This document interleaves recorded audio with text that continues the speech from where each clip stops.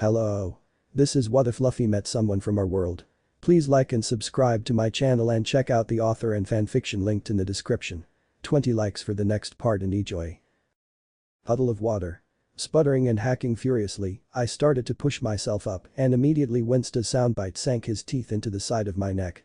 What the hell are you? Stop. Don't. Move. And don't. Make. A sound. Soundbite hissed in my voice, sliding off my shoulder and coating himself in the muck we were laying in. I stared at him in confusion for a moment before managing to actually catch sight of the grime. A viscous brown and green liquid that was colored a lot like what I was wearing. Before I could react further, the two current banes of my life spoke up literally 5 feet away from me. Acting out of desperation, I pressed myself as deep into the muck as I could allow, leaving myself just enough space to breathe. DSK, damn it, I can't find any more tracks. You? Same here. No matter, he must be hiding somewhere, flush him out, Mr. 5. On it, Miss Valentine. Knows fancy carpet bombing. I was barely able to contain my wince as yet another explosion shook the world, followed closely by another and another. It was with grim resignation that I realized that the explosions were slowly starting to come closer and closer to me. Ha. Valentine's by now sickening cackle wafted through the air. You might as well give up now, snail man. Who knows? Maybe I'll show you some mercy if you surrender. I certainly won't, came Mr. 5's bone-chilling follow-up. Yet another explosion erupted, only this time, it literally shook my world on account of being a mere few feet in front of my face. My heart pounded furiously in my chest as I tensed up. Whether I was preparing to bolt or preparing to endure a point-blank explosion, I'm not entirely sure myself. But in the end it didn't matter. What in the blue hell do you two think you're doing? My opinions on the new voice were mixed. On the one hand, I was no longer in danger of being blasted into paste. On the other, having Mr. 3 get involved in this clusterfuck did not seem like much of an improvement to the situation. Mr. 3, sir. Miss Valentine stammered fearfully. We happened to encounter one of the Straw Hat Pirates and were giving pursuit, but he managed to hide. We were just announcing our presence to the giants. 3 cut her off firmly, his voice brooking absolutely no argument. Have you forgotten that in order for our operation to be successful, we must maintain our anonymity at all costs? Which is why we need to find the pirate. Mr. 5 cut in hastily. If he gets away. Was this pirate? I could hear the sneer in 3's voice as he interrupted. One of the priorities? And no. He was just. And did he have any devil fruit powers? No. Valentine answered hesitantly. But this transponder snail he has does. Irrelevant. The lump of mud that was Soundbite twitched slightly, but thankfully remained silent. The point is that he's a normal human wandering around in a prehistoric jungle, most likely with no idea of where he is. We don't need to hunt him down, we just need to let nature run its course. Besides, even if he survives, he will be too preoccupied doing so to do anything to help his comrades. He is not a priority. But I heard the sound of actually, I had no idea what that sound was, but it shut Mr. 5 up very quickly. Going by the sounds of struggling and muffled screaming I could hear, I assumed that it was Mr. 3's wax powers at work. This is not up for discussion. You two imbeciles have wasted enough time already. Get to your positions and capture the princess. Now. A few moments later, twin gasps sounded out, followed by desperate hacking and wheezing. Oh, and before you go, Mr. 3 spoke up again, his voice devoid of emotion. I just wanted you to be aware of something. Should we fail and the pirates manage to escape, you will join my collection in their stead. Is that clear? 5 and Valentine's heavy gulps were audible even to me. Crystal, Mr. 3. Perfect. Now move. I tensed slightly as the agent started moving, but allowed myself to relax when they moved away from me. After about a minute, any sounds of them faded into the ambient noises, before ultimately disappearing completely. I gave them a minute more, then jerked up and out of the muck puddle with a desperate gasp, hacking and spluttering furiously in an effort to clear my mouth. Oh dear mother of God, that was too close, I wheezed, heaving miserably. Worked, though. Soundbite piped up as he shook both himself and his shell in an effort to dislodge the grime. Little help. Yeah, sure. I picked the snail up and plopped him down on a nearby tree branch. I then proceeded to start working my coat off. I'm gonna take a sec to try and get this gunk off of me.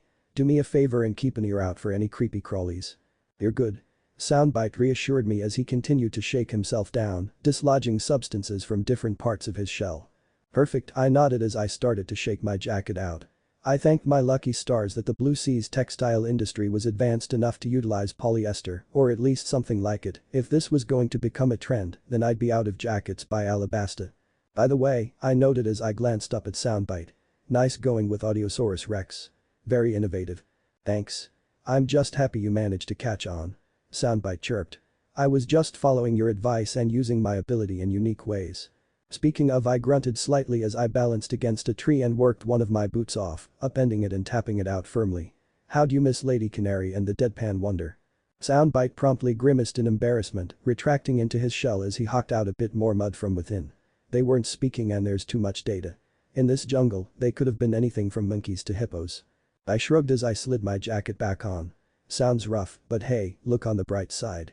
You don't have to handle it alone, no. The transponder snail slid out of his shell and looked upwards in thought for a moment before grinning and nodding in agreement. True, true. So he eyed me curiously. What now? Now? I picked up Soundbite and placed him on my shoulder before starting to make my way through the jungle towards one of the skull mountains. Now you ring up Pinky and the Brain so that we can fill in the rest of the crew about the fact that there are Baroque Works agents on this island who want not just our heads, but Dory and Broggy's as well. Soundbite's grin widened even further. Way ahead of you. I glanced at the snail in confusion. The heck are you talking about? Without warning, Soundbite's expression shifted to one of familiar concern. He's talking about the fact that he's been blocking our voice for the past 10 minutes. He blurted out in VV's voice. My jaw dropped open in shock. Holy, you've been keeping the calls going this whole time. I make multitasking look good. Soundbite crowed. You can ring your own bell later, Soundbite, Nami ordered firmly. Cross, are you alright? I blew out a heavy snort as I ran my fingers through my muck-ridden hair. I reek like Zorro after a full hour of training, and I might have shaved a year or two off my golden years, but no, I think I'm good. What about the rest of you? Nami and I are fine over here. Usopp piped up. We decided to stay put. Dory and Broggy's duel ended in a draw a few minutes ago, and they sounded alright too. Haru and I are fine as well. Vivi concurred. Luffy tried to go and help you the second he heard you were in trouble, but… Suddenly, Soundbite belted out the sound of crashing trees and vegetation. Alright, you bast what the Akmon, not again. Thank God for small mercies and Luffy's inability to tell left from his own ass, Nami sighed in relief. Tell me about it, I muttered to myself before raising my voice. Hey Luffy, I'm fine, I managed to ditch them. For now, you need to stick with VV, they're specifically aiming for her. If you aren't around to protect her, then she's a dead woman. And… I hastily spoke up before Luffy could protest. If you stick around her, then chances are that sooner or later those Baroque bastards will come to you. Alright. MMMPH, Luffy grumbled juvenilely. Well, I don't like it, but alright. That's great, Cross, Usopp spoke up hesitantly. But if Luffy's protecting VV and Zoro and Sanji are out who knows where for their hunting contest, then who the heck is protecting us? That'll be us, little long nose. Right, Dory. Right you are, Broggy. I sighed in relief as the giants' voices came over the connection. Glad to hear you two are still in one piece. How much did you hear? Enough, Broggy grunted darkly. To think someone would dare to interfere with our ancient duel. If I had to guess, I'd say that they're after our bounties, Dory grumbled. Knowing the world government, they're probably still active, even 100 years after we were last seen. Whatever their reason, it doesn't matter. Broggy asserted firmly. If they wish to battle with warriors of Elbaf, then it is a battle we will give them. That's not to just rush and ham-handed though, alright. I cautioned. We have no idea where they are, and at least 2 of them have devil fruit powers. That's a recipe for an ambush. I frowned, wondering how to reveal Mr. 3's powers before a stroke of inspiration hit me. VV, you were investigating them, right? I don't suppose. Alright. Well, most of you have already seen Mr. 5 and Ms. Valentine. They're officer agents with numbers 5 and below. Most officers have devil fruits, and these are no exception. Mr. 5's boom boom fruit allows him to detonate any part of his body like dynamite, and Ms. Valentine's kilo fruit allows her to change her weight from 1 to 10,000 kilograms. I frowned as I heard a sound in the background where Vivi was talking. Some kind of sloshing.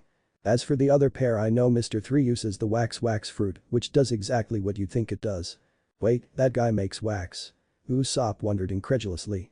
And he's higher ranked than the guy who can blow up his body. Never underestimate devil fruits, Usopp, I cautioned, still straining for that background noise. An old adage concerning them is that there are no useless powers, only useless power wielders. Just look at our captain if you need any convincing. I'm assuming this is the case here. Why yes, VV stammered. The wax he produces is so thick that it's as strong as steel, and he can freely shape it. One of the ways that comes up a lot is making wax swords. Very large, very deadly wax swords. Okay, withdrawn, Usopp whimpered. Unfortunately, I don't know much about his partner, Ms. Goldenweek, just that she looks like a child and she's somehow capable of manipulating emotions with paint. Considering how the first time I saw her she was liberally swimming, I think it's not so much a devil fruit as it is some form of hypnosis.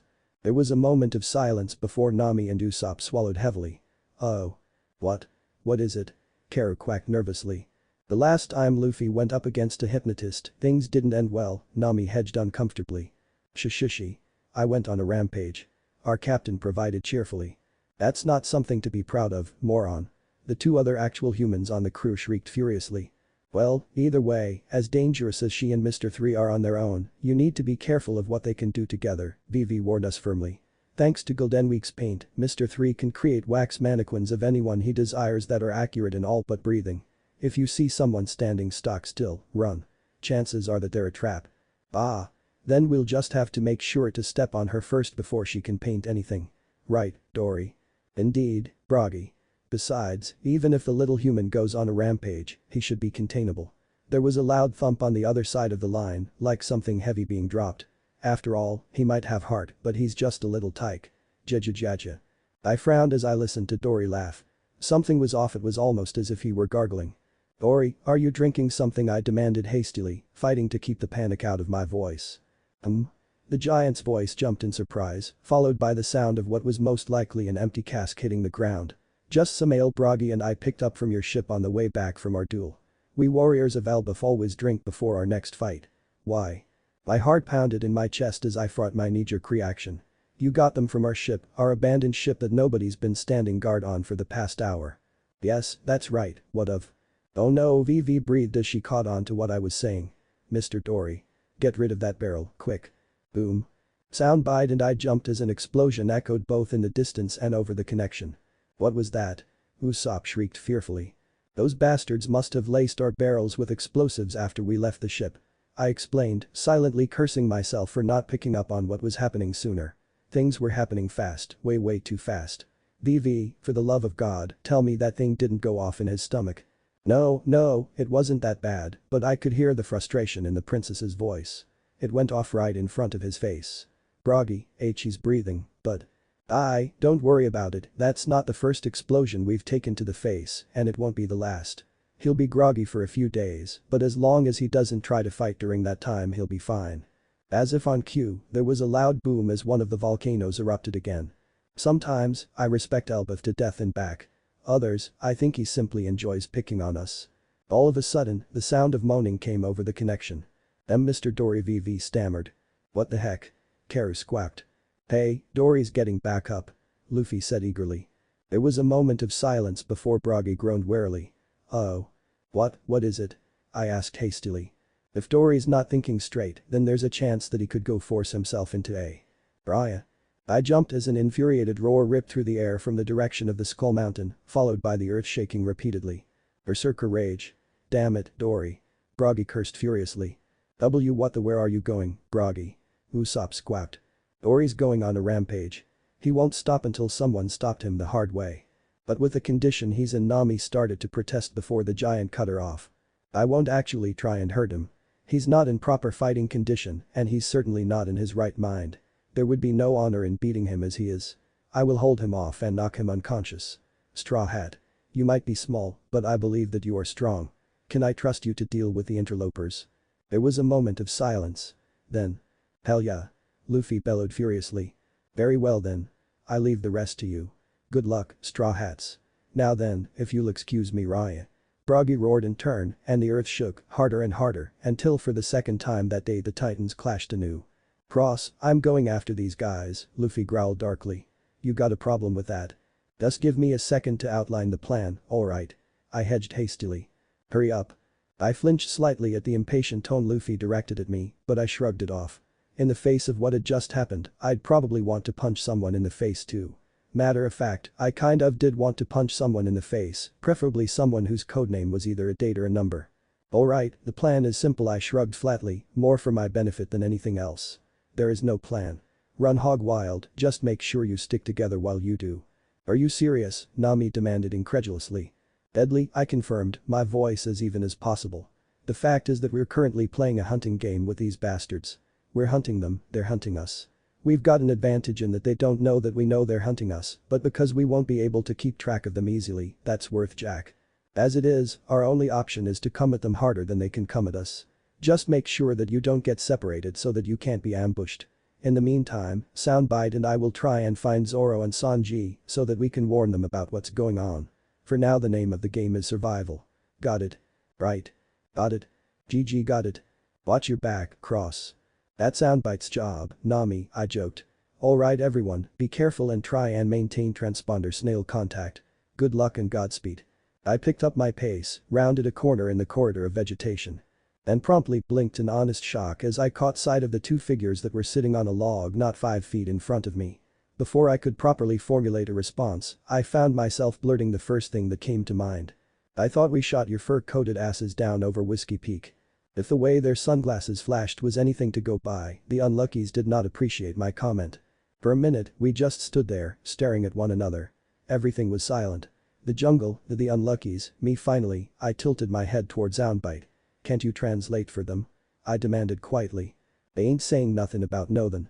Soundbite hissed back in an equally disturbed tone of voice. Of course they're not, I ground out. Just as the staring contest was about to resume, the sound of vegetation snapping and crunching echoed from behind the animal assassins, though neither of them made to look at it or even reacted in the slightest. I, on the other hand, looked past them and promptly stiffened in shock. I don't suppose either of you would believe me if I told you that there was a Tyrannosaurus Rex right behind you, would you? I breathed. Mr. 13 snapped his shell out into a pair of clawed biv of seashells, while Miss Friday flared her wings and leveled a pair of high-caliber machine guns that were positioned on her back at my face. I swallowed heavily before plastering what was most definitely a crazy grin on my face. Your loss. Soundbite. My snail flashed a crazed grin of his own before sucking in a deep breath. Hey. Big green and ugly. He roared. Bruoir. Mr. 13 and Miss Friday both jumped clean off their log in terror when the massive tyrant lizard behind them stomped the earth and roared in response. Before either they or the T-Rex could react further, I dashed straight at the dinosaur, ducking beneath the reptilian titan's slavering jaws and darting between its legs and under its massive girth.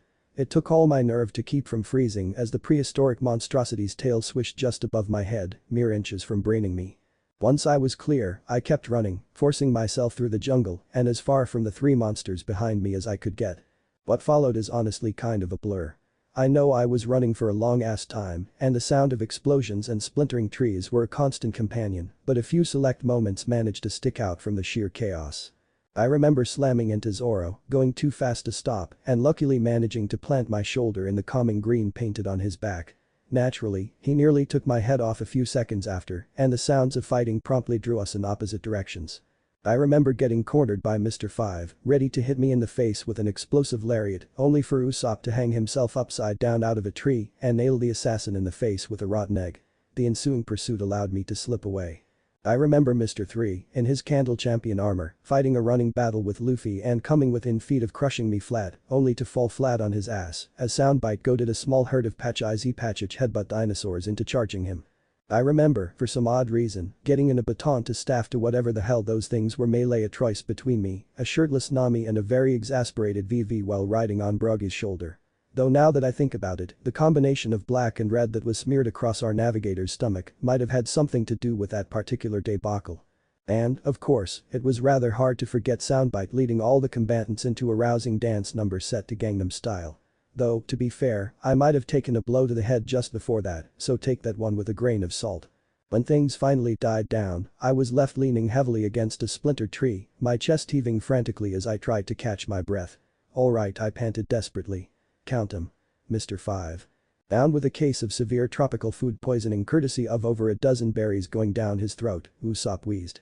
This Valentine. Considering how I literally broke my fucking staff over her skull. I damn well hope she's down. Nami snarled. That thing was freaking expensive. This Golden Week. Hanging from a bunch of a vui wivui swamp by her seagull pattern box of shorts, Kare snickered. And Mr. 3. It's going to take weeks to work this dent out of my helmet's crest, but I'm fairly certain he's unconscious, Dory huffed petulantly, albeit with a slight slur. Oh thank God, I groaned, starting to slide down the side of the tree before stiffening in realization. Why had anyone got eyes on the unluckies? It had it. Sanuva. I yelped as the wood above me exploded in a shower of fire and splinters, prompting me to start running again. Scratch that. They're on top of me. I don't know about the rest of you, but I'd seriously appreciate some. LA that. Soundbite suddenly barked in my ear. Wait wah. Hard right. Hard right. Soundbite shouted, jerking his mask to the side frantically. I hesitated for a bare moment before following his orders, hanging a hard right and sprinting dead ahead. I seriously hoped that whatever Soundbite's miracle solution was worked because my body was really starting to ache, and if those noises behind me were anything to go by, then those animal bastards were catching up. Unless something managed to shake them. Ooh oh. Smart snail, I breathed. Soundbite cackled for a moment before darting his eyes to the side. Hide. Hide. Complying with his demands, I promptly dove into some nearby bushes, pressing myself as hard against the ground as I could manage. The sound of me running, on the other hand, didn't die out, instead continuing to rush straight ahead, echoing loud for all to hear. If they'd been looking, Mr. 13 and Miss Friday would have most likely noticed my trail and shot me dead where I lay. Pissed off as they were, however, they were content to rely solely on their ears for guidance. Hence, it was without so much as a hint of hesitation that the unluckies dove headfirst into an erstwhile innocuous cave. I shifted the leaves of the bush I was in just enough so that I could shoot a mad grin at the mouth of the cave. 3, 2, 1. Scree. Aye. It took all I had to keep from cackling madly when the unluckies tore out of the cave's mouth, screaming their heads off as they were ruthlessly pursued by over a dozen relatively large and extremely ticked-off theropods. When the group was finally out of sight, I stood up and strode out of the bush, sighing in relief as I brushed a few stray leaves off me. Glad that worked, I mused to myself as I continued watching the direction they'd went in. Still Trudens, huh? My bet was on. Hiss. My spine went ramrod straight as a very unforgettable sound hit my eardrums.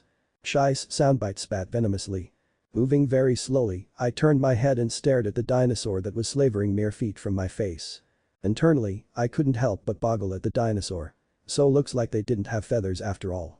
Externally, my reaction was much more predictable. Clever girl. Hiss. The velociraptor snarled venomously. Oh, how the hell do you even know that reference? I demanded incredulously.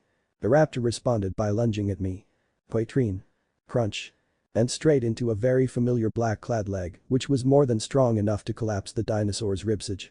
I heaved a sigh of relief as the raptor collapsed lifelessly. You, sir, are almost legitimately God's gift to women. Because that was a freaking miracle. You're the wrong gender for flattery to get you anywhere, Cross, Sanji smirked as he examined the raptor's corpse. But thanks anyways. He looked me over contemplatively. Geez, you look like crap. What the heck happened? I opened my mouth to respond and promptly snapped it shut. I'll tell you when we get back to the rest of the crew. I started to walk through the jungle, motioning for him to follow. We're meeting up at one of the mountains. Come on. We made it about a meter forwards when the jungle parted before us, allowing a T-Rex to stride forwards and level a glare at us. Sanji blew out a contemplative cloud of smoke as he eyed the tyrant lizard.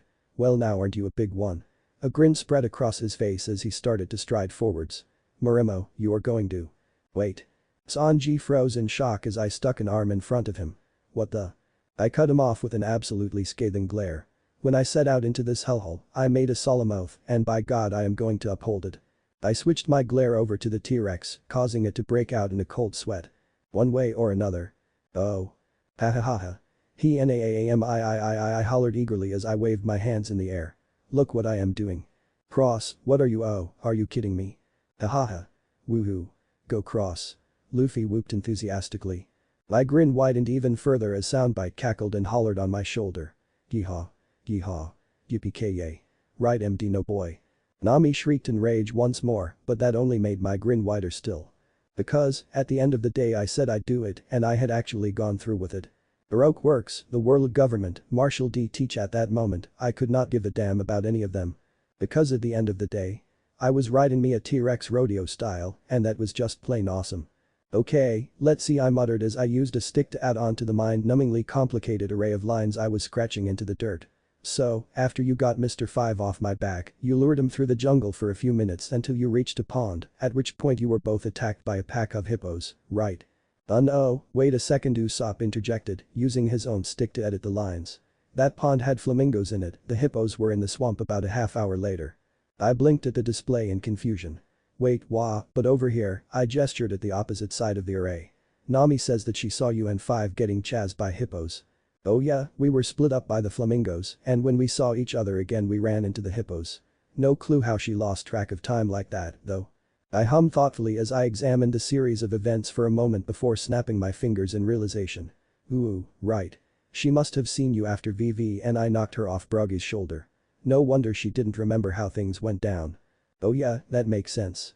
Usopp nodded in satisfaction with a smile. I couldn't help but grin back as I took in the work before me.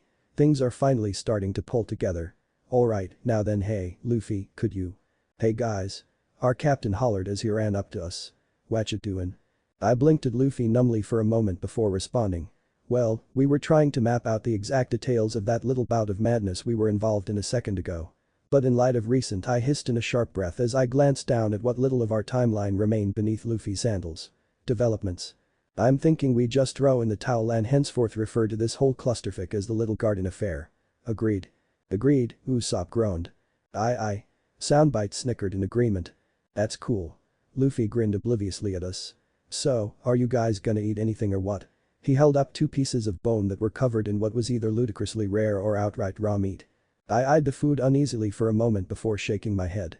Thanks but no thanks, I'll wait until Sanji's done cooking something that won't give me salmonella. Lek. Soundbite spat out in agreement. Shocking as this might sound, I'm agreeing with the snail on this one, Luffy, Usopp muttered as he shot a wary glance at Soundbite, who merely stuck his tongue out in response. More for me then. Luffy cheered before tearing into the all-too-fresh flesh. My heart throbbed as Luffy devoured the simultaneously prehistoric yet contemporary remains. Farewell, Riz. I sighed miserably. You were a dear friend and a faithful steed. You will be missed. Zoro had to decapitate that thing when it tried to eat you after you dismounted it. Usopp hollered in disbelief. I know, but still. I protested petulantly. For a brief, shining moment he was mine, and in that time we had a bond. Granted, it was a bond forged via Sanji kicking him into submission, but I cut myself off with a scowl as Soundbite laughed on my shoulder before gaining a contemplative look as an idea hit me. Besides, I slowly started again. That's not the important part. The important part was that he was a dinosaur. A dinosaur that I actually, legitimately rode. And in the end, riding a dinosaur, I looked Usopp and Luffy dead in the eyes. Is a man's romance. The second the words left my mouth, Usopp and Luffy reeled back in shock, gasping deeply. A man's romance, Luffy breathed in awe. Truly you do us all proud as a gender, Usopp nodded respectfully. I swept my hand across my waist as I fell into a bow. Thank you, feel free to tip. Hey, manly man. We were jerked out of our conversation by an irritated interjection from Nami. If you're quite done worshipping Cross's manhood. Please stop, I think Soundbite's about ready to keel over. Then Sanji's finished cooking the meat and we're about to have a meeting so we can discuss how the heck we're going to get off this island. Are you coming or what? Right behind you, Nami. I choked off slightly as I caught sight of Nami's exposed stomach. Specifically, the small black dot clinging to Nami's stomach. The world seemed to gray out around me as I followed Nami on autopilot, my eyes trained firmly on the minuscule, practically unnoticeable, horrifically deadly dot that nobody but me had noticed. This was it. Now or never. Crunch time. If I stayed silent, then our navigator would suffer, brushing closer to the Reaper than she ever would, at least, as far as I was aware. If I said anything, then I would be condemning hundreds of people to death, as well as returning thousands, if not hundreds of thousands of unsuspecting civilians, to the hands of a despot they were only just enjoying their freedom from. In the end, it all boiled down to what I valued most. A crowd of faceless people, headed up by several well-defined individuals, or the very real, very present friend who was standing right before me. Did I risk the one for the many or did I sell the many for the one? I was only just aware of someone's voice on the edge of my hearing. Ross. Cross. Nami's form shifted slightly. The dot started to twitch. Slap. Ow. Smack. Ouch. I reeled back in shock as something slammed dead into my nose, causing me to stumble back. What the hell was that for, Cross? Nami snarled furiously as she cradled her stinging midsection. I blinked at her numbly for a second as I processed what had just happened before slowly holding up my hand, displaying the little puddle of ichor I could feel in the center of my palm. Bug, I stammered weakly. Nami blinked at me in shock. Say wow you. She grimaced in disgust as she noticed the remains splattered on her. That's gross, thanks a lot, Cross. Couldn't you have just warned me or something? Sorry, I breathed numbly. Didn't think. I weakly raised a finger and managed to gesture at Nami's stomach. Did it bite you? Nami poked at her stomach contemplatively for a moment before shaking her head. No, I don't think so. Well, thanks for that, I guess. I'd probably be in some trouble if it actually managed to bite me, huh? Some. I parroted weakly. Nami eyed me suspiciously for a moment before shrugging dismissively. Well, anyways, come on. She started to walk away, waving for me to follow. In case you didn't notice, Sanji picked up an eternal pose for Alabasta that those animal assassins dropped. We're getting the heck off this rock, so move it, Dino boy. Moving, I mumbled, forcing my feet into motion as I followed behind the orange-haired woman. As I walked, I slowly shifted my gaze back to my hand, staring at the itcher that painted my palm just as accusingly as a bloodstain. As I moved, a singular thought ran through my head over and over again, loaded with a sick mixture of doubt, guilt and horror. What have I done? Oh. One kick-ass goldfish slaying and 24 hours later, we were on our way to Alabasta and I was leaning on the balustrade of the Mary's bow. At the moment, my mind was a million miles away, not out of boredom, but out of sheer necessity, because I refused to even think about what I'd just done, the thousands I'd condemned, the sins I could literally feel crawling on my baw. Thunk. I moaned into the Mary's woodwork as I thunked my forehead against the railing again. God damn it, I needed to find something to distract me before I turned into a goddamn Linkin Park parody. Haw, KLO. My head snapped up as the sound of an albatross cawing thankfully managed to grab my attention. In a stroke of pure serendipity, a news coup was flapping down to land on another part of the Mary's railing. Greetings. The bird raised his wing to his cap and salute as he greeted me for a moment before jerking in shock. Wait, wah. Devil fruit, I deadpanned as I pointed at Soundbite, who was sunning himself on the Mary's railing. Don't question it, just enjoy the brief period of simplified communications. You're welcome. The baby transponder snail sang cockily. The coup blinked in surprise for a second before smiling and saluting anew. Works for me. Anyways, he shifted his newspaper-laden satchel forwards and plucked one out, proffering it to me. Morning edition, fresh off the presses. Only 100 bears. You got it, 1 second, I replied as I started to pat myself down. I knew I had some cash or coin on me somewhere, I just had to find it. Well, I've got you, I'm curious. How hard is your job? I mean, you fly over the Grand Line, after all. The air's as crazy as the water, and I doubt a lot of pirates are willing to pay at the best of times. The coup blinked in surprise at my inquisitiveness before shrugging with a sheepish grin. It's a job. And the living I was raised for. Honestly, the real danger is the orcas. Damn things just love to jump out and try to grab us, even when we're coasting a few hundred feet in the air. And sure, a few pirates and a few ill-tempered marines try to take swings or shots at us. Sometimes successfully, he raised his wing and showed off a half-dozen glistening scars on his flank. But then we either blacklist their flags or report their ship ID, so things work out. I winced as I took in the poor bird's trophies. Harsh, I brightened up as my fingertips came in contact with some paper in one of my jacket's pockets. Here. I withdrew 1,000 beery note and held it up for the coup to see. 900 of that's all yours. Buy yourself some salmon or something, okay. The coup blinked at the bill in shock before nodding eagerly. Thank you, sir. That means a lot to me. Please, call me Cross. I smiled as I slipped the bill into his bag's coin slot and took one of his newspapers. And good luck on the rest of your route, News coup 1851, but he slapped off another salute. Call me Coup. In that case, happy trails, Coup. I said as I waved him off. You too, Cross. The albatross waved as he flapped up into the air, soaring high and away in seconds. Damn. With that speed, I could see how people only rarely managed to hit them. I hummed pleasantly as I unfolded my newspaper. Well, that was nice. Sympathy for the flying rat. Soundbite snickered. Hey, watch it, I huffed as I wrapped my knuckles on the gastropod's shell. Show some respect, it takes guts to land on a ship flying a Jolly Roger. Whatever, the snail sniffed in a teenage girl voice, angling his neck to give it more sun. I rolled my eyes at the ungrateful slimeball before unfolding the newspaper and looking it over. Let's see, I'm used as I scanned the front page. My eyes widened instantly as I read the headline. Black Bart Bartolomeo, Well, it's better than the cannibal, I guess, and 25 million's pretty damn respectable. Either way, welcome to the Grand Line, Romeo. I read the article a bit more and promptly winced. Though you could stand to lower the body count a little bit. I flipped the page and kept reading. One ship lost in the Florian Triangle, loaded with, I grit my teeth furiously. Civilian passengers, damn it, Mariah TSK, what else? Escalation in a rebellion in the West Blue, revolutionaries have made a move in the South, and eesh, I shuddered at the next article. Captain Eustace Kidd's bounty, escalated to 110 million after. Oh, now that's just wrong. I knew he had a reputation, but come on, a potato peeler and a corkscrew, who did stuff like that? Well, besides the world nobles, anyways. Wait, what about Killer? Shouldn't he be? Oh hell no. I choked out as I hastily changed the page. That was just, I froze as I read the article. Ooh, oh boy. I hastily tapped on Soundbite's shell. Connect me to Zoro and Nami, discreetly. Don't want. I snatched the snail off the railing and held him up to my scowling face. I'm not asking, I'm telling. Connect me or learn the real definition of dehydration via salt. Now. Soundbite blinked at me in fearful confusion before glancing at the newspaper I was strangling. Bad. I held up the article in question for him to see. Deadly. Now connect me. Soundbite scanned the article's title for a moment before widening his eyes in shock and letting loose an electronic whine. You're live. Nami, Zoro, come up to the. Hey Cross. I jumped as Luffy's voice spoke up behind me, my captain striding past me and leaping onto his spot on Mary's head. Watcha doin'? I hesitated for a brief moment as I stared at him before coming to a simple decision. Honesty above all else.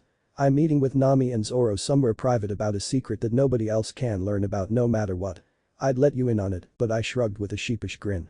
You're a bit of a blabbermouth, so. Luffy blinked at me in surprise before grinning. Oh, okay. Thanks for telling me. See you later. Hope your top secret meeting goes well. Yeah, see you. I waved at Luffy absent-mindedly as I walked down the stairs before returning my attention to the snail. Sorry about that. Meet me at the stern as soon as you can and try and be discreet. I glanced at the newspaper I was holding uneasily. This isn't good news I'm carrying. I only had to pace around for a minute on the Mary's quarterdeck before I was joined by the crew's second and first mates. What's wrong, Cross? Nami asked in concern. Zoro was far less cordial. You'd better have a damn good reason for waking me up, Cross. In lieu of response, I held up my fist and proffered the newspaper I was strangling. Read, I ordered firmly. Zoro blinked at me in dull surprise before taking the newspaper and giving it a cursory glance. And we should care about this kid brat, why? Other page, dingus. I snarled. Cross. Nami exclaimed, staring at me in shock. I jerked for a brief moment before looking away with a sigh. Sorry, it's just it's bad. Real bad. Turn the page. Zoro flipped the page and promptly stiffened in shock. Oh boy. Huh? What is it? Nami asked in confusion. Zoro held up the article for her to see. Her eyes scanned the headline only to widen in horror. T300,000. She sputtered in disbelief.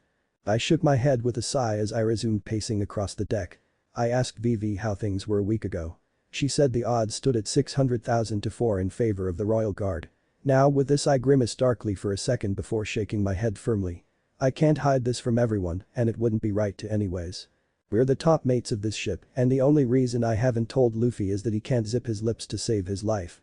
I looked at them firmly, one after the other. We keep this quiet until we can't, agreed. The two glanced at one another for a moment before shrugging in agreement. Sounds good to me, Nami nodded. You're throwing around a lot of weight for a third mate, you know that. Zoro observed with a cocked eyebrow but no real heat. That drew a cocky grin from me. It's not like we even remotely resemble a traditional ship. Sides. My grin grew wider. Three's better than one, no. Zoro scoffed with a grin as he turned around and started to walk away. Cocky brat. I chuckled slightly and started to follow him. Oh geez. I only just managed to catch myself on the Mary's railing as I started to keel over. Sweet hell, what was that? Felt like I was floating for a second there. Cross. Huh? I blinked as Nami landed her hand on my shoulder, the navigator looking at me in concern.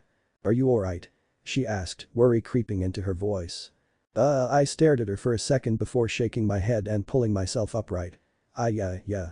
Mary must have hit a bad wave or something, who knows. But no, I'm fine. Nami looked me over silently for a moment before nodding uneasily. Well alright if you say so, and with a final backwards glance, she walked away. Soundbite looked me up and down uneasily. You really okay? I stood silent for a moment before giving him a questioning look. I think so. I didn't get bitten, right? Nothing landed on me back on Little Garden. Nope. Then, I nodded firmly as I started walking. Yeah, I think I'm good. Soundbite eyed me skeptically nonetheless. Now then I scanned the deck for a moment before focusing on Usopp with a grin. Hey, long nose. I've already got beef with your snail, do you want me to hate you too? Whatever, just clam it and listen. I want to commission some protection. Oh. The same time the next day, I was sitting at the kitchen table, my forehead resting on the edge of the woodwork as I nursed a wicked headache. I couldn't even begin to explain where the damn migraine had come from, just that 1 second I was fine, the next it felt like someone was trying to drive a railroad spike into my skull, that or someone was just doing their little best to dig their way out. I moaned plaintively as I rubbed my throbbing temples. Christ, I swear, if Zoro somehow managed to give me a migraine with alcohol fumes alone. All of a sudden, my stomach growled and flat out twisted, prompting me to grimace miserably. Sweet holy blue hell, did Sanji sneak biscuits into my food again or something? One of these days that curly blonde bastard's culinary experiments were going to kill me. Ross? Hello Cross. What? I jerked my head up in surprise, blinking in shock as I took in the rest of the crew standing around me. Oh when did you all get here? Some of the savvier crew members glanced at each other before eyeing me warily. We've been trying to get your attention for the past minute, Cross, VV started slowly. You called us in here, remember? I attempted to collect my thoughts, a task made difficult by the pain fogging up my head. Ultimately, though, I managed to make the connections I needed and grinned sheepishly. Right. Sorry about that. I've been feeling a little under the weather recently. Probably just not handling the climate change well or something. Three-eyed Nami drawled slowly, obviously not believing a word I said. Anyways, you said it was important. I blinked for a second before nodding firmly. Right, very important. Alright, listen. It's about the crew. Or rather, us needing a new crewmate. A new crewmate to fill a role. And that role would be? Sanji trailed off curiously. Simple, I pointed at the cook. What we need is I slowly trailed off in confusion. Wait, what was I talking about? My head's fuzzy. Cross. Nami shook my shoulder slightly. Doctor? I jerked my head up, thankfully managing to clear the fog out of my head. We need a doctor on board, it's very dangerous to sail without one. We need one I grimaced slightly as I rubbed my suddenly throbbing eyeballs. Need one right away. You think whatever was being spoken, I lost track halfway through as a slight whine started to build up in my ears before dying down. Sorry, what was that? I asked uncomfortably as I shook my head. Damn it, what was wrong with me? You really think you're doing that bad? Usopp asked in concern. Me? I asked in confusion as I pointed at myself. Or tried to point at myself, damn my arms were heavy, and no, I'm doing fine, I just meant in general, you know. Things are getting dangerous, so we need someone to. I grimaced and shook my head firmly. What was I saying? Cross, you look really sick, VV made to touch me. No, I protested weakly as I waved her off. I'm fine, see? I started to push myself up to my feet. Perfectly fine, I only just managed to catch myself and lean on the table as the world lurched beneath me. Hey, Cross, you alright? Luffy asked nervously. I shook my head blearily as the fog encroached further. Was it just me or were things getting a little blurry? Actually I'll be honest, I managed to work out as I painstakingly raised a hand to my forehead. I don't feel so. Without warning, the world turned sideways and something thunked against my head. The last thing I saw as darkness leaked into my vision was feet rushing around in front of me. I could just feel someone shaking me somewhere. And then nothing. Oh. As really could be, don't know. If we can't do. I blinked numbly at the wooden ceiling of the Mary's kitchen as I slowly came back to reality, fragments and snippets of voices echoing against my skull. I tried to lean up but immediately froze as pain rattled my everything. Sweet Christ on a pikestaff, I thought miserably. This must be how Crocodile felt after going 2 rounds with Luffy. Damn sandy bastard that he was is whatever. Cr. Os. Ryual. I turned my head towards the source of the voice. Shit hurts. Black again. Oh. Know how we can him. That sounded like Nami. To find a doctor to cure. And was that VV? I stared at the ceiling for a second before I managed to piece together what I was hearing. I hissed in a sharp breath as I started to lean up, ignoring the pain racking my body. No, I thought to myself as I winced painfully. I wasn't bitten, I don't have Kesha. I can't let VV decide this without knowing everything. Ross. Is he talk? What's? Don't KN. The desk, I interrupted weakly as I sat up, rubbing my throbbing skull in an attempt to dissipate the pain. Check Nami's desk, the newspaper. Cross, I was aware of Nami putting her hand on my shoulder. Are you sure? I shook my head firmly. She shouldn't say anything either way without knowing everything. That wouldn't be right. Huh? I could hear a hint of confusion in Nami's voice. But didn't you already? No this can't be. I shifted my head enough to stare at VV, who had slumped to her knees in horror. The royal guard, she breathed, a myriad of emotions muddling her voice. I winced slightly at the grief-stricken expression the princess was wearing. Damn, I wonder which is worse. The idea the guard she's lived with her whole life are abandoning her family, or the fact that her best friend is the one who got them to defect. Is he? Could he? I shook my head firmly as I realized that they were still talking around me. Sorry we didn't tell you, just didn't want you to worry anymore, I ground out. Look, whether or not we find a doctor, I ground out, is up to you. You know that things are worse and there's always a chance that I could get better. I might not be native, but I'm no Martian. I doubt I'll just keel over from the common cold, though I wouldn't protest getting to drum before Wapple. What you have is a lot worse than a stupid cold, Cross. Nami protested. I blinked at her in confusion. Where had that non sequitur come from? Before I could say anything, though, Vivi spoke up. You're right, we need to get to Alabasta as soon as possible. The princess looked up from the paper with determination burning in her eyes. And that means we get all hands on deck as soon as possible. We'll find you a doctor, Cross, I promise. I allowed a smile to slide over my lips. Thanks Vivi, that means a lot to me. Hang on, Chopper, we're on our way. 8, WH. As my vision started to go black again, I actually welcomed it. My intestines had picked this moment to start dancing the can, and I did not want to be conscious for that. If the parting sounds I heard my body making were anything to go by, there'd be hell to pay for it later. Oh. I was reawakened by my skull bouncing off one of the sides of my bed as the ship shook violently. What the? I bit out miserably. Cross. Are you alright? Vivi stood over me nervously, pressing down on my chest. Don't move, you're in bad condition. What's going on? I managed to grind out. Vivi glanced over her shoulder nervously. I don't know. Things just suddenly became active and I just don't know. I tried to focus on Vivi and stiffened as I caught sight of what she was wearing. Winter clothes, that means the temperature's dropping, we're getting close to drum weight, shit, that must be Wapple. I made to get up, in spite of my body's protests. Damn it, I need to warn them somehow, can't let that tin bastard get his jaws on Mary. Wait, Wapple. I blinked up at Vivi in confusion. Wait, how I shook my head dismissively. Must have heard his voice, not like he's quiet or I can hear shit, who's Wapple? I fudged curiously. Vivi gave me a look I couldn't quite identify before swallowing and looking away. I'm going to leave you for a second. Do you think you'll be alright? I gave Vivi a sickly grin. 100 Barra says I won't even be awake when you get back. As if on cue, a spike of pain shot through my forehead and things started to go black. I sang drunkenly before going back under anew. Oh. Ross. Hey, Cross. The next time I woke up, it was to Luffy shaking me awake in an unfamiliar, albeit pleasantly warm, bed. Hawa? I blinked numbly. Where am I? Cross, listen, Luffy asserted firmly. We found an island, but there's only one doctor here who lives on top of a mountain. So, we're gonna climb it. Say what? I tuned out the rest of the crew as they started to argue with Luffy, trying desperately to dissuade him from his insane course of action. Instead, I took in the hut I was situated in. It was nice. Rustic, I definitely wouldn't mind living here sometime. So this is the village Dalton's staying in, huh?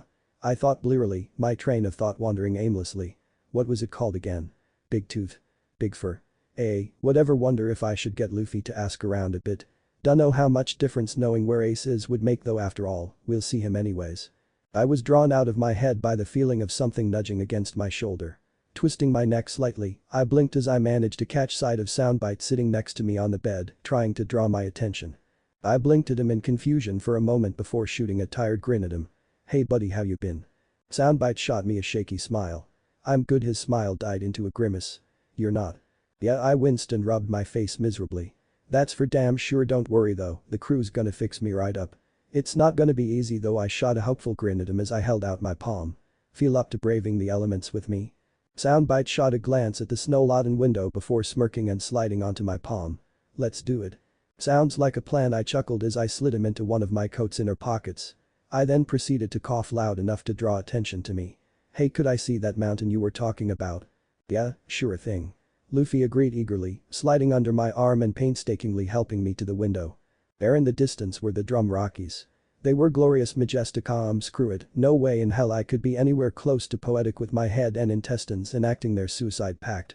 Instead, I settled for giving the geologically hazardous mountains an analytical once-over. Sheer rock faces. Looks like it. Luffy confirmed with a grin. Inhospitable temperatures.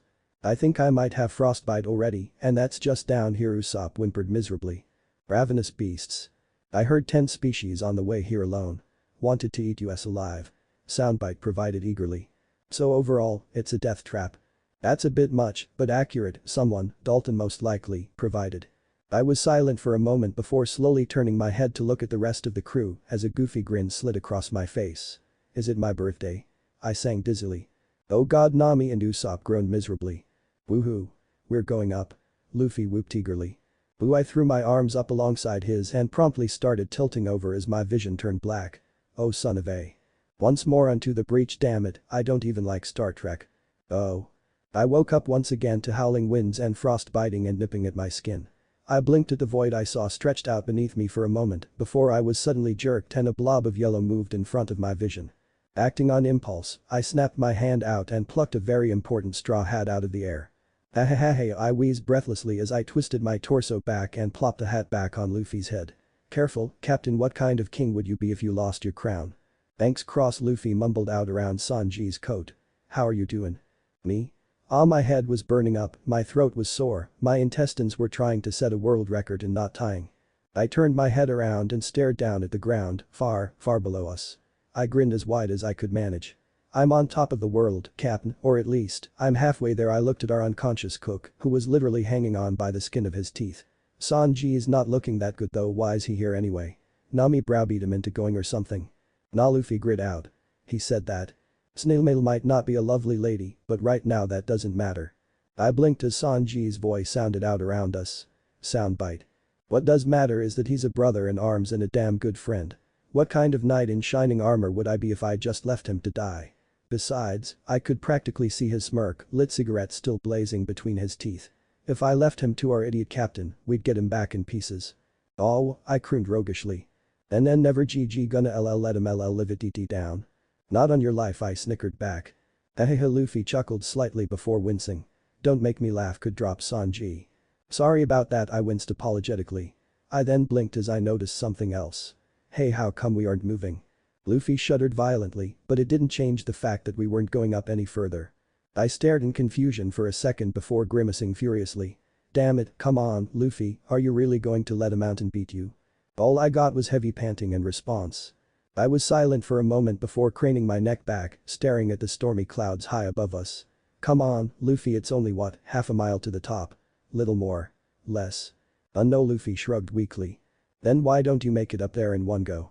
Sanji said that doing anything tough could hurt you. Screw that noise, I scoffed. Sanji and I are tough as nails. Kick this thing's ass in one last blow. Luffy stiffened for a moment before twisting his head to blink at me. You sure? Hell. Yes. My captain was silent for a moment before a fire suddenly raged in his eyes. Hold on tight. I dug my fingers into his jacket. Holding.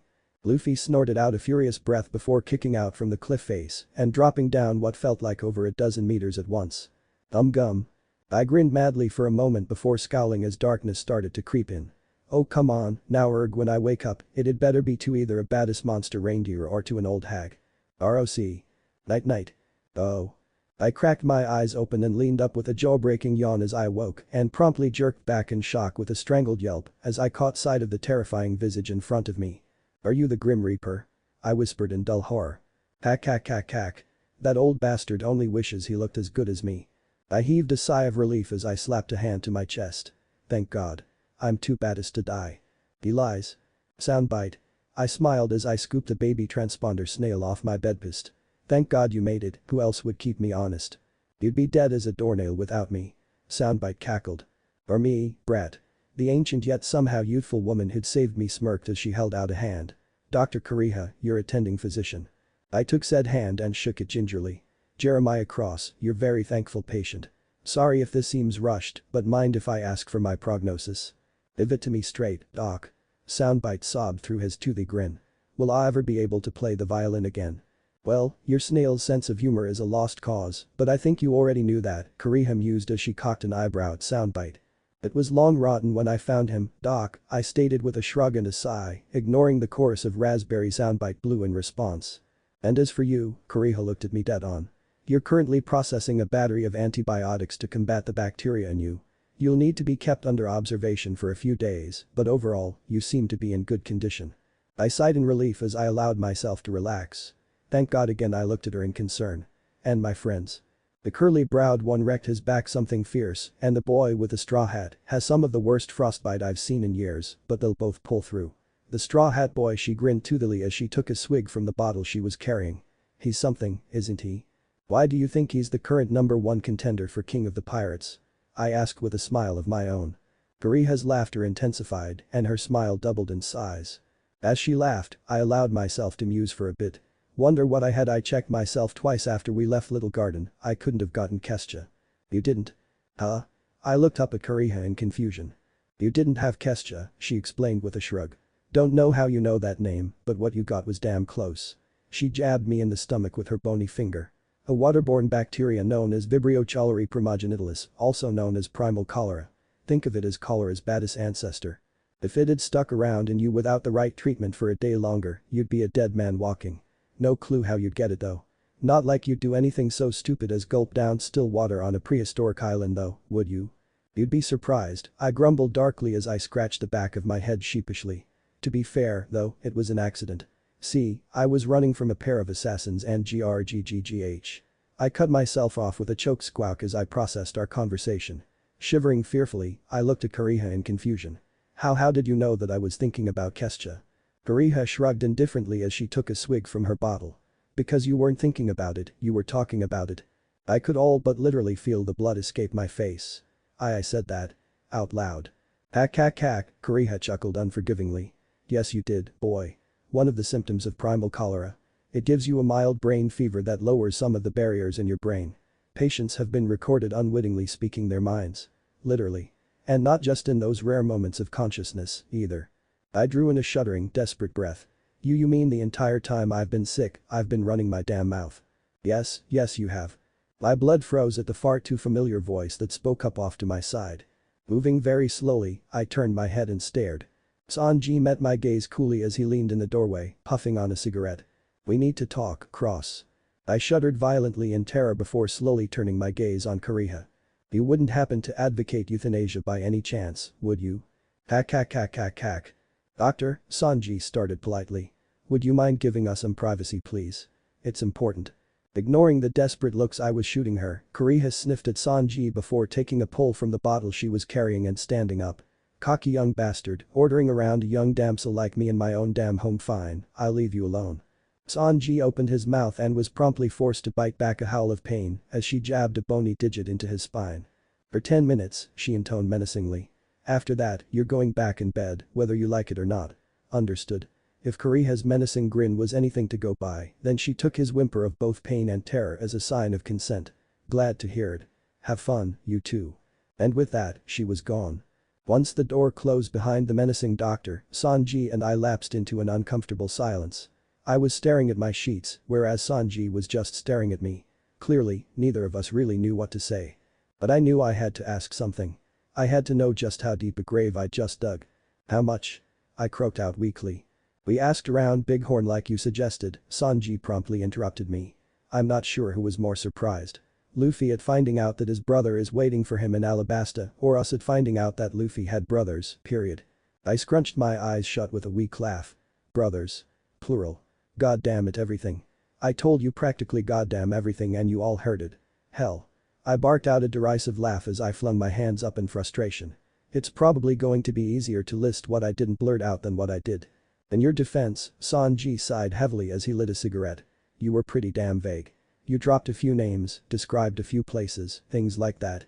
Though Sanji sighed heavily as he huffed in a lungful of smoke. What you said was revealing, if nothing else. When you talked about Koza and Cobra, we almost thought you were Baroque works. But then. The cook shook his head flatly. Najiko, Kobe, Patty and Karn, Kuina that last one, none of us knew, period. He shot a half-hearted grin at me. Seriously, you should have seen how pale Mosshead got. I owe you for that alone. I, on the other hand, resorted to a simple grimace. Yeah, I can imagine I blew a heavy breath through my nose as I massaged my face miserably. Look, I imagine you have a lot of questions for me, so go ahead. I waved my hand at him aimlessly. Let me have it. Sanji contemplated things for a moment before nodding gravely. Cross, it is very important you tell me everything you can about one person, he informed me grimly. I swallowed heavily and slowly nodded. I should have figured who is it? Blackbeard. Akainu. Someone in CP9. I winced as a thought struck me. If it's Doflamingo, then believe me, man, we need to be careful. I don't even want to contemplate how many ears that bastard has. No, none of those. This is more important than any of them, Sanji sighed. Face serious as a nuclear winter, he slowly walked over to me. I flinched as he dropped his hands on my shoulders and forced me to face him. I need you to tell me about Princess Shirahashi. Wait, what? Wait, what? I sputtered in disbelief. You heard me. Tell me about the mermaid princess. And just like that, Sanji was caught up in a full-blown Category 5 love hurricane, swirling about the room with hearts in his eyes. The most beautiful creature beneath the seas, an exquisite example of the feminine form, truly Aphrodite incarnate. You have to tell me all about her, I beg of you, I'll do whatever I have to. Just tell me about her. I couldn't help but gape at the display in shock, my mind desperately trying to keep up with what my eyes were telling me. Wow, soundbite whistled in dull shock. Okay, I hesitated for a moment before speaking. I'll start by telling you that there are 3 obstacles in the way of you being able to act as her knight in shining love. First. She's 20,000 feet below the sea. 20,000 or 100, it matters not. Sanji swooned. I will traverse through hell itself to lay eyes upon such a beauty. Second, she's constantly locked up in the tower that acts as her room because of how she's being stalked by a local crime lord with a damn dangerous devil fruit ability. I will beat that blackguard within an inch of his life. The love cook roared, his mood abruptly switching from sickeningly saccharine to burning hot fury. Even if I have to fight through an army of such villains, my love will endure. My eye twitched at the display. Alright then, and now for the clincher. She's underage. Sanji froze, mid-pirouette. What? He whimpered miserably. Yup, I nodded, unable to keep a shit-eating grin off my face at his expression. She's currently 6. No wait. We'll meet her in about 2 years, she'll be 16 then. Right now, she should be what, 14? 15? Eesh, that just make it worse. Van der Decken is a creepy bastard, but then again I already knew that. Sanji stood frozen for a few moments before falling to his knees and howling, letting out a noise that wouldn't be out of place coming from most winded animals. Well, I curse you, Father Time. Curse you. Soundbite cocked an eye stalk with a decidedly unimpressed expression. Seriously? PFFF. Huh? Soundbite swiveled his eyes to peer at me questioningly. I couldn't respond. I was too busy hunching over with my hands clamped over my mouth in order to try and contain myself. PFFF, PFFF. But in the end, I just couldn't do it. Ha ha ha ha ha ha. I burst out, flinging myself back on my bed and covering my eyes with my hands as I howled with laughter. Oh my god, you're FA ace. Ha ha ha ha. Soundbite adopted an even less impressed look, although he was sporting a small smile of his own. Seriously? Sanji huffed aggravatedly for a moment before pulling himself together and straightening his clothes out. I'm so glad my agony is amusing to you, Cross, he grumbled darkly. The only response I could muster was a few humorous, if pained, wheezes. My body ached as it shook with mirth, my ribs burned, tears streamed out from under my fingers, but those had nothing to do with the pain. Thanks for that, Sanji, I managed to bite out as I wiped my eyes. That meant a lot to me. HMPH. Sanji puffed on his cigarette for a moment before smiling slowly. Anytime, Cross. But as quickly as the smile appeared, it was replaced with a serious expression. But this isn't the end of things, you know. You are going to have to explain how you know so much. That got a wince out of me as I raised a hand. Look, Sanji. Cross, Sanji said firmly, cutting off my objection. We had to deal with you literally shitting the bed for 2 days. You owe us an explanation just for that. And you'll get it. I hastily reassured him. I'll explain as much as I can, I swear. I looked away sheepishly. It's not like I can hold anything back now and still call myself a straw hat, you know. Just give me some time, alright. I'll explain everything to everyone once we're all on the merry. I'd rather not tell it twice if I don't have to. Sanji contemplated my words for a moment before nodding slowly. Alright then, fair enough. But you will tell us everything, right? I shrugged with a sheepish grin. Or at least as much as I can. I think that Luffy would object to me spilling anything else. What, our captain has other secrets? The cook said, his eyebrow cocked in disbelief. Hell no, I snorted. Sabo and Ace were the only ones he's kept, or at least, the only ones I'm aware of, at any rate. No, Luffy just doesn't like spoilers, you know. I couldn't help but chuckle fondly. He's keen on reaching our destination, sure, but that doesn't mean he wants to know every inch of the journey ahead of time. Get my drift? Sanji mulled the statement over for a moment before nodding in agreement. Yeah, I understand. Alright, I'll wait until we get out of here. For now, though, he swallowed with a grimace. I'm going to get back in bed. I don't want to contemplate what the witch will do to me if she catches up with me right now. Still, I'll check on Luffy. See if he'll want to come and visit you. And with that, he turned around and started to leave. Yeah, you'd better run. Soundbite snickered at his back. Sanji, wait. I hastily called out as a thought struck me. The cook hummed as he glanced back at me. I hesitated for a moment before asking what was on my mind. The rest of the crew, are they angry at me or? Sanji contemplated my question for a moment before blowing out a small cloud. Zoro was grumbling something about you being a hypocrite. I couldn't help but wince self-consciously. And everyone else is somewhat curious about what you know, but other than that, he shrugged helplessly. They were all worried about you, Cross. I don't know what else you want me to say. I allowed a small smile to cross my face as I lay back in bed. Nothing. That's enough. Thanks, Sanji. The cook nodded slowly in agreement. Yeah, get well, Cross. And with that, he left. I lay back in bed for a moment before glancing up at Soundbite. Alright, time for a damage check. Start by listing all the names I gave. A half hour later I was slumped back in bed, just a little overwhelmed by how much I'd managed to spill. No exact details, thankfully, and I'd managed to keep mum on a surprising amount of fighting capabilities, but other than that, I'd shared at least half of our future destinations, named a goodly number of future enemies, and blurted more than enough past friends and family members to make things just flat out weird. Oy vey, I groaned morosely. Is that the end of it? That's just the names we recognized, Soundbite replied, shaking his head. I eyed the snail warily. What do you mean by recognized? Soundbite tilted his head to the side. That thing I ate that lets me hear so much. That was an iPhone, right? I slapped a hand to my face with a groan. Son of a how much? Everything from computers to planes and trains. Newsflash, there are already trains here. Maglev trains. Fair point. Also, who's Ichiro Oda? Or is it Goda? You used both. I started rhythmically thumping the back of my skull against the headboard. For the love of, whenever I mentioned One Piece, did I ever occasionally mention anything about volumes? Soundbite shrugged helplessly. Something about a collection maybe. You weren't always clear. Be it, that figures, I groaned miserably. Damn it, can things. Ahem. Soundbite interrupted me firmly. Thanks. I winced in embarrassment. That was a close one. God knows that Murphy's active around here. Too close for comfort.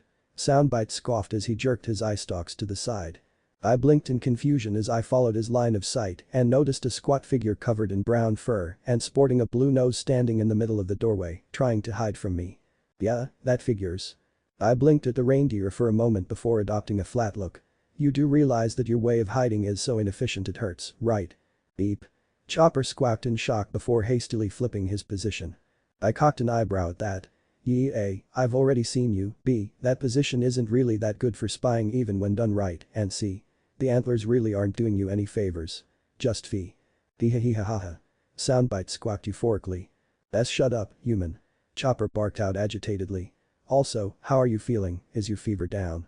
I rested my hand against the back of my head contemplatively. I think my temperature's a bit high. Not sure, though. Still, overall, I think I'm good. Without warning, my stomach suddenly rumbled and churned, prompting me to curl up painfully. Ooh, okay, apart from that. Do you know where the bathroom is or? Hang on a minute. Chopper hastily darted over to the bed and scrambled beneath it. Jay, just hold it in long enough for me to change the pan. And also, make sure you're over the hole when you know. I blinked in confusion as I shifted around on the bed. What ho-oh? I blinked as I located the hole, then tensed furiously as I became aware of something else. Okay, who the hell took my pants? That was me.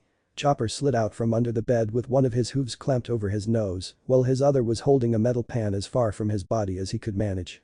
Sorry, but we didn't have much of a choice. Normal cholera alone includes diarrhea as a symptom, but primal cholera is much more hostile. This is the third time I've had to replace your pan today. Oh, and by the way, you should eat more vegetables. I think you might be low on vitamin A. I cocked an eyebrow at the reindeer as I worked to wrangle my intestines. You can tell that by smell alone. Not by choice, I can tell you that much. The young zone type gagged as he set my filled pan down and dug a fresh one out of a nearby cabinet before sliding back under my bed. Give me a second, he hastily slid back out. Okay, you're good to go. And with that, I let loose with a sigh of relief. Ooh, oh thank you sweet merciful ah. I cut myself off with a wince as the burn came. I take it back. Screw you, God, screw you hard. Topper winced at the noises originating from me, but then gave a sigh of relief. Well, at least you sound healthy enough. You should be good to go in a few days. Joy on earth, I groaned miserably at my predicament for a moment before eyeing him contemplatively. Suo, what are you, exactly? I barely managed to hide my grin at what I was about to say next. Some kind of Arctic jackalope. I'm a reindeer. Chopper roared irately as he shoved his forelimbs up at me. See hooves. I hastily raised my hands in surrender as I grinned sheepishly. I see them, I see them. Sorry, that was my bad. Still a reindeer that walks on two hooves, huh? I winced internally at what I was about to say, but resigned myself to the fact that I had to do it anyways. Guess that makes you something of a monster, huh? I nearly flinched at the wave of emotion that swept over Chopper. Rage, misery, disgust, honestly, the worst of all old probably the sheer sense of resignation he seemed to have. Hopefully, what I had to say next would change all that. That's awesome. I blurted out with a grin. If Chopper's thunderstruck expression was anything to go by, that was not the response he was expecting. But wah, seriously? I nodded eagerly as I continued to grin. Heck yeah. Why wouldn't it be? But, look at me. Chopper stammered as he flailed his arm at himself. I'm covered in fur. I walk on two hooves, I have antlers. And my nose is blue. I blinked at his nose as though it were the first time I was seeing it. Huh. Would you look at that? So it is. Doesn't any of that scare you, or disgust you, or? Chopper trailed off helplessly, obviously several miles out of his depth. Damn, he's really needed someone to say this to him, I legitimately thought. I damn well made sure my tongue stayed glued to the roof of my mouth before shrugging indifferently at his display. Why would I? It's pretty freaking obvious you've got his own type devil fruit, those things are always weird. Chopper allowed himself to relax slightly. It's really that obvious. Yeah, totally. What do you have? No, wait. I held my hand up swiftly. Let me guess, one of the horse or ox fruits. Stag model or something along those lines. I winced at Chopper's stricken expression, the way the hope seemed to drain out of his face. I know, the opposite. I ate the human fruit. I was originally a reindeer. He flinched back instinctively, obviously waiting for a specific and all too familiar reaction. A reaction I had absolutely no intention of providing. Seriously? I asked as I tilted my head inquiringly. Damn, that's even cooler. Chopper barked out in disbelief. Well yeah. I said, shrugging. I mean, come on. 90% of all other zones. They're humans who can turn into animals. But an animal that can become human? That's gotta be damn rare, if not unique. Guess that makes you a really special monster, huh? Once again Chopper flinched, though thankfully this time it was less severe. Why do you keep calling me a monster? I finished for him. Easy. Because monsters are really cool. Down and out awesome, no question about it. Chopper's mouth flapped helplessly for a moment, but I powered on before he could respond. Because you see, what I said earlier about most other zones. Same basic concept. Majority of the normal people on the blue seas are completely normal average Joes, dime a dozen cookie-cutter humans, nothing weird about them. Hence, monsters like you who are abnormal and out of the ordinary. Well, in my opinion, they're pretty awesome, simple as that. The little human reindeer before me stared at me in complete and utter shock for a moment before swallowing heavily and turning around, pretending, badly at that, to busy himself with some nearby shelves. And how do you know they're awesome, huh? Why, you've seen a lot of monsters or something. Oh, yeah, sure. I plastered a wild smile on my face as I grinned at him. Time to sell the dough. You see a lot of cool monsters when you live a pirate's life. Chopper tensed furiously for a moment before fake working even more frantically. Why you're a pirate? For real? I chuckled as I leaned back in my seat, crossing my arms beneath my head. Yep. And so are my friends. Heck, the guy you treated for frostbitten fingertips is our captain. And just for the record. I jabbed my finger into the air. We're real pirates. Adventure and freedom lovers, not worthless raiding fakers like that Blackbeard bastard who attacked you guys. Wow, really? That's cool, Chopper mumbled half-heartedly. Yeah, it is. And some of those monsters I mentioned. 3 of them are in this castle at this very moment. Chopper yelped as he swung around and stared at me, wide-eyed in shock. Really? Heck yeah. Here's one right now. I held up soundbite for him to see. Meet soundbite. Oh, and my name's Jeremiah Cross, forgot to mention that. Anyways, if you would, little guy. Hello. Soundbite sang a cappella style. See? I gestured at him eagerly. A snail capable of harmonizing with itself. That's nowhere near normal, I gwar in freaking teed. Chopper swallowed heavily as he eyed soundbite, with no small amount of awe at that. And the other 2. I jerked my head towards the doorway. My 2 crewmates you're treating. The blonde guy's Sanji, our cook, and the guy with the straw hat which I pray you left on him is Straw Hat Luffy, our captain. They're both monsters in their own right. Monsters? But Chopper frowned in confusion. They're both human. Well, you see, I scratched the back of my head sheepishly. There are many types of monsters in this world. Sanji. He's got a hell of a kick. And when I say hell, I mean he caved in a velociraptor, yes, a dinosaur's chest a week ago. I glanced down at Soundbite, who nodded in confirmation. Yeah, a week ago. And Luffy? Well, I'm guessing you weren't a part of treating him, because then you'd know that he's made of rubber thanks to a devil fruit of his own. And really, that's one of the least monstrous things about him.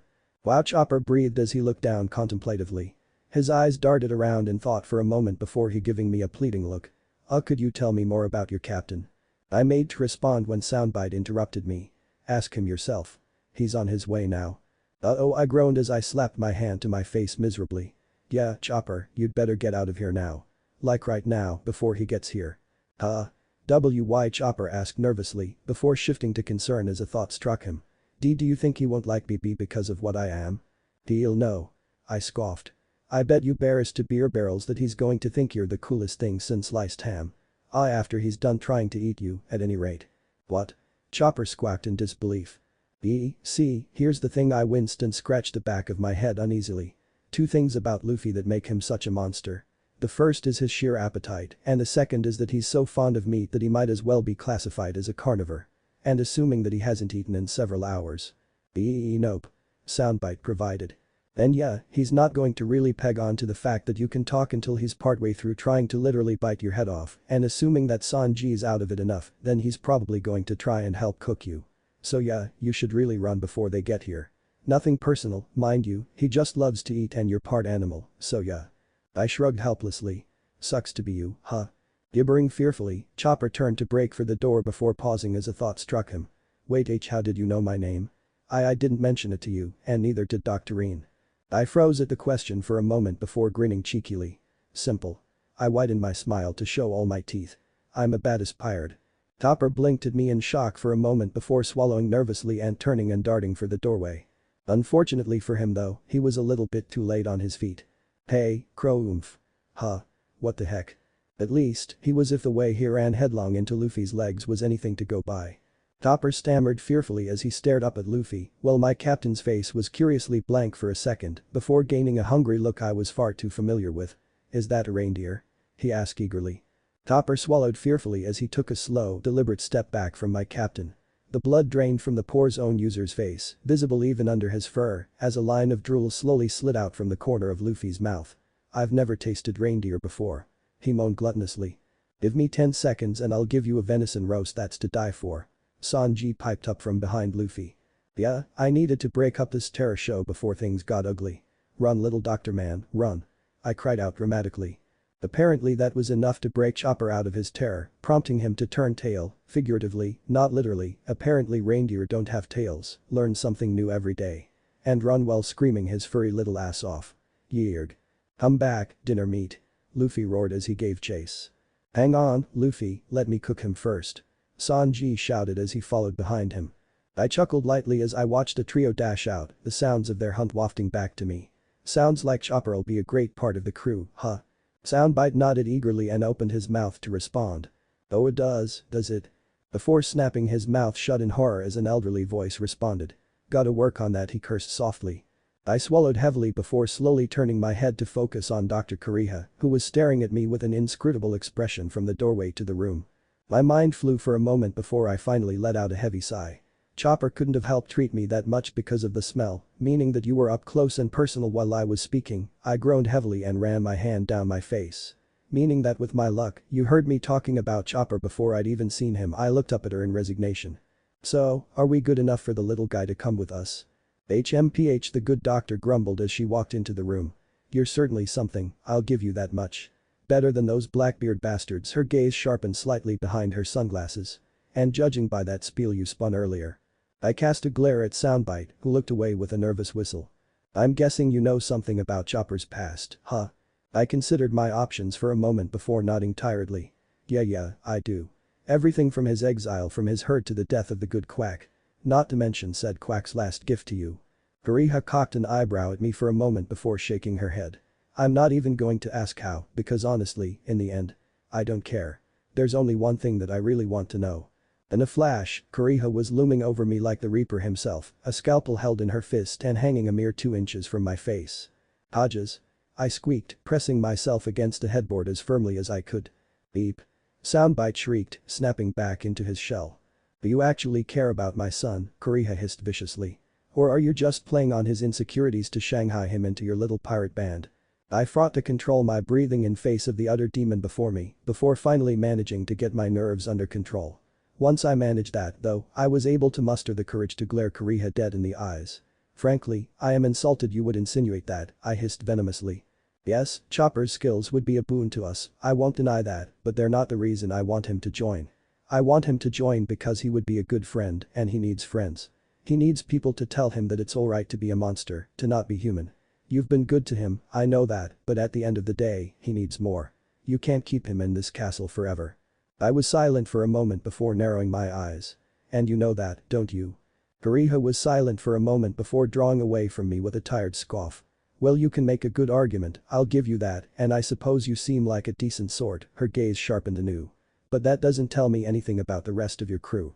I opened my mouth to respond before I was cut off by Chopper's voice bellowing out from the castle's main hall. Are you too deaf? I racked my brain for what could have prompted that outburst before grinning winningly as I recalled what was happening. Here, let me prove you wrong. I glanced around hastily. Did the guys bring my headphones with me or? The headphones were promptly dropped in my lap.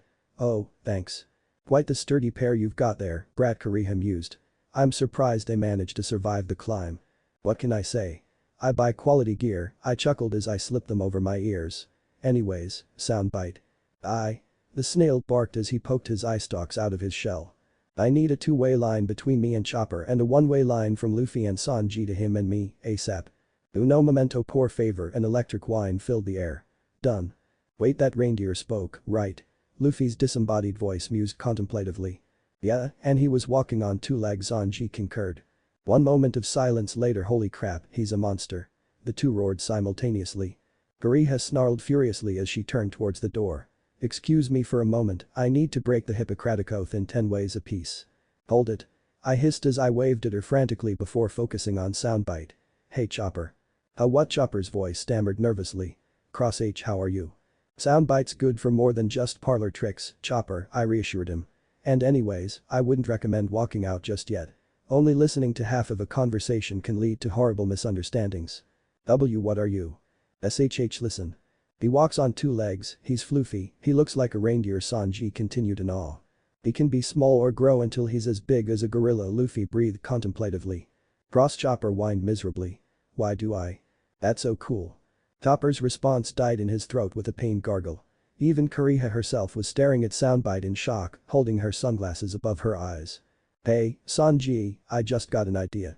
Luffy continued eagerly. Let's get him to join our crew. And now for the real kicker. I piped up. Soundbite, connect me to the guys. Done. Hey Luffy, I was listening in. You want Chopper to join us, right? His name's Chopper. That's even cooler. Luffy cackled happily. I'll take that as a yes. Personally, I agree with the idea entirely. I mean, the little guy did help save our lives, you know, him being a doctor and all. He's a doctor too, that's perfect. My captain whooped ecstatically. Now we really need to get him to join. That does sound like it would be pretty useful, Sanji concurred. Exactly. See, you guys get it, I chuckled in agreement. Well, you go ahead and try and convince him. Meanwhile, I'm going to relax for a bit, alright? Okay. Oh, and before I forget, I'm glad you're alright. Me too. Well, good luck. And with that, I jerked my hand across my throat. One soundbite confirmed he'd dropped the connection. I shot a grin up at Kariha. See? Some people really like monsters. Let me guarantee you, Chopper. If Luffy wants you to join our crew, it's not just a fluke. I mean, hey, look at me, right? Chopper stuttered hesitantly, his voice filled with emotion. Well, just for the record, I'd love to see you on the crew. For now, though, I'd recommend you start running again. Luffy can be a bit enthusiastic. What are you? Hey, Chopper monster guy. Luffy's voice suddenly roared. Wah! Chopper shrieked fearfully as he presumably started running. Good luck, little buddy. I laughed eagerly as I indicated for soundbite to drop the connection. That done, I smiled up at Kariha again. Satisfied. Luffy wants Chopper to join because of what he is, not even remotely in spite of it. Hell, I don't think Luffy could hate another person for what they were if he tried. He's just a really good. I trailed off as I became aware of the music filtering through the air, then shot a caustic glare down at soundbite. The My Little Pony theme. Really? Hoo-ha-ha-ha. Soundbite chortled eagerly. Oh, go and get salted, I groused darkly before getting back on task. Anyways, what do you think, Doctor? Are we good enough for Chopper? Kariha stared at me for a moment before shaking her head heavily. Can you guarantee that you'll keep him safe? I affixed the elderly doctor with a flat look. That request is neither fair nor plausible, and you damn well know it. Hack, fair enough, Kariha chuckled mirthlessly. She was silent for a moment longer before throwing her hands up in defeat. Honestly, I should have known this day would come. That damn quack Hirlik got into the poor boy's head something fierce. She glared at me sharply, if sadly. If the fool is stupid enough to join you, then I'll give him hell for it, but I won't stop him. I don't think I could even if I tried. I grinned widely at the woman. Thanks a lot, doctor. Yes, Kariha groused before whipping out a scalpel and twirling it around her fingers as she grinned at me, her canines suddenly prominent. Just don't think that means you're getting out of here any sooner, brat. You're staying until you have a clean bill of health and not a moment sooner. Not to mention. Thunk. I most decidedly did not squeal like a stuck pig when a dozen different scalpels buried themselves in the wood around my head. The matter of your bill. I moaned intelligently before grinning sheepishly. That can be arranged. Jay, just give me a second to arrange things. Hahaha, soundbite. I hissed at the snail frantically. Nami, now. A soundbite cocked his eye stalk at me doubtfully. This is a mountain, you remember that, right? I rolled my eyes with a sigh. No shit, I remember that, Dumbus. What I meant was try Pinky and the brain. I'm sure Nami's got to have one of them on her. Ooh, okay. Hold please.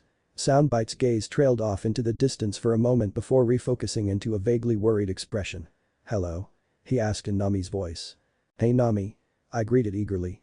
It's Cross. We managed to make it up the mountain. Luffy and Sanji are a bit banged up, but overall we're doing pretty good. We, are going to need some help with the matter of the medical bills. Cross. Damn it, why didn't I think of calling you? Listen, you need to be careful. You're about to get company up there. Wapple's on his way to the castle, and he should be there any. Slam. Without any warning, the door to the room was slammed open as Chopper barged in, a frantic expression on his face. Doctorine. I grit my teeth as Soundbite adopted a panicked expression of his own. Correction, Nami, I sighed grimly. Wapple's already here. Oh. 15 minutes and a half dozen explosions later, I was out of bed and wrapping myself up in a heavy blanket that was in the room. Do we need to? Soundbite asked warily as he hid beneath the heavy fabric. Not much choice, I groused as I slid some boots on. Unless we stall Wapple, he'll go straight for the armory or worse yet that massive cannon of his.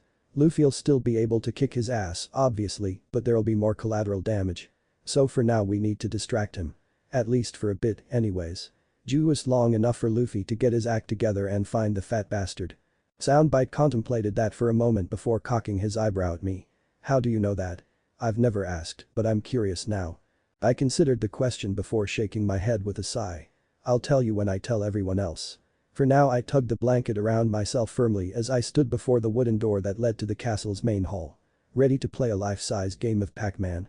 Soundbite grimaced miserably. I don't know what that is, but no.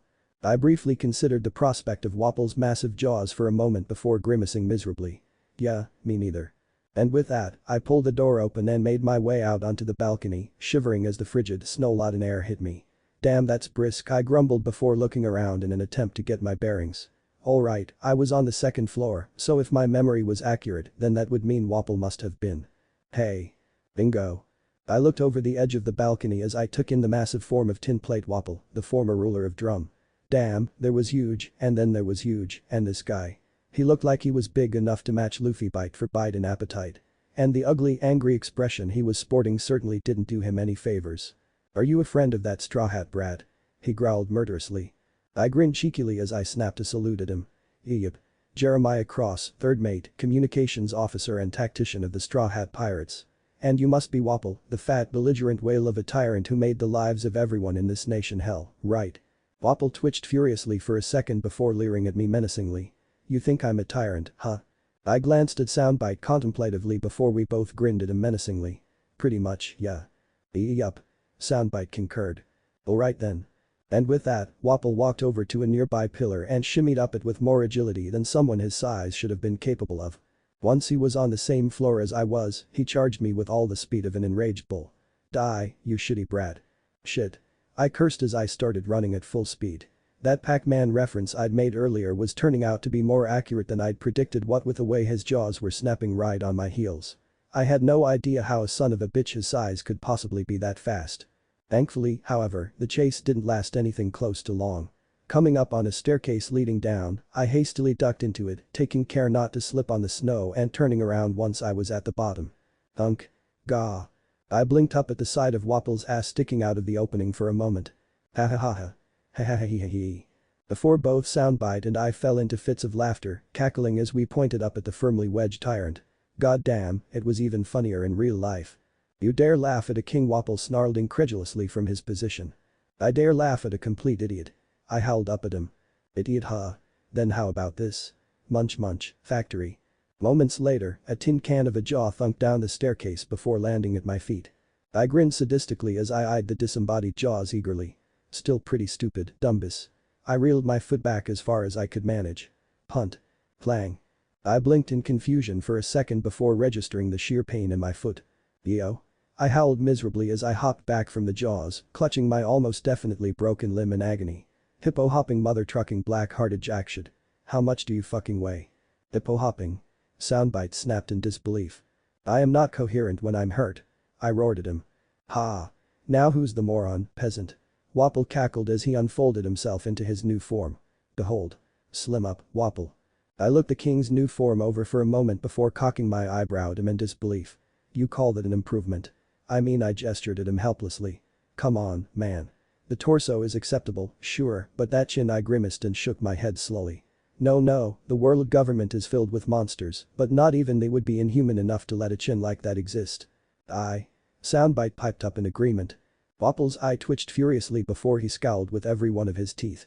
I don't usually like cannibalism, brat, but for you, he charged me with his jaws stretching to an inhuman width. I'll make an exception. Oh shit. I bit out as I turned tail and ran, making for the castle's front doors. Moments later, however, I grinned as I noticed who was running in the opposite direction. Hey Captain, good timing. I smiled eagerly as I raised my hand and exchanged high fives with Luffy. Tag, you're in. You got it. Luffy grinned eagerly as he stretched his leg back. Now eat this. He roared as he rammed his foot square into the middle of Wapple's face. He then blinked in confusion as he took in Wapple's new size. Hey, wasn't he fat a second ago? I shrugged indifferently as I watched Wapple twitch on the frozen floor. Devil fruit bullshittery, you know how it is.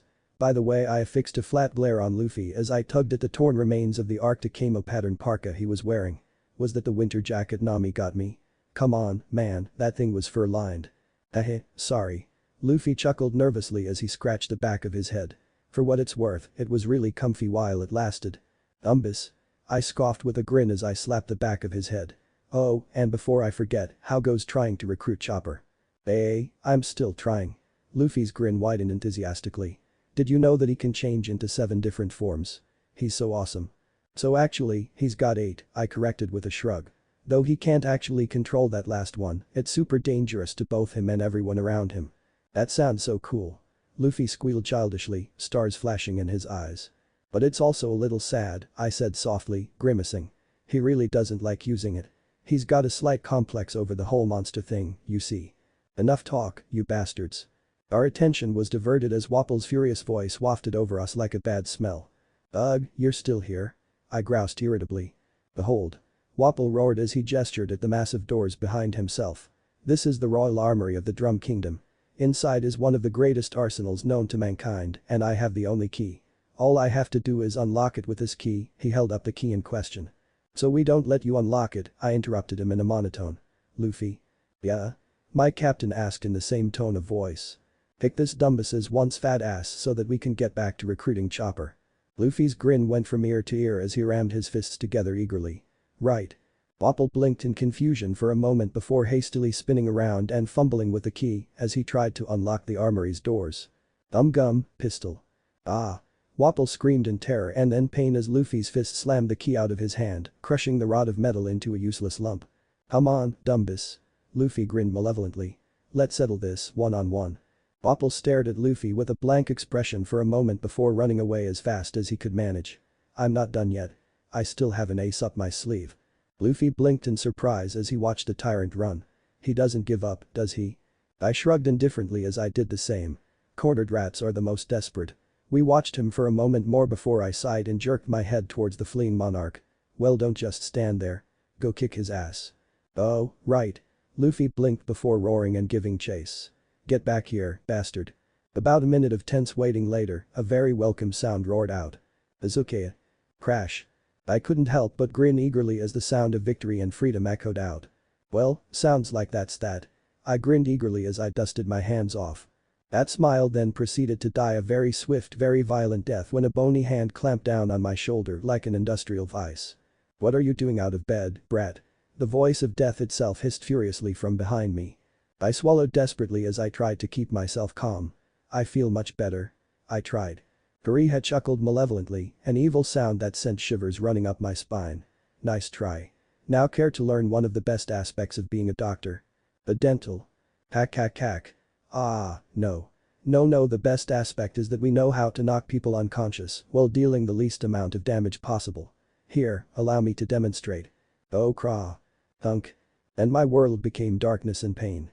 Eyes lip chewing and roof examining were answer enough. Seriously? I tried to stop her. Vivi hedged hastily. It was your idea, bitch. Nami howled viciously in return. I gave Nami an incredulous stare. Do you think I'm that stupid? I scoffed. Actually Vivi poked her fingers together sheepishly. She's right. I blinked once, twice as I attempted to restart my stalled brain. I am sorry, what? I am sorry. Vivi squeaked miserably. I just thought that you'd be able to find a way to convince her to give him back, that's all.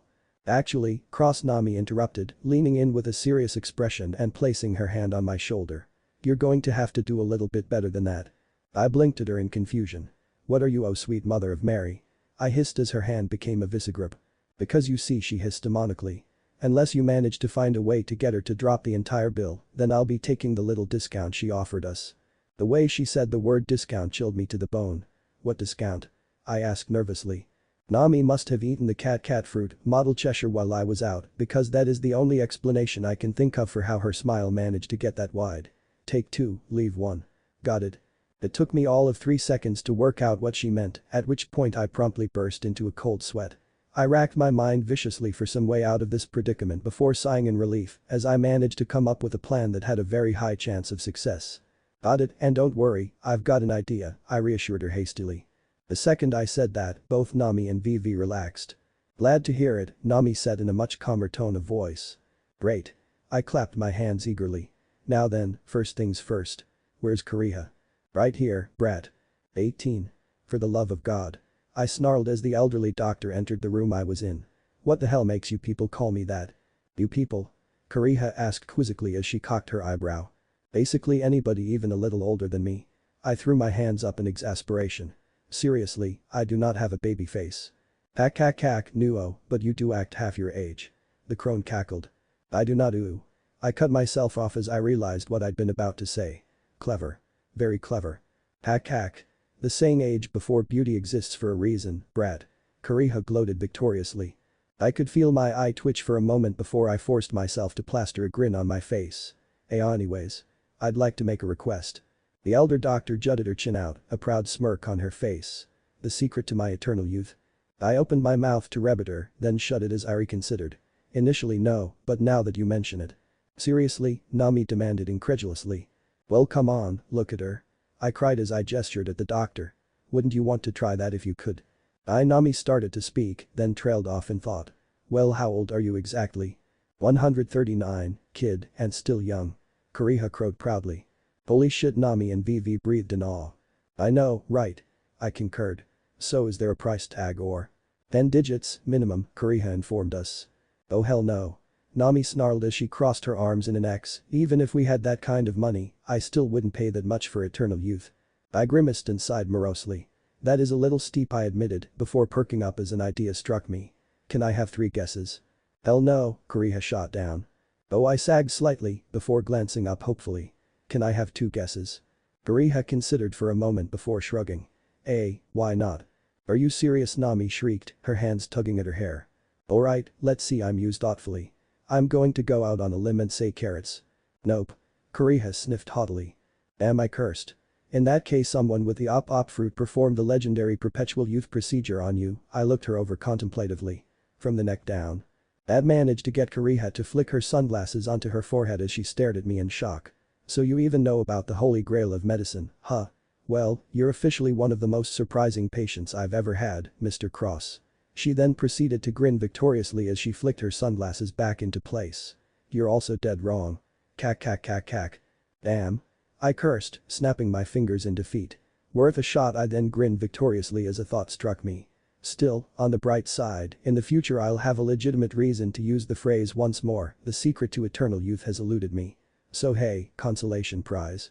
Mr. Jeremiah VV started slowly as she stared at me in awe. Or was that horror? No offense, but you're insane. My eye twitched furiously for a moment before I slowly turned my head to snarl at the princess. Stop. Calling me. Ahem. Kariha coughed conspicuously. I believe you said you had something you wanted to ask. I jabbed my finger at VV with a final glare before looking back at the good doctor. Indeed, I do. First and foremost, I want soundbite back. Oh? Kariha cocked an eyebrow contemplatively as she fished around inside her jacket before drawing a familiar form out. You mean this little troll? Soundbite. I yelped, unconsciously reaching for him. MMPH. The baby transponder snail managed to mumble out around his gag. For whatever reason, he had decided not to bite through the gag between his teeth despite the fact that it was made of glass. I blinked in confusion. What the hell? Your pet was raising a racket earlier and when I tried to stuff his mouth with cloth, he bit clean through it. So I had to get creative. He wasn't so willing to be bitey when he saw me fill that test tube he's holding with a salt shaker. Kariha explained in a matter-of-fact tone of voice. I opened my mouth to protest, then slowly closed it as I considered the facts. That's ingenious. I'm impressed. MMPH, mew. Soundbite shouted indignantly around the gag. I stared at Soundbite in confusion for a second before widening my eyes in realization. Also, now we know that Soundbite needs to be able to use his mouth to use half his powers, which makes sense seeing how he's essentially a glorified ventriloquist. That's really useful, thank you. MMMPH. Moving along. Why should I give my property back to you? Kariha continued, as if the last minute hadn't happened. Well, first, I jabbed my thumb at Nami. Soundbite wasn't hers to give. I could say he's mine, but I'll be honest. Soundbite is his own being, and if you try to claim ownership of him, then it's tantamount to slavery, and I doubt you're willing to stoop that low. Am I right? The doctor looked up thoughtfully for a moment before tilting her hand side to side. And second I spread my arms helplessly. Come on, don't be a dick. I hesitated as I considered who I was speaking to. Well, you get the gist. Kariha considered things for a moment before shrugging and tossing Soundbite to me. Fair enough. Meep. Soundbite shrieked as he tried to keep his fragile gag intact. Oh relax, will you? She drawled as she rolled her eyes. I lied. That salt shaker had sugar in it, not salt. Sheesh. MMPH. The snail snarled incredulously as he stared at her in shock before obliterating the test tube with his teeth and swallowing the remains whole. I blinked in awe as I numbly dug my finger through my ear. Wow, I whistled. I lost track of half of what he was saying halfway through, though I think he managed to insult your family back to its 10th generation. Nami stated uncertainly. I know 12 different languages, but I didn't recognize a third of what he said, VV added. Hack hack hack. Either way, he's got quite the mouth on him. Kariha crowed. Anyways I trailed off slowly. I'd like to make a deal with you, Dr. Kariha. Concerning my crew's medical bills and how long we'll be staying here. Kariha cocked an eyebrow at me curiously as she considered what I was saying. A deal, huh? What are you talking about? Well, I grinned roguishly. You want access to this castle's armory so that you can fulfill the good the good quacks, and I use that word with the utmost respect final wishes. However, that's a difficult feat to accomplish on account of how Luffy destroyed the only key to said armory. Quite the conundrum, no? That got everyone in the room staring at me in shock. VV was the first to break the silence, suddenly grabbing my hands and staring at me with glittering eyes. Are you a mind reader, Mr. Jeremiah? Is that how you know everything? No, I said uncomfortably as I slowly jerked my hand out of the princess's. Though I don't need to read minds to know that I do not want to know whatever the hell is running through your head right now. Nami's expression, in the meantime, was slowly morphing back into a wide grin, although she was angling herself in such a manner that Kariha couldn't see it. Kariha, for her part, had managed to school her face so that she wasn't giving anything away. Yes, your knowledge is at the same time disturbing and impressive. What of it? What I propose is thus. I snapped a finger up. If I can manage to get those armory doors open from this bed within the next 5 minutes, then not only do you discharge me and my friends effective immediately, but you also wipe our bill clean and give us free reign of this place's larder. HMPH Kariha muttered darkly. Sounds like I've got a lot to lose. What's in it for me? I spread my arms innocently. My services as an indentured servant until either the end of my natural life or yours. So basically yours? Kariha questioned with a grin. I scoffed and rolled my eyes impatiently. Yeah, laugh it up, granny. Now then, I proffered my hand to her. Do we have a deal? Kariha eyed my hand warily for a moment before scoffing and slapping it firmly. It'll be nice to have some company once your captain convinces Chopper to leave. I hope you like mopping in sub-zero temperatures, brat. Ooh, I wouldn't be so sure of that. I grinned as I held up Soundbite, and if the grin he was wearing was anything to go by, then he'd managed to figure out exactly what I was planning. Because, you see, my dear doctor, you have just been played. Soundbite. Soundbite's grin widened as an electric whine pierced the air. Your go, command. And so, grinning like a loon, I spoke. And the first two words I spoke served to drain all hope of victory from Kariha's face. Hey Luffy. Oh. 1 minute later, the four of us were standing before the doors to Drum Kingdom's armory. Or, at the very least, what remained of the armory's doors. And there was not a lot of that left either. There was a little bit over there, a little bit over there, and a little bit way over there, smashed against the back wall of the armory. You. Son. Of a bitch, Kariha bit out flatly. I'm the son of a bitch who just managed to weasel his way out of having to pay you the big bucks. Screw you, witch doctor, I'm happy. I crowed joyously. Hey Cross. Luffy whined as he marched out of the armory. There's no food in here, just guns. You can't eat guns. Seriously, I've tried, they taste gross. Soundbite howled with laughter as Kariha twitched furiously, her face contorting miserably as she realized just how badly she'd screwed up. Pay up, senior citizen. Yeah, DOC Tornami crooned as she rested her elbow on Kariha's shoulder, the Cheshire grin back at full force. We had a deal, Remember. Kariha spat and snarled viciously for a moment before jabbing a finger upwards. 3rd floor, through the kitchen, can't miss it. Woohoo. Thanks. Luffy whooped eagerly. Any luck cornering Chopper? I asked curiously. Not yet. Usopp and Zoro have been helping, but he's slippery and I'm hungry. But hey, don't worry. He grinned savagely as he pounded a fist into his palm. Once I eat, we'll get him in no time. Vivi looked between the three of us in awe or maybe horror, again for a second before shaking her head ruefully. Evil. You guys are all pure evil. Hey, what can I say? We're pirates. I shrugged indifferently. It's kind of our MO. Oh, no, I don't have any issues with that, don't worry. Vivi waved her hands hastily. I'm only realizing it just now is all. Hehehe, you're pretty dumb, Vivi. Luffy cackled as he stuck his tongue out at her. And you're one to talk. Nami, Vivi and I deadpanned in unison. Well, anyways, I'm gonna go and eat all this castle's food and then get our reindeer doctor to join us. See you. And with that, Luffy stretched his arms up to an upper floor's balcony and zipped out of sight. I blinked up after him in shock before slowly looking at Nami. I'm not the only one who can't believe that that sentence makes sense to me, right? Right. Nami waved her hand side to side. I think I became a bit desensitized after a seagull grabbed my head when I flew up to catch it. If you're quite done messing around. Kariha growled as she tapped her foot impatiently. Oh, yes, right. I grinned at her victoriously. So can I take the clothes I'm in now, or would you rather I take some new ones? Oh hell no. Kariha growled as she jabbed me in the chest. You can steal my medical bill from me, and you can clean out my pantries, but on my pride as a doctor, I abjectly refuse to allow you to leave this castle without proper treatment. What? I squawked incredulously. Read my lips, brat. The doctor growled. You're not going anywhere, period. Hey, that wasn't the deal. Nami protested. I'm changing the deal. Kariha spat. Thank whatever gods you pray to that I'm not changing it further. I made to say something when I was interrupted by a very familiar noise. Fuktchhhhhhhh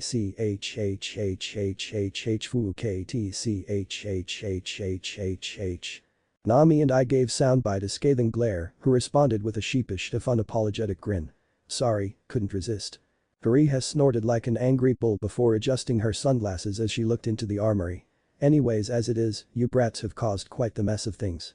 I'm going to have to spend 15 minutes, at the least, sorting things out in there with the help of those villagers who came up with you.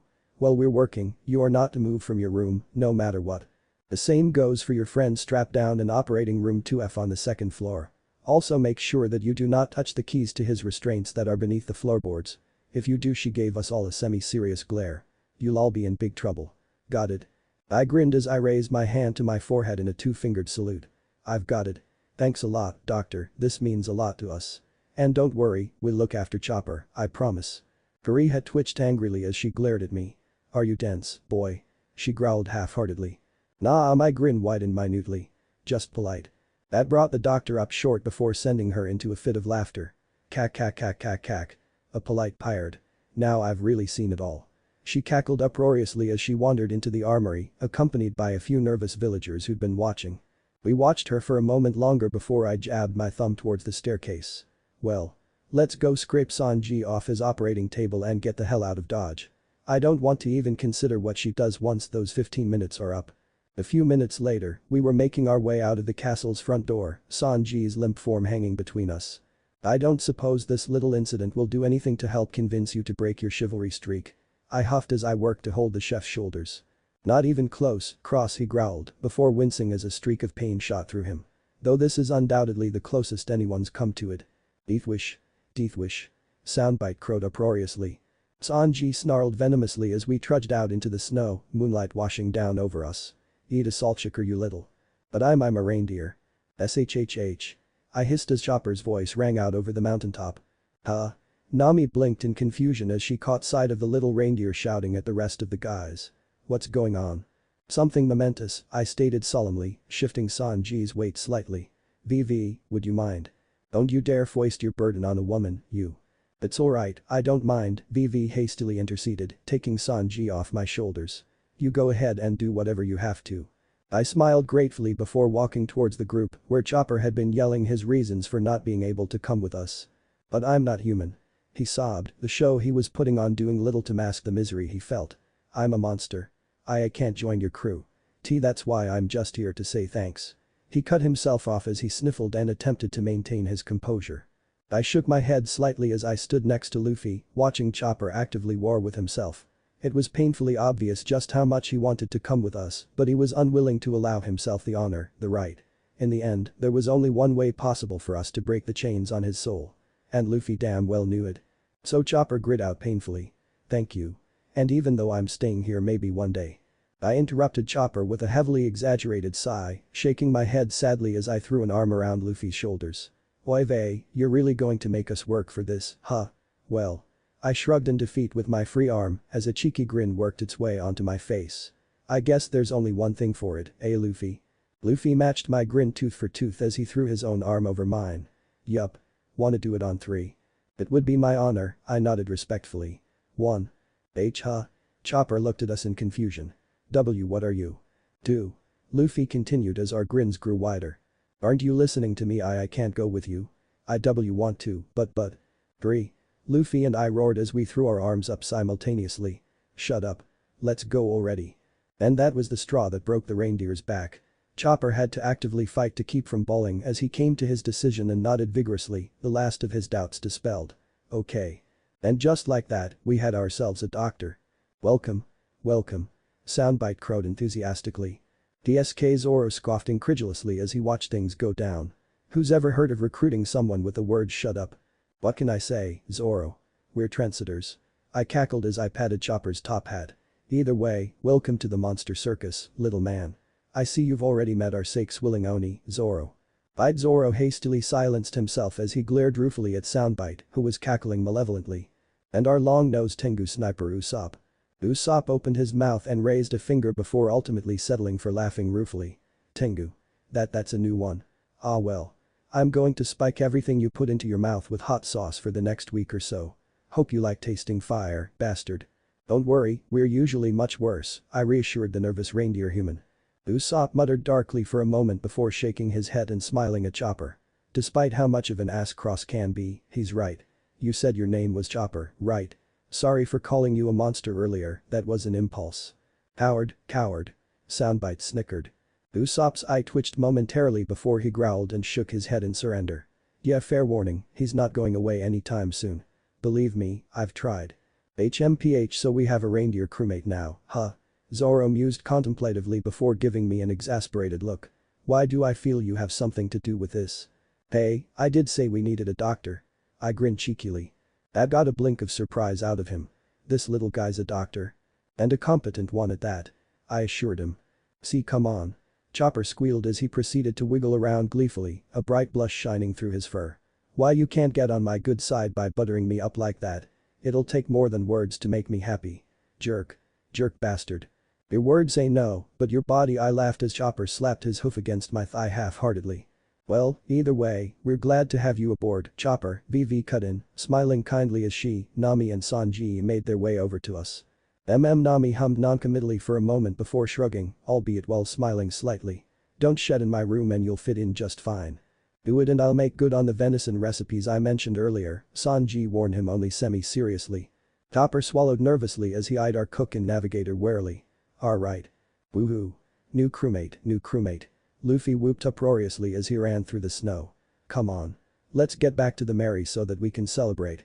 That got Chopper to shake himself out of his happy dance. See, can we please wait a minute? He gestured towards the castle. I need to go and tell Doctorine that I'm leaving. It should only take a few minutes, I promise. I tensed as I recalled the good doctor's pinpoint impression of the Reaper. Do you really have to? I hedged uncomfortably.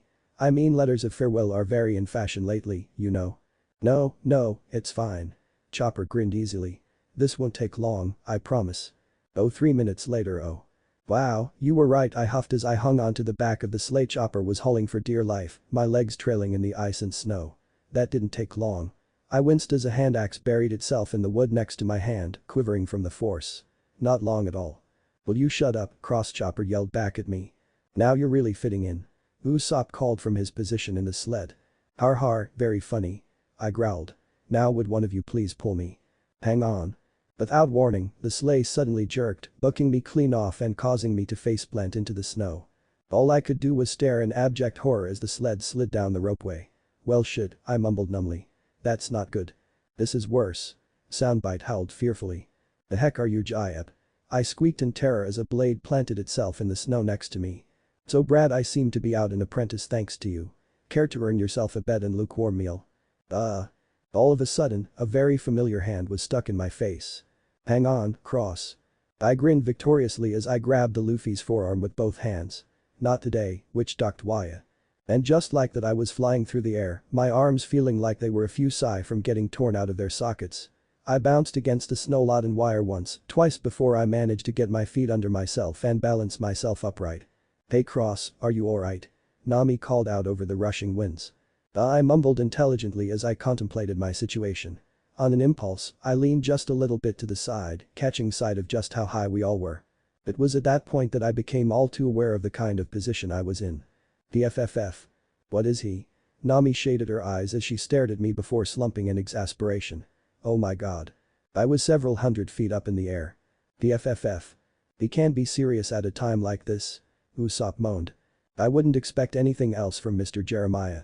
Vivi laughed lightheartedly. Being pulled behind a one-reindeer open sleigh along an ice-encrusted cableway less than a foot wide. PFFF. He's gonna do it, Zoro sighed.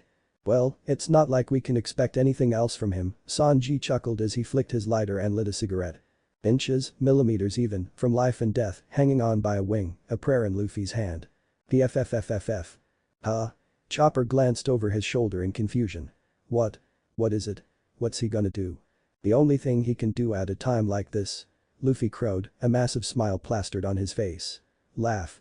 And so I did. Ha. I roared, letting go of Luffy's arm with one hand and pumping a fist in the air victoriously. Woo-oh. Hell yeah, baby. This is awesome. Woohoo. Fahaha, goddammit, I freaking love this crew. Woo-oh. Cowabunga, bitches. Woo-hoo-hoo-hoo. Soundbite cackled madly as he clung to my shoulder for dear life. As we flew along, I was beyond exhilarated. The wind nipping at my body, the blood roaring through my ears. As we neared the bottom of the ropeway, I could only wonder one thing. Whether or not the momentous, absolutely iconic moment I knew was coming next would be able to top the high I was feeling right now. Oh. It did. Cherry blossoms just as goddamn beautiful as I remembered. You did good, Oda. You did good. Oh. An hour of sledding and one duck thawing and Marimo pounding later, we were sailing away from Drum. And everyone else was watching me with a variety of emotions. Do we really need to do this, guys? Luffy whined. Come on, we just won. We should be celebrating. Do you want to go without answers? Zoro asked our captain flatly.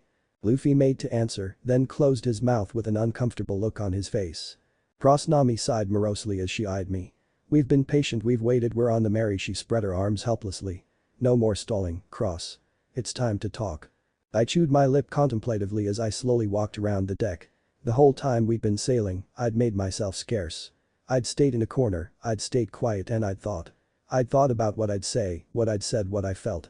Finally, I slowly turned and strode towards the Mary's front left balustrade. The white painted wood that made up the swirl was slightly cracked, but other than that, it was fully present. I patted the wood contemplatively, as though to reassure myself that it was still there, before letting loose a laugh of relief. So I started slowly. You managed to stop Wapple in time, good. It would have been one of Mary's first and most prominent scars. I know she'll get hurt eventually, but this one was bad, you know. I just wanted to save her. From this, if nothing else. Out of the corner of my eye, I watched as my crewmates glanced at each other uneasily, until finally. Cross-Nami started slowly. I chuckled mirthlessly as I shook my head. Yeah, I know, no putting it off. I was silent for a second more before laughing again and scratching my head sheepishly. Alright then, where to start? Oh. I clapped my hands in realization. How about this? Who here has heard of the multiverse theory? The lack of response I received didn't surprise me one bit. Yeah, I figured, I sighed as I dug around in my pockets before finally pulling out a straight 10 Biri coin. Alright, imagine that I flip this. I shook the coin slightly. And one of you called it after I caught it, heads or tails. Multiverse theory states that upon my flipping of this coin, the world would essentially split into two entirely separate yet parallel universes. One universe where the coin came up heads, one where it came up tails. Essentially, two worlds exactly alike save for the flip of a coin and any differences that might arise thereafter. Assuming this theory can be applied to any action or event, then there exists the possibility that there is, at minimum, one universe in existence for every individual eventuality in existence, bar none. The blank stares I received from most of the crew surprised me even less. Okay, I sighed, rubbing the bridge of my nose in exasperation. There's essentially infinite other worlds in existence, one world for every possible possibility. Luffy, still looking confused, raised his hand. Yes, Luffy, they're mystery worlds, I deadpanned. Luffy's hand went down. Just as an example of one of these mystery worlds, imagine a world completely different from this one where a man named Eiichiro Oda wrote a comic book about an entirely different world. A comic book he titled One Piece, about one pirate trying to become Pirate King. Sanji's eyes widened, cigarette hanging limply from his lips. You don't mean. Holy shit, Nami breathed in shock. No way. Usopp gaped at me. What's he talking about? Luffy said, looking between his crewmates in confusion. I briefly considered my answer before sighing wearily and ambling over to Luffy, planting my hand down on his shoulder. It means, Luffy, I said sadly, that I know you were an absolute moron when you were a kid. I mean, seriously, stabbing yourself below the eye in order to prove how much of a badass you are. That was, I chuckled darkly as I shook my head. That was really something. Huh? Luffy exclaimed as he stared at me in shock. How do you know about that? Because Mr. Jeremiah's from another world, VV breathed in awe. A world where all your adventures were a story. I spread my arms wide and stepped back. And I was a fan, dropped into your world without warning by a divine force well beyond human comprehension. I know practically everything there is to know about this crew. From what happened to you all when you were young, that made you who you are today, to what's coming for us for some time to come. Minus a few blank spots like the Whiskey Peak Little Garden Run, but yeah. Wyatt soundbite trailed off thoughtfully. So that thing I ate that lets me hear these noises, the songs, the voices, that was a piece of technology from my world, a communication device known as an iPhone, I explained matter-of-factly. It was somehow modified by the same force that brought me here so that it would have infinite energy and would always be connected to the information network we had. What you're hearing is known as the World Wide Web, or the Internet for short. Or, at least, you're hearing the audio of it anyways. Apparently tastefully edited so that you didn't realize exactly what it was until now. I let out a heavy huff as I nervously looked over the crew, trying to accurately gauge their reactions. It was in between, as far as I could tell. Nervous, worried. I shook my head as I looked away sheepishly. Look. Guys. 1 second, Cross. I blinked in confusion as Zoro interrupted me. I've got a question for you, the swordsman stated. I swallowed heavily as I tried to puzzle out what he could have wanted. Yeah. Sure, what is it? Zoro slowly walked up to me and poked me in the chest. A month ago, on the way to Whiskey Peak, you told me that we couldn't afford to spare any information because it would risk jeopardizing the crew. What's so different between now and then? Why did I have to say something, but you didn't? I blinked as I processed the statement before making to answer. Well, you see. These two situations are entirely different. That's what I wanted to say, but I cut myself off when I realized they really weren't, were they? Not when you got down to it. Well, I tried to start again. The thing is, your information was critical. But wasn't mine just as important? We would have been fine even if I didn't say anything. But that was the exact same case as Whiskey Peak. The difference is I trailed off slowly as I realized that I just couldn't deny facts any longer. I knew what the difference was. I knew it and there was nothing I could do about it. I clenched my fists furiously as I looked down in shame. The difference was, I croaked out sadly. Was that you trusted our crew and I didn't. Cross Nami started to speak up. It's true. I cut her off harshly. I know you guys. Not just as characters in a story, but as my friends. As my comrades. My allies. I should have known you wouldn't be angry or reject me. I should have trusted you. I looked down in shame. But I didn't. I didn't trust you. I didn't trust you so much that I. And just like that, it was too much. I dropped to my knees, only just managing to catch myself on the deck. I lied to you, I hiccupped, tears streaming down my face. I lied to your faces. I lied about where I was from, lied about what I knew, I lied so much. Acting on impulse, I brought my head down, resting my forehead against the deck. I know that I don't deserve your forgiveness and that nothing I do will ever be able to make up for this, but nevertheless, I apologize. I am so sorry for everything I've said, for everything I've done, and I just want you to know that when I said I loved this crew. When I said that I loved all you guys, I meant it. Every word. So please. I looked up desperately, fighting to keep myself from breaking down any further. Don't make me leave. Joining this crew has been the best thing that's ever happened to me. Do whatever you want, but please let me stay a straw hat. For a minute, everything was silent, with everyone looking at each other with unreadable expressions.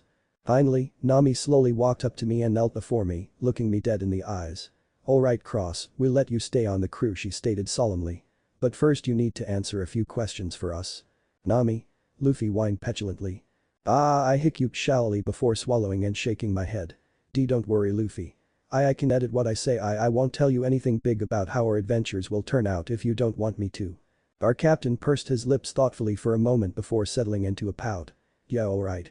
Alright then, Nami laid a firm hand on my shoulder. Cross, listen to me very closely. I need to know. I held my breath tensely in anticipation. How rich are we going to get? What? What? I blurted aloud. You heard me, man. Nami squealed as she grabbed my shoulders and forced me to look her dead in the eyes which were now flashing beery signs at full force. How much rich are we going to be? Gold. Jewels, cash, come on, man, speak. I blinked in shock as I tried to process just what I was hearing. Oh. Sanji blinked in apparent realization before hastily spinning up next to Nami. And what about the beauties, Cross?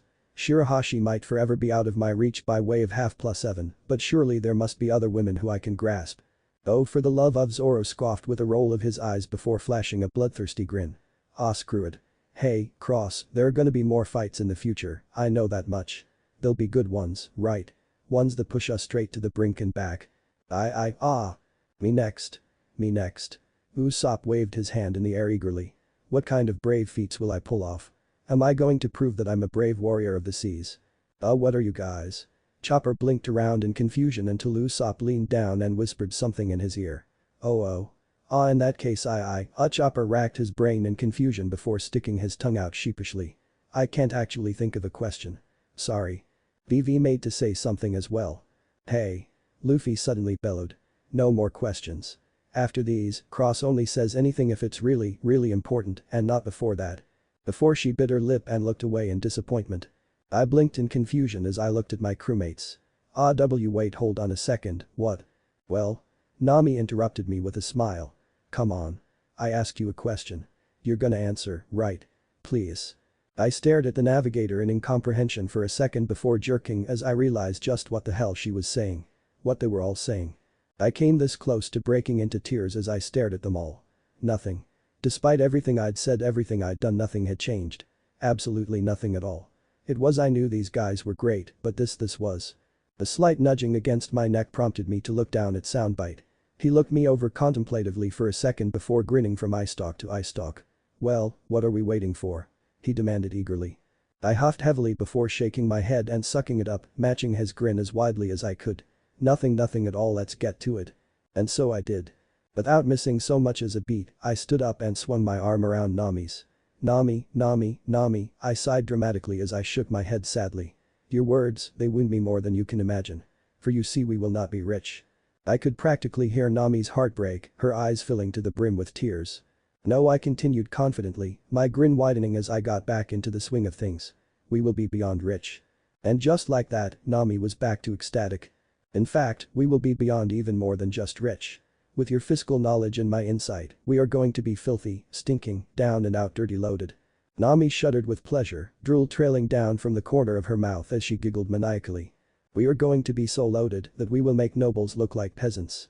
People's jaws will literally drop in sheer awe at the splendor of our wealth. Nami shuddered even harder, her eyes glazing over in sheer joy. To put it simply, well tell me. How does the image of Mary's hold filled to bursting with solid 24-karat gold sound? Ooh oh.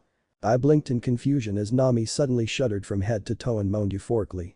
I then reeled back as realization hit me head on. Nami, did you just? Yes, Nami drooled blissfully. I shuddered uncomfortably as I did my best to wipe myself off. Ooh okay. Moving on. Soundbite prompted hastily. Right. I yelped as I swung over to Sanji. Sanji, my friend. I'll be honest with you. Times, they will be tough. You will have to endure rejection, your will be pushed to the utmost limits. In short, I held my fist up and shook my head sadly. You will have to traverse through the deepest, darkest depths of hell itself.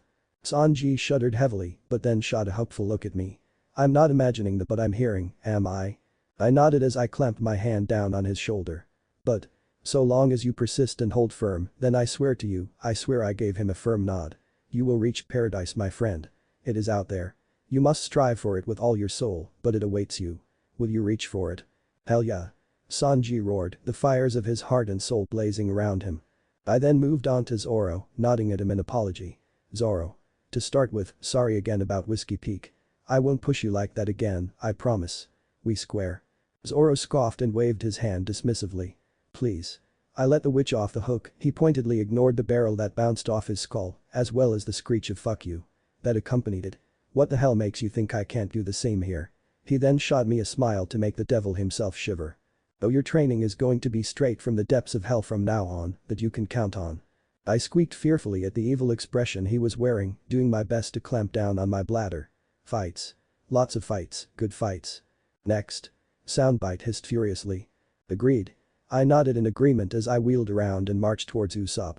Don't worry, I finished what you asked me for before you got sick, the sniper reassured me.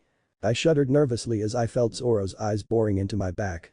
Somehow that doesn't reassure me. I hastily shook my head and got back my nerve before smiling kindly. Anyways, look, I won't play it up with you. You're always going to be the weakest member of the Straw Hat Pirates, and that's a fact. Oh, Usopp sagged sadly. Hey. I cut in as I grabbed his shoulders and forced him upright. What's with the downer reaction, buddy? I just said you were going to be the weakest of the crew. Now, that might be an insult or something on other crews, sure, but let me remind you. We are the Straw Hat Pirates. By nature, we are head and shoulders above everyone else on the ocean. Hence, even if you are the weakest among us, well, I chuckled confidently. Let me put it this way. You will more than earn 2 titles in the future. Sniper King and God. Usopp blinked at me in awe. Seriously? I nodded firmly as I patted him on the back. Weakest or strongest, it doesn't matter. End of the day, you're a Straw Hat Pirate and a brave warrior of the sea and a world-class sniper besides. Take pride in that, no matter what anyone says. Alright. Usopp stared at me in shock for a second before throwing his arms up joyously. Woohoo. He whooped, doing some sort of dance. Chuckling as Usopp joined Sanji and Nami in celebrating, I moved onto Chopper, kneeling before him with a kind smile. Hey Chopper, I said softly. How's it hanging? Chopper smiled uncertainly. I'm fine. Really? This is a bit weird, but he trailed off uncertainly. Hey, listen, I gently patted him on top of his head. I just want you to know even if I hadn't involved myself, Luffy would still have asked you to join the crew. All I did was make things easier, nothing more and nothing less.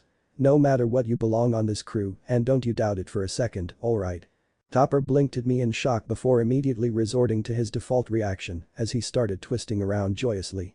Why, you can't make me happy just with a few words, you bastard. He laughed happily. I'm not happy at all, you ass. Not a bit, not even a little bit. Liar, fur on fire. Soundbite cackled. Yeah, whatever, I scoffed, rolling my eyes as I flicked Soundbite's shell and stood up. Now go on and have fun. Oh, and try the chopstick thing. I don't think I can manage it, but it looks fun. Okay. The reindeer nodded as he joined the rest of the crew. Once he was gone, and I'd confirmed that Luffy wasn't looking my way, I slid up next to VV, who'd been uncomfortably standing on the sidelines the whole time. Sorry about Whiskey Peak, I whispered under my breath. I needed to get you to break character somehow, or else. Vivi glanced at me for a second before smiling warmly. It's fine, Cross. You did what you had to do, and well, if you hadn't, then I'd probably be dead. So, thank you Cross. For everything. Her smile fell slightly as she glanced towards Luffy. Listen Cross, I know that Luffy said. It's going to be hard, I interrupted her. The fight for Alabasta is going to be long, it's going to be hard, sometimes it'll even appear impossible, and you can bet your bottom beery that it's going to be bloody, but in the end, well I jerked my head towards Luffy. You just need to believe that we'll pull through. It's as simple as that. Alright. Vivi's smile widened and she nodded gratefully. Thank you Cross. That means more to me than you can possibly imagine. I nodded in agreement. No problem, Vivi. No problem at all. Now if you'll excuse me I started to walk towards Luffy. I've got one last statement to make. Hey Captain. Luffy blinked at me in confusion. Huh? What is it, Cross? I know you didn't ask anything, but I just want to say two things. I emphasized the point with two fingers. Now mind you, one of these two things was confirmed by the story, but I have believed in both without a doubt in my mind for as long as I've known them. You mind if I say them? Luffy tilted his head in thought for a moment before grinning from ear to ear. Go for it, Cross. Well then, in that case I crossed my arms and bowed my head solemnly. First and foremost, allow me to say this. One Piece exists.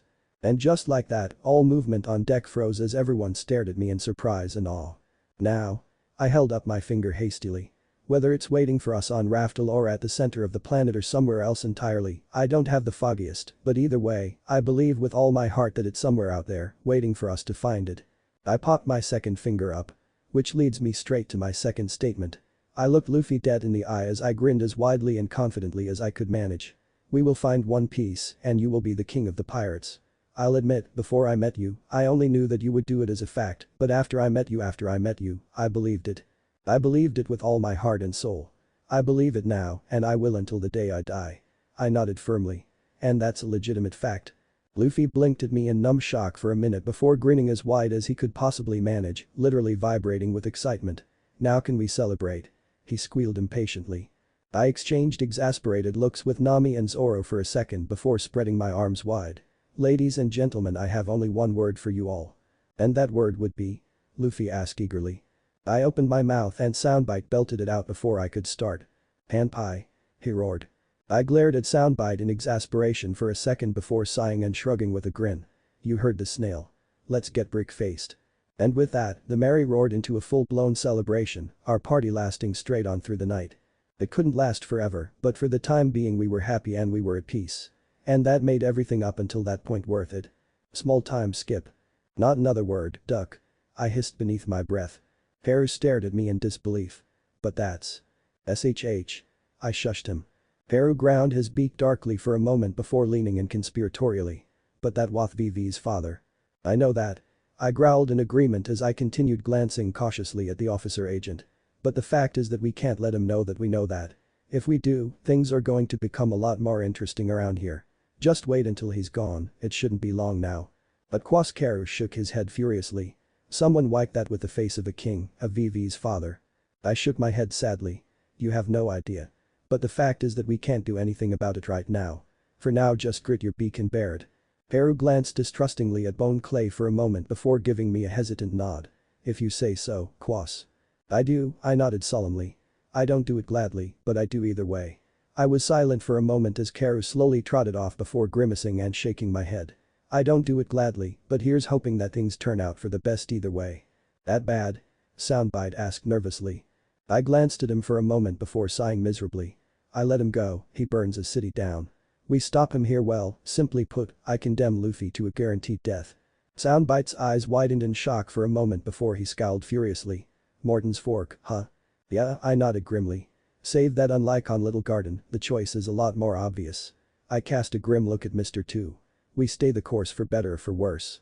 And so Mr. 2 and our more childish crewmates played and celebrated for several minutes under my, Zoro's and Nami's supervision so as to ensure he didn't grab anyone else's faces. At long last, though, the fun came to an end as Mr. 2's swan-headed ship came into view and he leapt aboard. Farewell, my friends. He cried sadly. May we meet again one day. Goodbye, weird guy. We'll miss you. Luffy cried. Aye, weird guy. Chopper and Usopp concurred. Oh don't worry, we'll be seeing him again, I informed them blandly. Now then, my men. Mr. Two pointed forwards dramatically. Let us be off. Yes sir, Mr. Two-Bone Clay sir. His crew cried out as they set their ship's paddles to charge off at full speed. We watched the ship draw off for a few moments before I finally spoke up. Oh yeah, we'll be seeing him again real soon, I deadpanned. That was Mr. Two. Luffy, Chopper and Usopp squawked in disbelief. Seriously, that was one of the strongest officer agents in Baroque works. Zoro scoffed. I guess it takes all kinds, huh? Nami asked weakly. That was actually Mr. Two-Bone Clay. Vivi gasped in shock. Didn't you know what he looked like? Usopp demanded. Nah, we never met anyone Buuut I, and that was enough for me. Karu squawked in denial. But I did hear rumors, Vivi moaned as she sank to her knees. That he's a flamboyant crossdresser, that he has swans on his coat and the words Akamawe are printed on his back. Are you blind? Luffy, Usopp and Zoro deadpanned in disbelief. Would you like me to suggest some memory exercises for you now, or would you rather wait until after you forget some touchy nation's customs? I asked innocently. Unfortunately, drawing attention to myself was not the proper course of action for me to take. Vivi immediately snapped to her feet and rounded on me, fury in her eyes. Why didn't you tell us who he was? She demanded. That man had my father's face. Baroque Works has his face. Can you even imagine the kind of damage they could cause? I winced as I recalled the images of a burning city. All too well I sighed grimly for a second before rallying swiftly. But well, the damage he'll cause right now will be devastating. The damage that would have been caused by stopping him back then would have been positively cataclysmic, if not fatal. Believe me, I didn't like staying silent, but it was the only option I had. The fact is, we needed him to be our friend. I don't like it any more than you do, but for now the Akama goes free. And besides, I grinned confidently. I've already done more than enough to nullify him completely. Oh yeah? Zoro grunted in confusion. How so? Easy. I jabbed my thumb at Nami. He didn't get her face. Nami blinked in confusion at that for a moment before sighing heavily and slapping her hand to her face. Sanji will be fighting him, won't he? You called, my love. Said Cook swooned as he swirled up to our navigator. Where the heck were you? Karu demanded.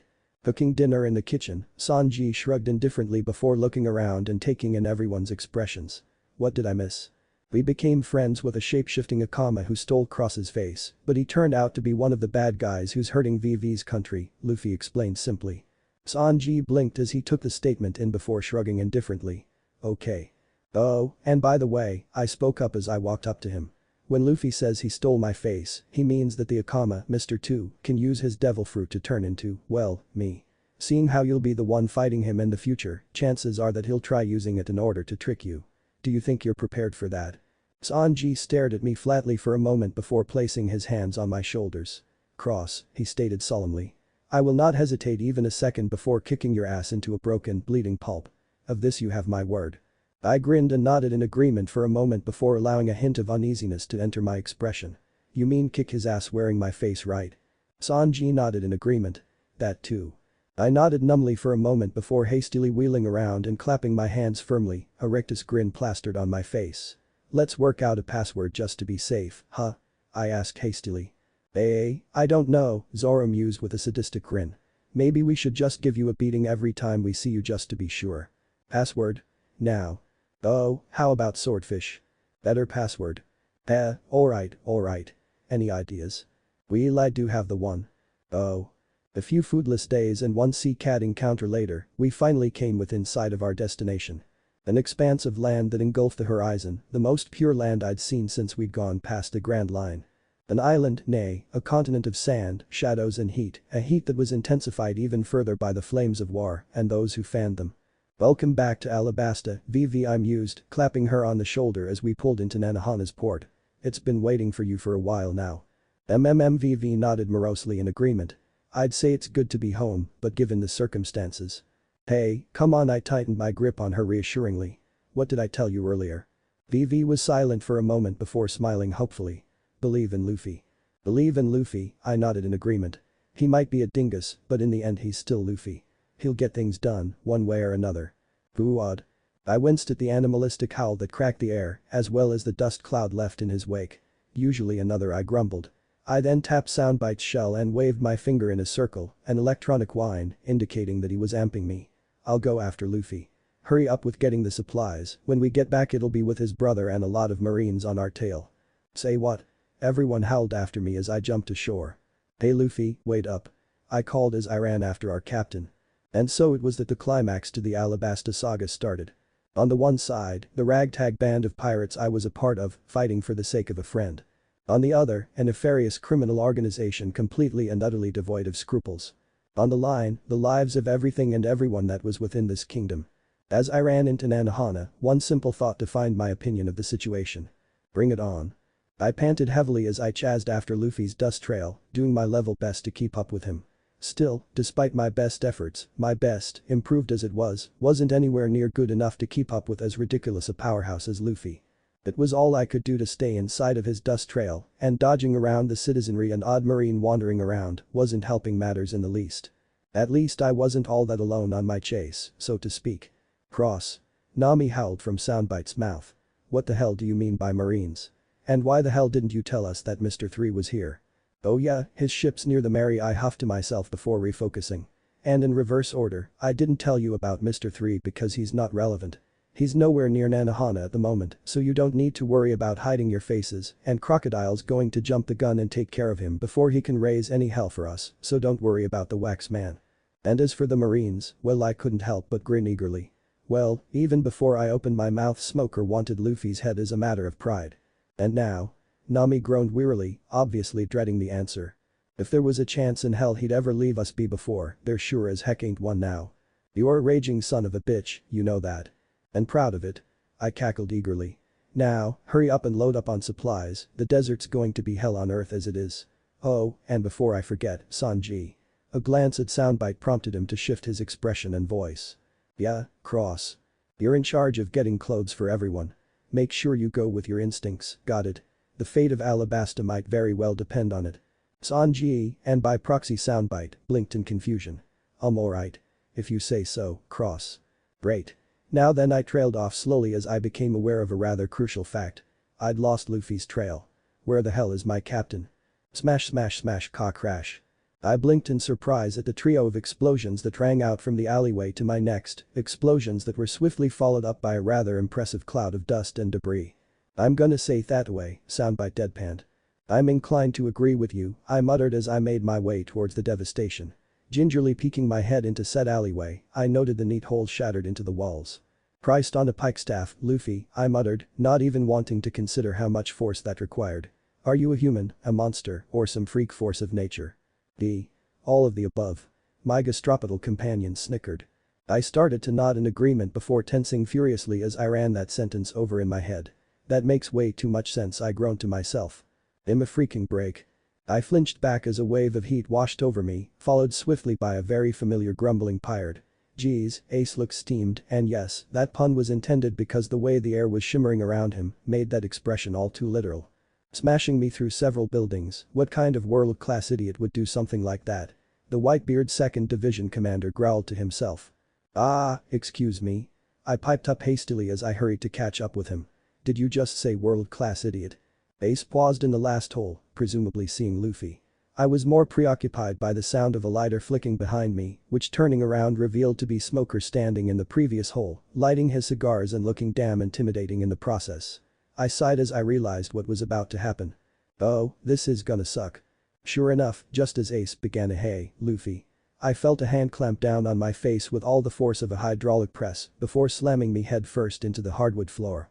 It'd say bad things about the past few weeks that an impact that should have, by all rights, split my head like an egg only hurt a little more than a common bump. Yes. By God, yes.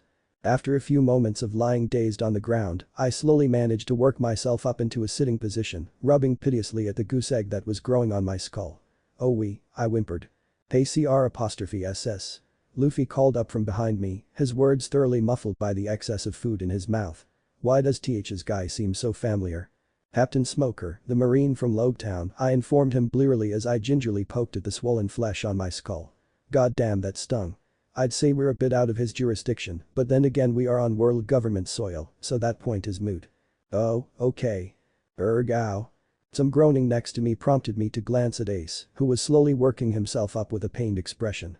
Last time I let my hockey slip, even in paradise, he growled to himself before focusing on me. Hey, you know my brother? I nodded before holding my hand out to him.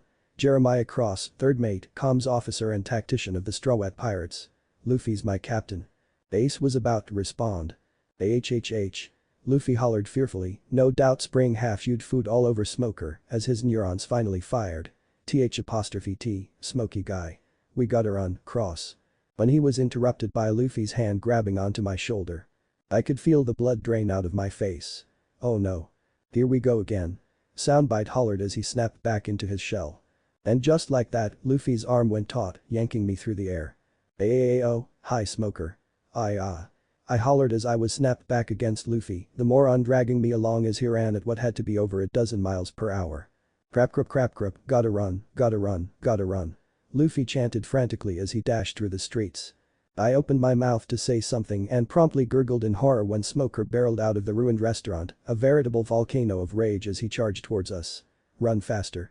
Running faster. Luffy concurred frantically. Hashigi. Smoker suddenly roared. It's Strawat and Cross. Stop them, now. I twisted my head around in order to glance over my shoulder and paled as I caught sight of Officer Tashigi falling into a ready stance. Run some other way. Right. Luffy nodded in agreement, snapping his arm out as Tashigi slashed at him and whipping us up the side of a building, finally coming to a momentary halt on the roof before continuing. That was close. How you doing, Cross?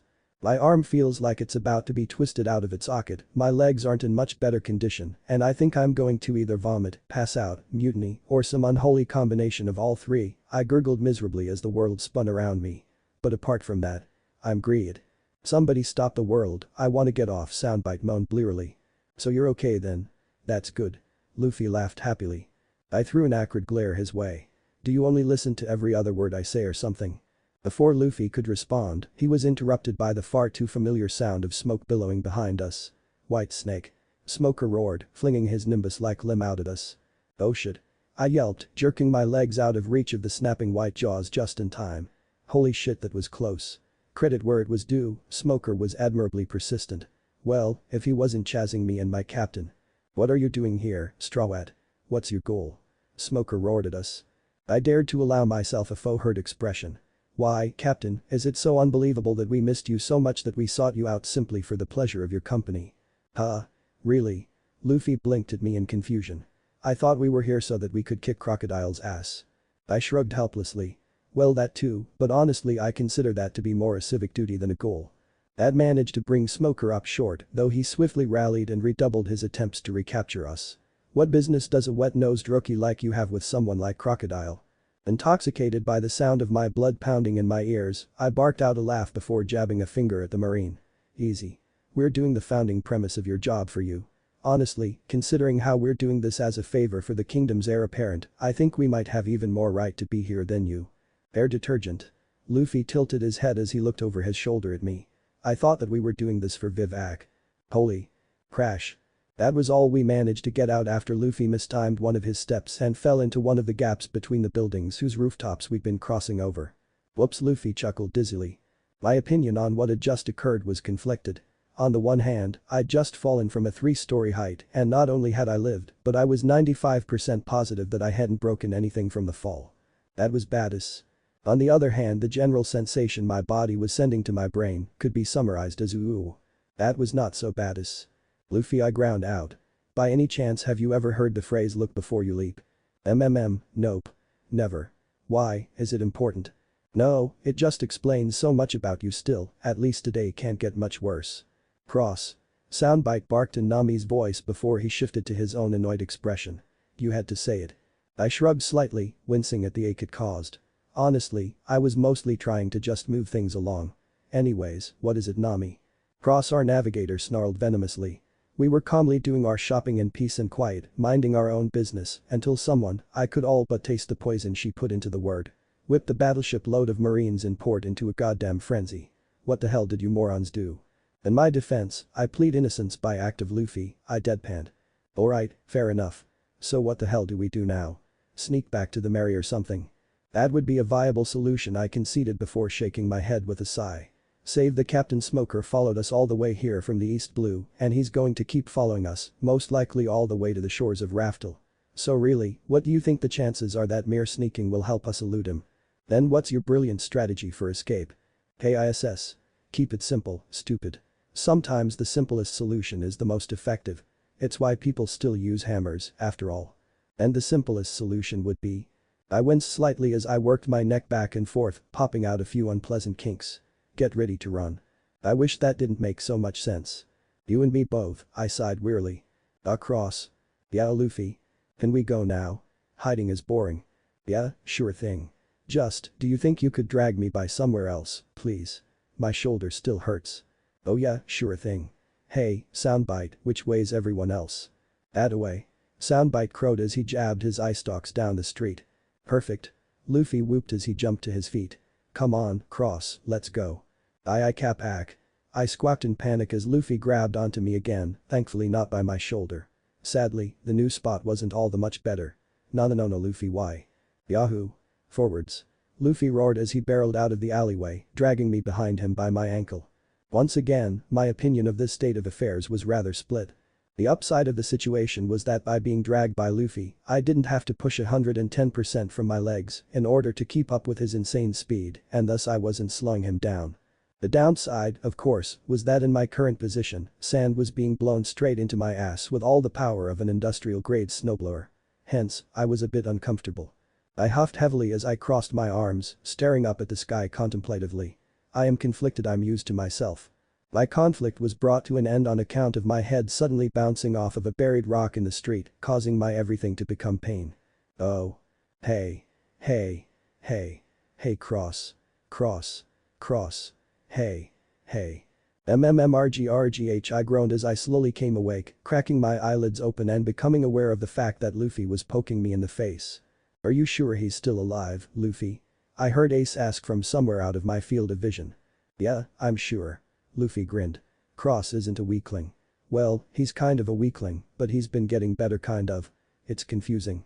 No, you're just a moron. Soundbite cackled. Deciding that enough was enough, I announced my return to the realm of the waking by shifting around and promptly hissing in pain, wincing as I dug my hand under the back of my head.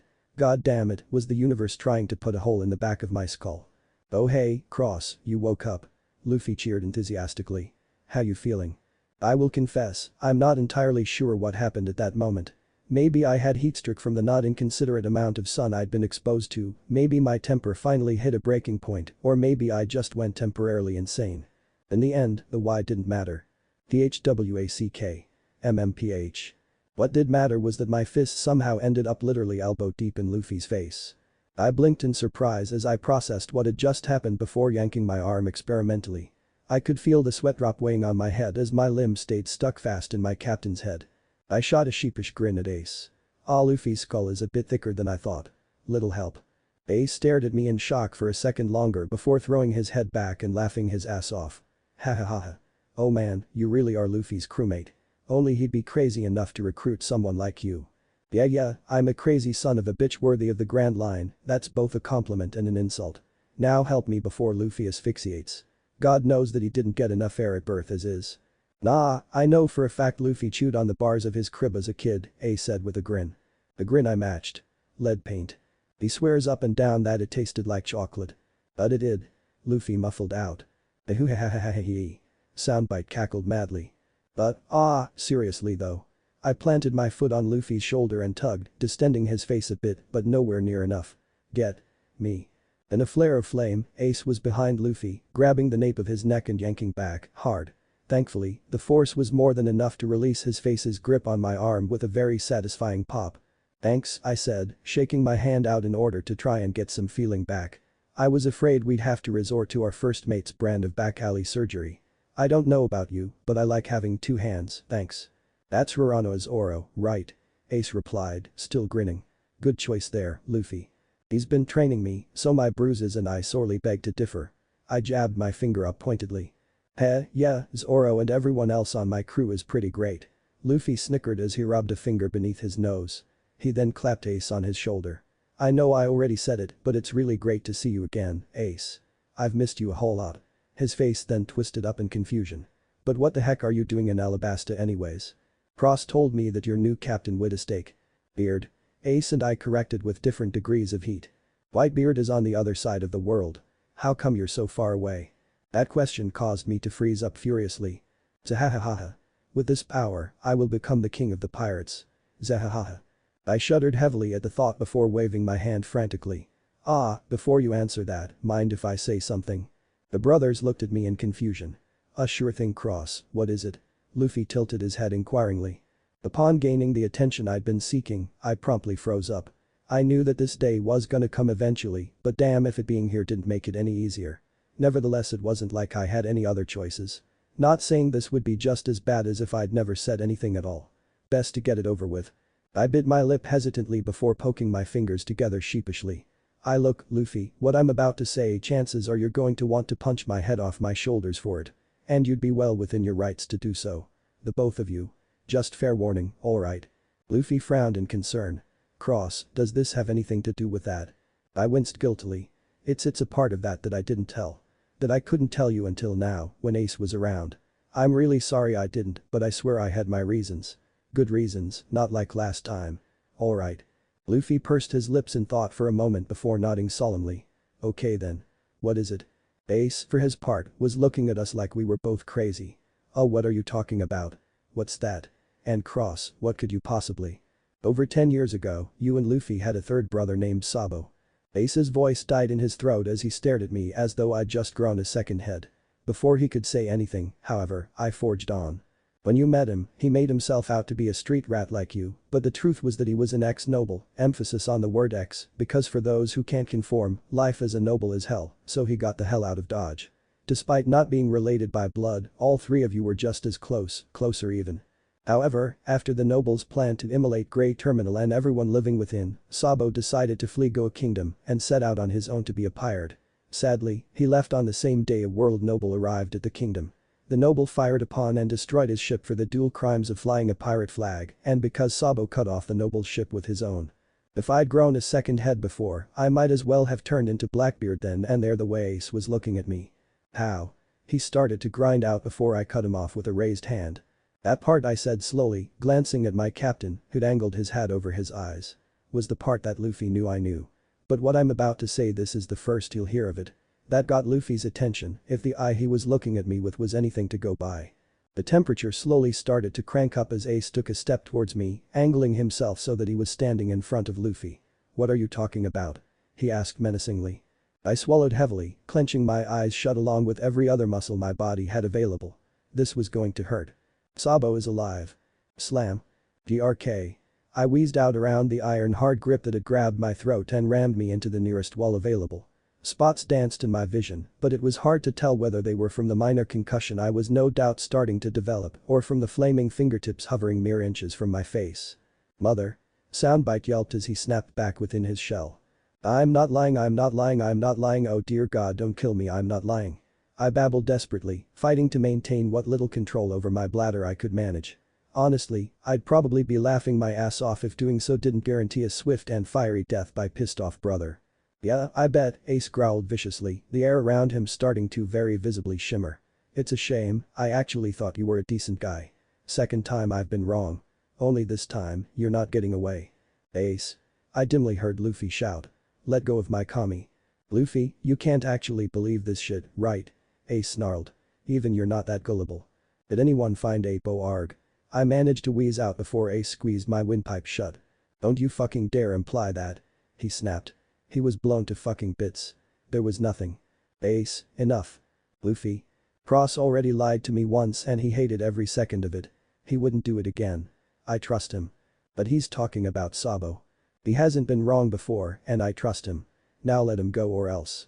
Throughout this exchange, darkness had been slowly creeping up the edges of my vision.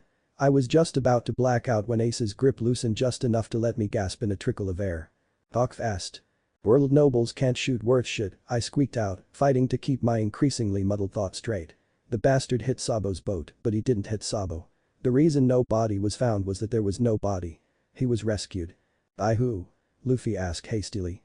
The same people who rescued the people of Grey Terminal before they burned, I gasped out. Dragon and his revolutionaries. Dragon rescued him, they nursed him back to health. Sabo would have come back if he was still alive. Ace barked viciously. He didn't remember you literally. I tacked on swiftly as the fireman's fingers flared. He didn't get out unscathed, he had amnesia, has amnesia. But the only reason he knows his own name is that it was sewn into the lining of his hat. Everything before getting blasted was a blank. Then why didn't they just take him back to Goa, huh? Why take him along? I shook my head miserably. Sabo's love for you was strong, but his hatred of Goa was stronger. Every fiber of his being screamed at him to not go back to Goa, and the revolutionaries accepted. They took him with them. He's still with them, he's Dragon's chief of staff, he's alive, I swear it. Stared at me unreadably for a moment before finally releasing me and stepping back, allowing me to slump against the wall as I hacked and coughed miserably, massaging my bruised and burned throat all the while. Think why? Say it again. I blinked in confusion as I looked up at him. Wah. And just like that, the words died in my throat. No, that's not right. It wasn't anywhere near that simple. My breathing stopped, my heart stilled, my soul withered, it wasn't just my words that died, I died. For a brief moment it was indescribable, really. Where to start? The sun, I guess, would be a good place. Imagine it. A nuclear ball of flaming gas and plasma, massive and hot beyond all reason, beyond all sanity, all imagination. Imagine all that fire and heat and light and power. Then imagine you, a meager, puny, insignificant person, infinitesimally small on the cosmic scale, were standing in front of it. Just try and conceive of it. An absolute nothing like you standing up against the might and power of a fact. An absolute goddamn fact of the cosmos. Staring at Ace, at that moment that was exactly what it felt like. Absolutely, legitimately what I felt like. Say it again, he stated. As shivers racked every inch of my body, I became aware of the fact that at some point or another I'd fallen to my knees. Then I realized that I was crying. Then I realized that Soundbite was lying KO on my shoulder, foam bubbling furiously out of his shivering shell. Finally I managed to force myself to speak. I swear, I breathed. I swear to God, I swear to the devil, I swear on my friends, I swear on my friendship with Luffy, I swear to you. Sabo is alive and well. I would not lie. And just like that it was over, allowing me to collapse forward on all fours. I dry heaved repeatedly as I grappled with my entrails. Holy fuck. Welp, it was fucking official. Conqueror's hockey. Never again. Once was equivalent to a religious fucking experience, and Ace wasn't anywhere near the worst this world had to offer. And again, I'd gotten a close-range blast directed specifically at me. A more general burst was probably not as bad. Now I kinda wonder what that would feel like. I might have something of a problem. He's alive. Huh? I blinked at Ace in confusion. The 2nd Division commander was supporting himself against one of the walls, visibly fighting to stay upright. Honestly, if the joyous expression on his face was anything to go by, I couldn't find any fault with him. He's alive, our brother's alive. He repeated to himself rapturously, tears of joy streaming down his face. It was a true testament to Ace's will that as fast as he broke down, he managed to pull himself back together. This was especially fortuitous on account of how he was able to hastily tackle Luffy and force his mouth shut, keeping him from literally bouncing out of the alley in his ecstasy. "Quiet, you idiot, do you want the Marines to hear you?" he hissed frantically. "Or Baroque works for that matter, the town is crawling with billions," I added. I grinned at the bemused look Ace shot me. "We're going up against Baroque Works, a top-secret criminal organization sowing unrest and anarchy in the kingdom." Ace rolled his eyes with a sigh. "I should have figured. Who's the boss? Anyone I know?" "It's gonna be Luffy versus Crocodile." Soundbite whooped. "Kick us to the max." That got an impressed look out of Ace. "Barely even what, a month?" Luffy mumbled out with a nod. "Barely even a month and you already managed to piss off a warlord. I don't know if that's a world record or a testament to your lucky stupidity. A little of column A, a little of column B, in my opinion." I waved my hand side to side. "Ha. Fair point." Ace barked in agreement before looking down at Luffy. "Now then. I'm going to let your mouth go. Do you promise to not shout loud enough that they'll hear you back home on Dawn Island?" My captain nodded. "He's lying through his teeth, of course," I deadpanned. Of course Ace sighed in agreement. "Alright, 1, 2, he removed his hand from Luffy's mouth. "He's, Grk." And promptly squeezed Luffy's throat halfway shut. "Lower the volume." "He's alive." Luffy choked out, sounding for all the world like a dying squeaky toy. "Yes, he's alive." I concurred wearily. "Now all we need to do is stay alive so that you can live to see him. Sound good?" Luffy blinked as he processed that before nodding reluctantly in agreement. He then tilted his head at me in confusion. "Why didn't you tell me, Cross?" Ace let go of Luffy as he looked at me. "That's a good point. Why didn't you tell Luffy this earlier?" I gave the pro-pirate a flat look as I pointed at the still stinging burn finger marks on my throat. "Because if Luffy came up to you saying how I said Sabo was still alive, you'd have thought me some kind of con man trying to prey on the memory of your brother. After that, well. Burn, baby, burn." Precisely, I nodded solemnly as I pointed at Soundbite. Ace had the decency to adopt a sheepish look as he averted his eyes from me. Ah well I'm not that bad. Nah, it's actually a good reason, Luffy nodded in agreement. You'd totally do that. My thoughts exactly, I concurred. Pretty predictable. Soundbite tacked on. Alright, shut it, you jokers. Ace huffed in embarrassment. Anyways, shouldn't we be trying to get back to your ship? I'm assuming you know where it is, he directed the question at me. Outskirts of town, hidden in the outcroppings. Should be easy enough to find. Come on. I waved for them to follow me as I started to walk down the alleyway in the direction Soundbite jerked his eye stalks. We calmly made our way through the back alleys of Nanohana, doing our best to stick to the shadows and avoid the main streets. All the while, Ace and Luffy chatted animatedly as they caught up with each other. For the most part, I just stayed quiet and let them be. After all, this was between them, I had no right to intrude. Overall, it was shaping up to be a rather calm winding down of events. Until Soundbite discreetly bit me on the shoulder. Lot of guys with guns and swords coming our way. Not Marines, he hissed. I clicked my tongue in annoyance. Billions. Damn it, and if Soundbite eyed them by their weapons, then that meant that there were doubtless more watching us without weapons, ducking Soundbite's notice. Well, at least I couldn't complain about things being boring, could I? Hey Cross. Yeah Ace. I glanced over my shoulder at the New Worlder. Not that I don't appreciate what you've told us, but, well Ace spread his arms with a shrug. How the heck did you know everything you knew? I can accuse you all I want, but there's just no way in hell you're from Goa, or Grey Terminal, or Dawn Island in fact, I don't think you're from the East Blue, period. And I'm guessing from the way you were unconscious you don't have a devil fruit, so how could you know about Sabo's existence in the first place? I hesitated as I considered whether or not to tell him, then I was going to tell him either way, it was just a question of when before focusing on a pair of items ahead of me. I grinned eagerly as I jogged up to them. I'll tell you what, Ace. I'll tell you how I know what I know once we get to the Mary, and some extra. I spun around and held out 2 4-foot-long lengths of pipe to the brothers. And in return, you guys show me how 2/3 of the Grey Terminal brothers get things done. Deal? Ace and Luffy blinked at me in confusion for a second before visibly putting themselves into relaxed positions as I purposefully glanced at the rooftops. Sounds fair to me, Ace shrugged as he took one of the pipes, giving it a contemplative swing. What about you, Luffy? Well, it has been a while, Luffy mused as he weighed the pipe in his hand. I mean, I can hit a lot harder than this, you know. What's wrong, little brother? Afraid you might be rusty after so long? Ace teased. Heck no. Luffy huffed indignantly. I can kick anyone's ass anyway any day. I'll kick the asses of the Baroque bastards trying to sneak up on us no problem. The air seemed to freeze around us as Luffy spoke those words. Finally, Ace and I directed flat glares at him. You moron, we chorused, each of us facepalming. And just like that, things went straight to pot as a half-dozen billions jumped down, brandishing daggers, swords, and other sharp things. One of the billions was even sporting spiked boots, of all things. No devil fruit abilities, okay, Luffy. We want to give these guys at least a sporting chance, Ace drawled nonchalantly as the Baroque Works agents fell. Sure. Luffy said, grinning. Wanna see who can take down the most? You're on. Guys. I said nervously as the agents fell closer and closer. I needn't have worried. With a mighty shout of 4. Ace and Luffy swung their pipes, each of them hitting 3 agents and sending them flying over the buildings, hemming us in. Who's next? Ace taunted, tapping the pipe on his shoulder.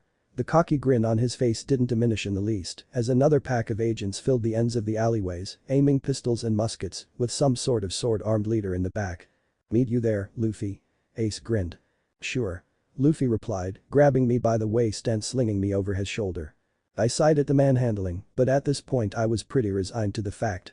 Just remember that I'm not bulletproof, okay? Gotcha. And with that, we were off.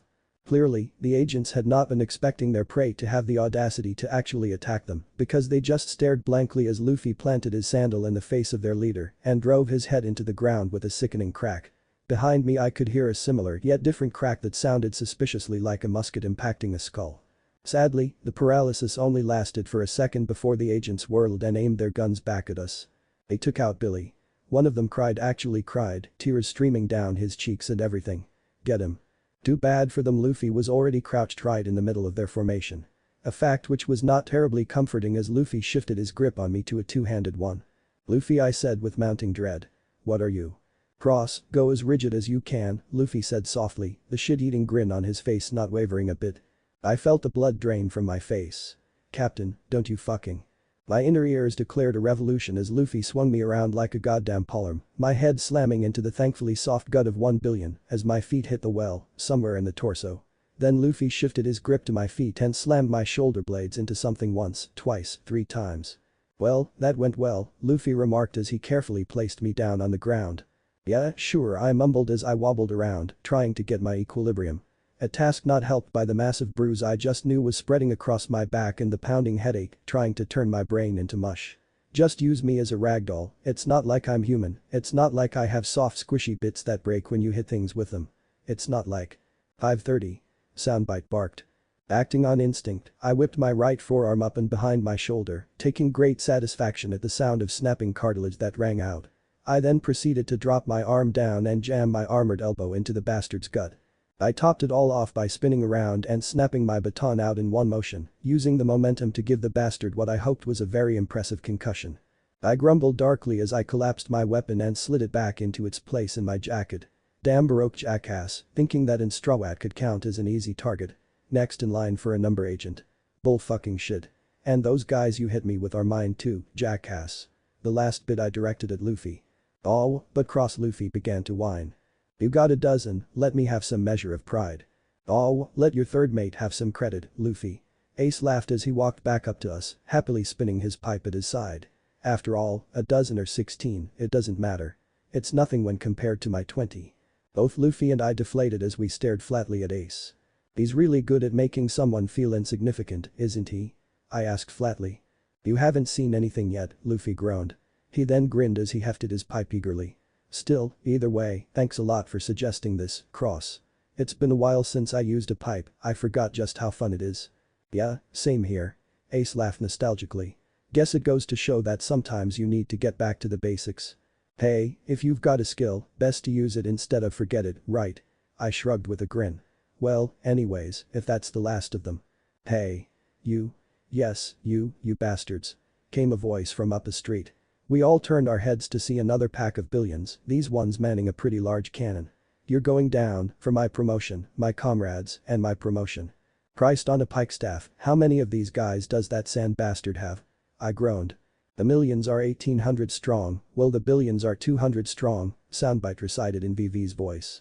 "Oh, right," I groaned wearily. "Well, where do you think he got all these guys, then?" "Thugs are us."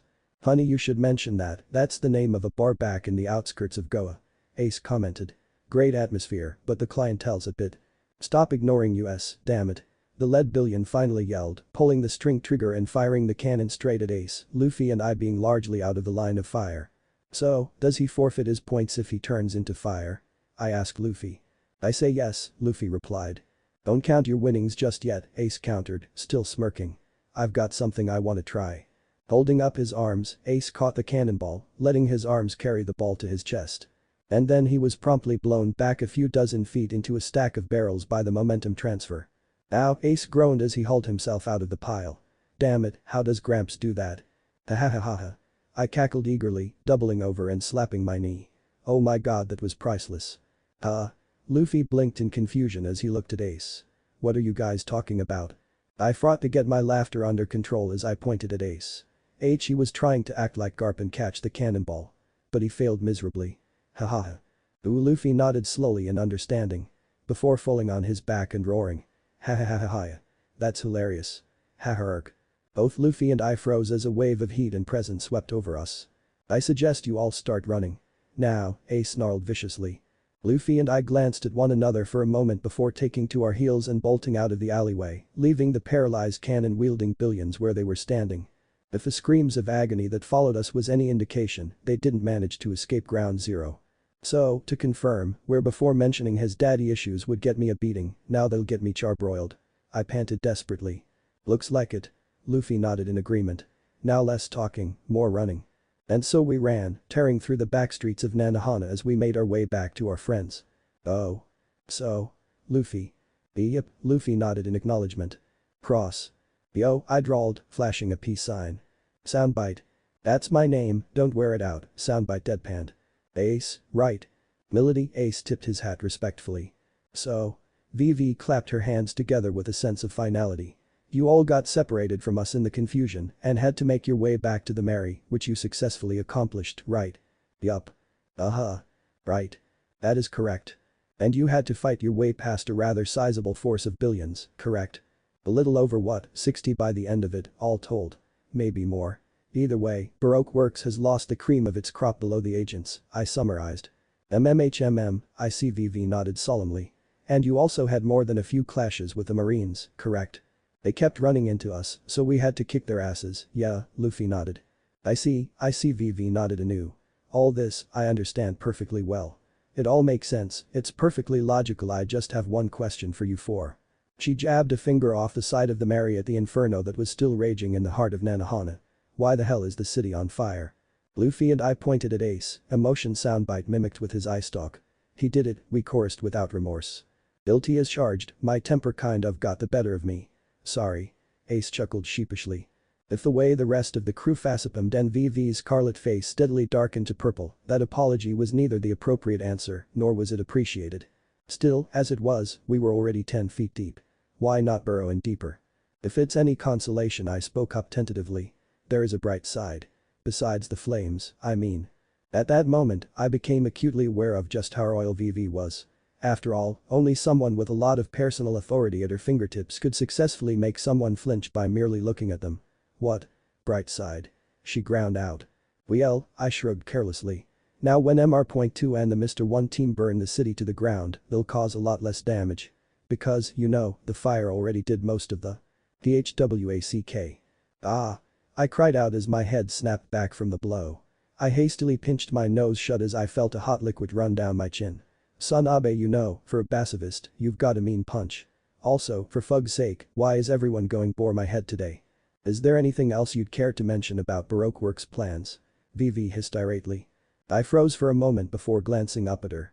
Bomb capable of eviscerating all Abalubarna hidden in Das and Sand Clan's headquarters.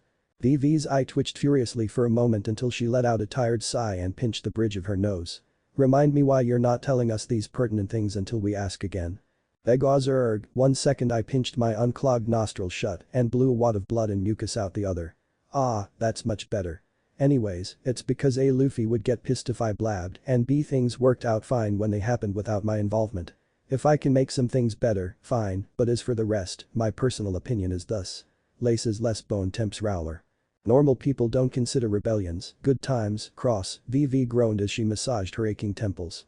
For the record, just how much has your presence changed already? Sanji put in. Let's see. I started counting off on my fingers.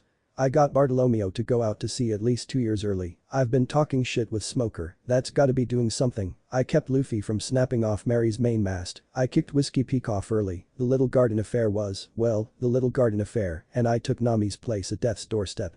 I glanced at Soundbite. Am I forgetting anything? The snail rolled his eyes with a sigh. Besides the obvious. No, you got it all. Ace whistled in awe. Okay, I'll be the first to admit. That's impressive. I'd think you were me. Thank you. So, moving on? I queried innocently. Just VV held her hand up with a sigh. Are you not mentioning anything else, Cross? Why? It's not like my actions will slowly and irreversibly change everything I know, I snarked before freezing and facepalming as I processed what I'd just said. Okay, in my defense, I've taken a lot of blows to the head today. I held my position for a moment as I thought things over before looking VV dead in the eye. No, I am not neglecting to mention anything else, I calmly lied through my teeth. Now, can I go and clean the blood off my everything? Seriously, I've got at least a liter on me that isn't mine and a pint that is. VV sighed in relief and nodded, waving her hand for me to go. The second I was behind her back, I shot a look at Nami and Zoro. If the stares I got back were anything to go by, they understood perfectly that we needed to talk later. And they weren't the only ones I had to talk to. Once I was sure the trapdoor to the guy's room was shut, I tapped my ear. Ace, and keep it quiet. A moment's wait and I heard the whine. Get away from everyone when you can and meet me down here, quietly. We need to talk. It was a true testament to Ace's skills and abilities as a Loja when, 10 minutes later, a stream of fire slid through the Going Mary's planks and into the room, swiftly solidifying into a familiar corporeal form. I glanced up at the planks contemplatively before whistling in awe. Goddamn, and not even so much as a scorch mark. It's official. While the overconfident idiots might die young, true blue New World grade Loja are terrifying. Thanks for the compliment, Ace nodded gratefully. Now then, you wanted to talk. I winced and started scratching the back of my head uncomfortably. Yeah, listen, Ace, fair warning. You're going to want to turn me into a briquette just as much as before and with just as much reason. But this time I am begging you to hear me out. Ace stared at me silently for a second before tilting his hat down solemnly. That bad? Perhaps even worse. The division commander was silent for a moment before nodding. I'm a mature adult, I can take it. Hit me. Right, I pursed my lips before sighing and speaking. Alright, I'll make this short and sweet. You need to either seriously rethink your strategy for dealing with Blackbeard or abandon this crusade flat out, because if you don't, then I guarantee you that you, Whitebeard, and the Whitebeard pirates as a crew will die. Ace visibly flinched, the temperature of the room spiking as he visibly fought against his entire being in an attempt to keep from jumping across the room and doing something unspeakable to me. He fumed silently for a moment before glaring darkly at me. Talk fast. I sighed in immense relief before hastily collecting my thoughts and dredging up the argument I'd come up with. Marshall D. Teach might seem like a fat bastard, and he really is one, but the truth of the matter is that he's a fat bastard who is leaps and bounds above your weight class. He's a genius tactician capable of utilizing grand strategy and I think game theory. Point is, his mind is as vicious as his powers and the dark fruit is terrifying enough as it is. If you try and take him on in a straight fight, you will get your ass handed to you. Ace opened his mouth to say something, but I swiftly held my hand up. I then slowly pointed at my left eye. He scarred Shanks, I stated firmly. Before he got his devil fruit. Before Shanks lost his freaking arm. Whether it was before or after Shanks became an emperor, I don't know, and in the end it doesn't matter. To this day, Shanks is wary of him. He's even going to go to Whitebeard with a gift in order to get him to order you back. Whitebeard will refuse, and that will be a fatal mistake. Ace swallowed heavily as he mulled what I said over. How will him killing me do anything but bring the Whitebeards down on his head? I bowed my head solemnly. Because he won't kill you. He'll hand you over to the Marines so as to become a warlord. He becomes a warlord, he gains access to Impel Down. He gains access to Impel Down, he gains access to a meat market of the vilest, evilest, most down and out monster specimens of humanity this world has to offer. He'll have access to the perfect members of his crew. Do you see what I'm saying here? The Marines will try and execute you. They will effectively declare war on Whitebeard and he will respond with gusto. That fight will rock the world to its core, to its very foundation. It will be known as the War of the Best and it will change the very face of this planet. All because Blackbeard wanted a recruitment drive. Do you really think that you can deal with someone like that alone and come out on top? That anybody can? Mercifully, Ace's expression showed the appropriate amount of fear. Unfortunately, however, he also had a glint of stubborn, stupid brain-dead pride and duty in his eyes that made me curse furiously. Son of a goddamn it man, you died in Luffy's fucking arms. That got a jolt out of him. No, you can't let him get close to that kind of a shit show, you need to stop him. Stop him, I demanded, flinging my arms out wide. For the love of God, Impel Down couldn't stop him, the full force of the fucking Marines couldn't stop him, nothing stopped him from getting to you, from rescuing you. He fought as long and hard as he could until you were home fucking free. What the hell do you think I could do to stop that? Ace made to respond, then hesitated. Wait, if we were really home free, then how? You were killed by the exact same thing that's driving you headfirst to death now. I snarled as I jabbed him in the chest. Lethal amounts of fucking bullshit pride. You couldn't stand listening to a king of badmouth Whitebeard, you couldn't suck it up for 10 fucking seconds, and you died because of it. The flame man's face screwed up in anger. Hey, Whitebeard. Yes, Edward Newgate is practically a living saint, I know that, you know that, a majority of the freaking New World knows that. I spat. And the words of an arrogant vile bloward of a volcano will never, ever do anything to change that. And because you couldn't accept that, because you had so little faith in your captain, your father, I snarled directly in Ace's face. You died. In Luffy's arms. He blacked out and went on a grief-stricken rampage for almost a day. Sabo read about it in a newspaper, remembered everything, and went into a coma for 3. Ace opened his mouth. Whoosh. And I reduced it to a cloud of flames as I whiffed my hand through it. It didn't hurt him, but at least it shut him up. Luffy blamed himself, I hissed irately, so far past the point of calm at this point. He fucking blamed himself. He questioned himself. He said he was weak. He questioned how someone as weak as him could ever be king of the pirates. That did it. I could see it in Ace's eyes. The hurt, the shock, the misery. I hadn't managed to kill the flame of vengeance, no, I had no illusions of that, but at least now there was a seed of doubt in his determination, one that he couldn't ignore. Ace was deathly silent for what felt like an eternity before looking at me with a mix of emotions. I can't let Blackbeard go free, he stated, though this time it was more with resignation than conviction. I resisted the urge to punch him again in favor of sighing in relief at what progress we'd made. And honestly, that's fine by me. I want that bastard as dead as you do. Just all I'm asking is that you go in neither half-cocked nor alone. Call in the rest of the Whitebeards, find Sabo in the Revolutionaries and ask Dragon for help, swing by Fishman Island and talk to Jinbei, call in favors from Big Mom, Kaido, Shanks, hell, call Garp for backup if you need to, just get some freaking help. If you fight alone, then you're screwed. If you fight with someone at your side, I spread my arms helplessly. I can't guarantee victory, not against him, but I can at least say with confidence that you stand a chance. Get me? Ace contemplated things for a second before nodding slowly. Whitey Bay and Scordo are both maneuvering on this side of the red line, raiding trade ships heading to Mariajois. He grimaced uncomfortably. It'll take a while for them to backtrack this far into paradise, Blackbeard's trail could grow cold. I hid my wince at Scordo's name within a disgusted sneer. Believe me, the trail Teach leaves behind is a mile wide and scorched to hell and back. You won't miss it anytime soon. And if you really want to be sure, I can give you the island he'll probably be at by the time you get everyone together. Ace's eyebrows shot up in shock. That would definitely help, yeah. I nodded in agreement and started racking my brain. Geez, it was a minor location, not that important, it had an old western style to it, wooden buildings and whatnot, the people were wearing cowboy hats and ponchos, I think it was named like a fruit. Banro Island? Ace asked slowly. I snapped my fingers in triumph. That's the one. He'll be there when no unnecessary spoilers, captain's orders, but suffice to say that when Luffy's bounty skyrockets a second time, anyways Blackbeard will be on Banro Island. That's where you can find him and the other monsters following him. Ace's grin became truly vicious. Hey. I jabbed my finger up firmly. No going after him until after Whitey and Scordo are with you, Ace. If you face him alone, I guarantee you that your days on this planet will be numbered. Understand? I didn't wait for him to respond. Swear to me on your pride as a Whitebeard pirate that you won't go after him alone, Ace. Hey, I. Swear it. I demanded. Ace grimaced painfully for a moment before nodding solemnly. I swear on my pride that I won't go after Blackbeard alone. Happy? I nodded and smiled contentedly. Very much so. Now, let's rejoin everyone else on deck, shall we? Oh, and please, use the ladder.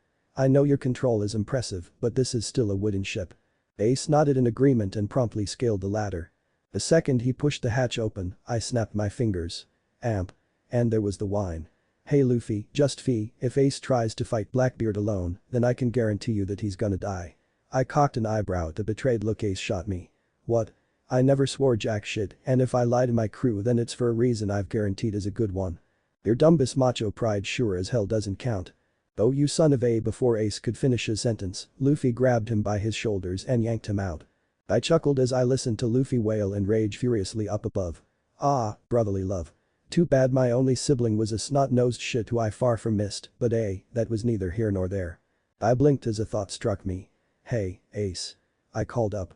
If you've got time, think you could leave us some instructions on a hockey training regimen? Oh, and I mean all three. Luffy's got that one too. Maybe it was wishful thinking, but I was pretty certain that the string of curses Ace shot at me was an affirmative. I shot a satisfied grin at Soundbite. I think that went pretty damn well, all things considered. You? We ain't cooking with evil gas in our own skins. I'll take it. Soundbite nodded in agreement. Indeed, my friend, indeed, I nodded back, a relaxed grin on my face. Today is a good day. Oh. You gravel-munching salt-huffing marine-loving rat bastard. I roared furiously at Ace's form as it departed into the sunset. That fucking acid had just fucking screwed me, and after all I'd done for him too. I don't see what you're so upset about, Cross, Zoro mused as he stood next to me, looking over the paper Ace had spent a full 5 minutes poring over, one I had really pinned a lot of hopes on. These instructions make sense to me. I shot a vicious glare at the swordsman. To be specific, I tried to immolate the paper he was holding with both my mind and my eyes. Oh yeah, they're spot on, alright. I growled as I snatched the paper out of his hands. Color of observation, I tore the paper in two. Listen really hard. Color of armament, I tore it into quarters. Concentrate willpower really hard. Conqueror's fucking spirit, I jabbed the paper at Soundbite, allowing him to shred it into fragments. Hell if I know, I've always just gone with my fucking gut. Raya. So I take it you're angry, Zoro summarized flatly.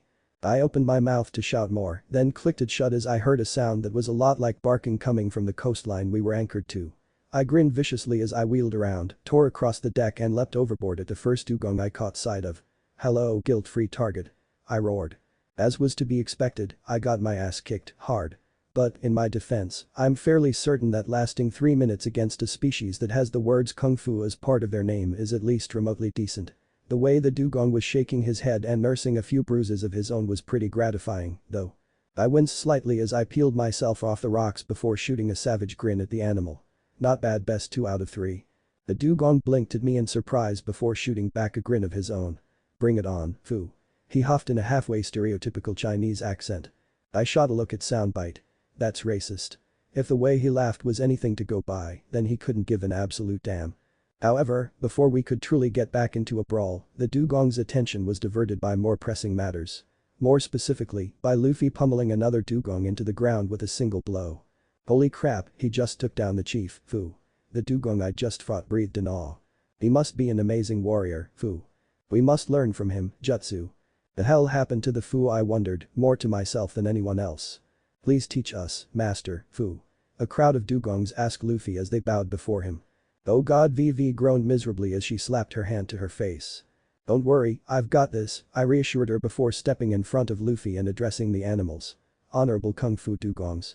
While on any other day there would be no issue with Luffy training you all in how to fight, I am afraid that now is not the time. We have urgent business in Yuba, which is situated in the center of the desert. You're all hardy, of that I have no doubt, but not even you can pretend to fare well against the ravages of the sands, can you? The dugongs milled about uneasily as they talked amongst themselves. Besides, I went on with a shrug. The fact of the matter is that you wouldn't get much use out of training with Luffy anyway. His fighting style is dependent upon his devil fruit and his strength is a product of his lifestyle. If you truly want to become stronger, then it's my opinion that you'll need to see about leaving where you feel most safe and venturing out into uncharted waters. Quite literally. I jabbed my thumb at the going merry. Personally, I suggest a skull and crossbones. That would all but guarantee you a slew of challenges the likes of which you've never even dreamt of. More murmuring from the dugongs, though this sounded a lot more positive than before. I grinned eagerly at the discussion I was hearing, and not even the exasperated stare Nami was giving me was doing much to dampen my mood. Seriously?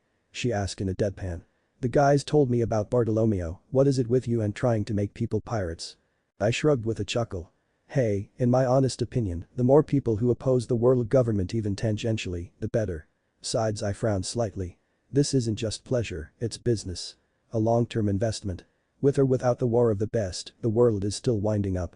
Big players are bracing themselves, weapons are getting primed and readied.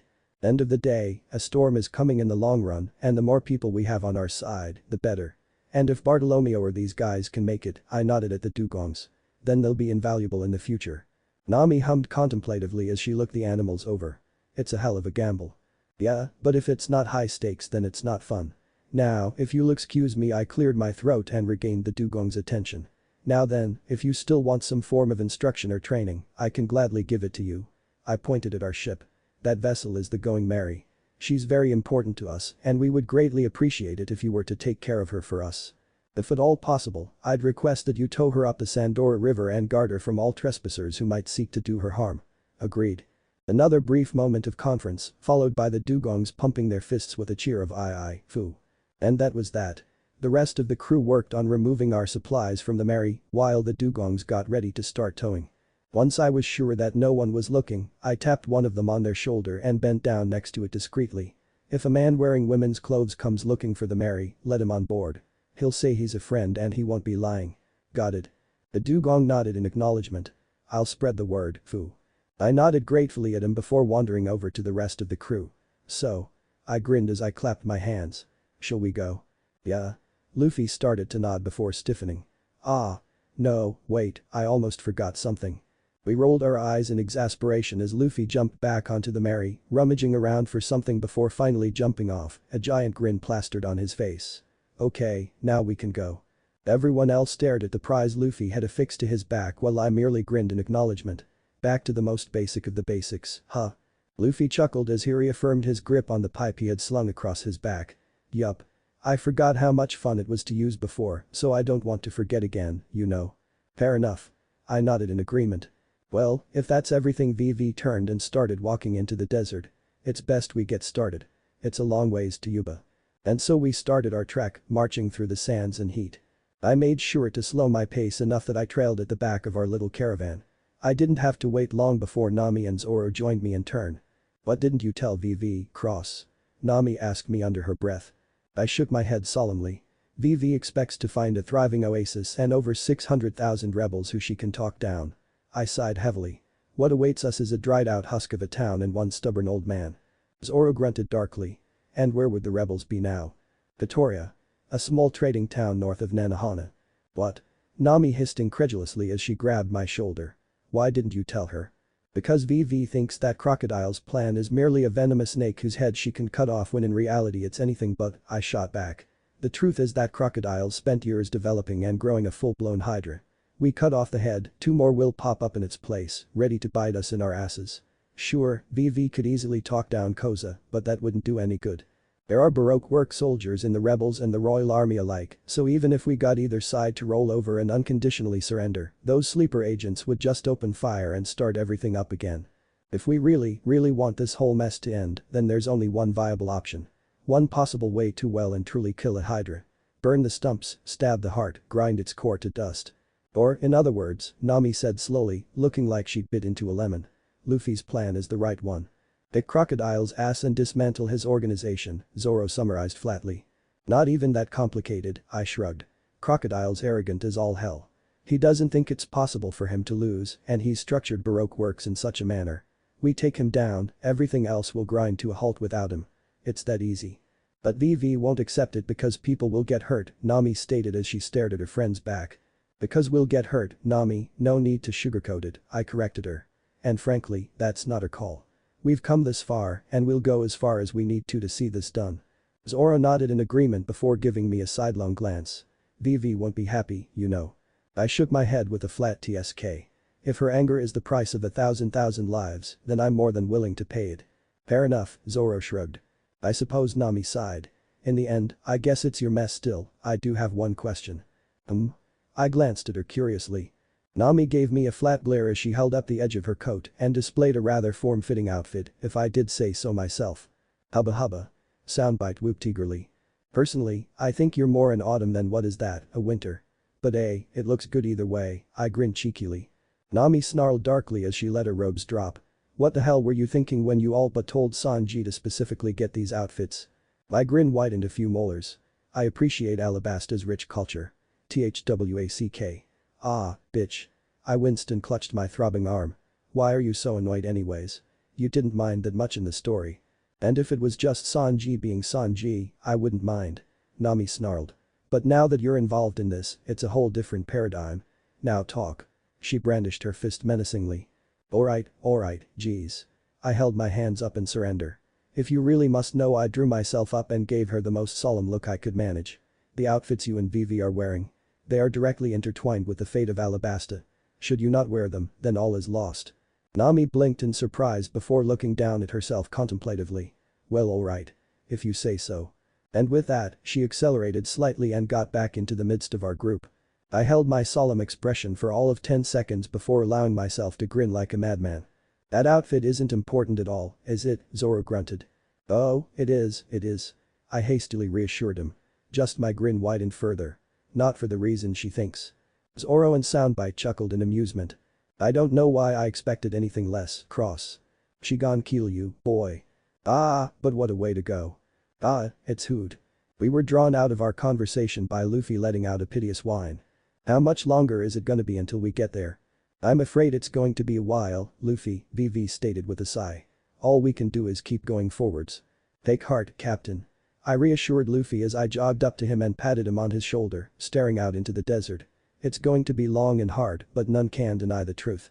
We're on the last leg of our journey. At this point, nothing can stop us now. Luffy was silent for a moment as he contemplated that. As he stared out into the vastness. Stared into the future, stared at the war to come. The struggle that lay before us. But it's still going to be long and hot, huh? As though God were punishing us from on high. Oh. Buuut. We know, Luffy. Buuut. We know. I'm out of Swede. We know. I sighed and wiped my forehead. However repetitive, damn if Luffy wasn't right. It was stupid hot, and worse, it wasn't the kind of heat I was used to. Florida was hot, sure, but at least the humidity kept you somewhat hydrated. Here in Alabasta. Not only was it even hotter than Florida, which I almost hadn't believed possible, it was dry heat. It was like an oven, and much like a cake, I could almost feel myself drying out. Still, at least I was better off than the rest of the crew. Ooh. Especially Chopper. Poor guy was entirely out of commission, lying on one of the sleds. It certainly didn't help that he smelled disturbingly delicious as well. I winced as my foot slipped slightly in the sand as I tried to balance the share of supplies I was carrying. I was especially cursing the fact that I had had the foresight to grab the water from Luffy. Upside, we wouldn't dry out like raisins. Downside. Holy shit, this stuff was stupid heavy. When I'd mentioned that to Zoro, he'd just laughed and said it was good training. It had taken VV and Usopp's combined efforts to keep me from breaking the cask over his skull. Apparently they didn't think dehydration was a worthy price like I did. I hope we reach those crags soon, or else I'm going to use someone's skin to make a freaking tent, I growled to myself. I'll help. Soundbite hollered in agreement, his voice only slightly muffled by the water barrel. I'd been forced to stash him there within a few minutes of us hitting the desert. It was either that or listen to a third rerun of Disco Inferno, and I was not going through that again if I could help it. Don't worry Cross, you'll be fine, VV patted my shoulder reassuringly. I know the desert might seem daunting, but there's really nothing to fear. I started to absent-mindedly nod in agreement. Then I froze as I actually heard what she said. My eye twitched furtively for a scant moment before I turned my head to shoot a sickly grin at the princess. Nothing to fear in the desert, I repeated slowly. Is that right? Is that what you just said? VV blinked in confusion at my tone. Yes, that's right, why? I immediately came to a halt as I grabbed the collar of her cloak. Nothing at all, absolutely nothing to fear whatsoever Luffy, don't eat that. I barked viciously. I wasn't doing nothing. Luffy mumbled out around his stuffed cheeks until Sanji kicked his stomach and forced him to spit our supplies out. Jerks. So again, to reiterate, I glared at VV viciously. Nothing, is that right? VV leaned away from me, confused and nervous in the face of my vehemence. Yes, nothing. Why? What's this about? It might have been the heat playing holy hell with me, but I swear that I felt something snap in the back of my mind then and there as I plastered a thoroughly sickly grin on my face. Ooh, nothing, I crooned sweetly. I'm just thinking that the story I read must have been in a different desert. After all, such a safe desert such as this one wouldn't have such dangers as hallucinogenic cacti that could throw Luffy into a rampage. VV blinked in confusion for a moment before stiffening slightly with a stricken expression.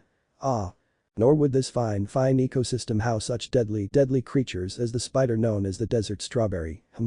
Sweat started coursing down VV's face and it had legitimately nothing to do with the heat. And of course, those vicious bandit birds that con people, no, not people, I jabbed my finger at Luffy.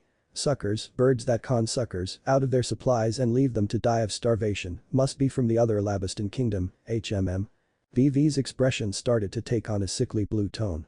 That is to say.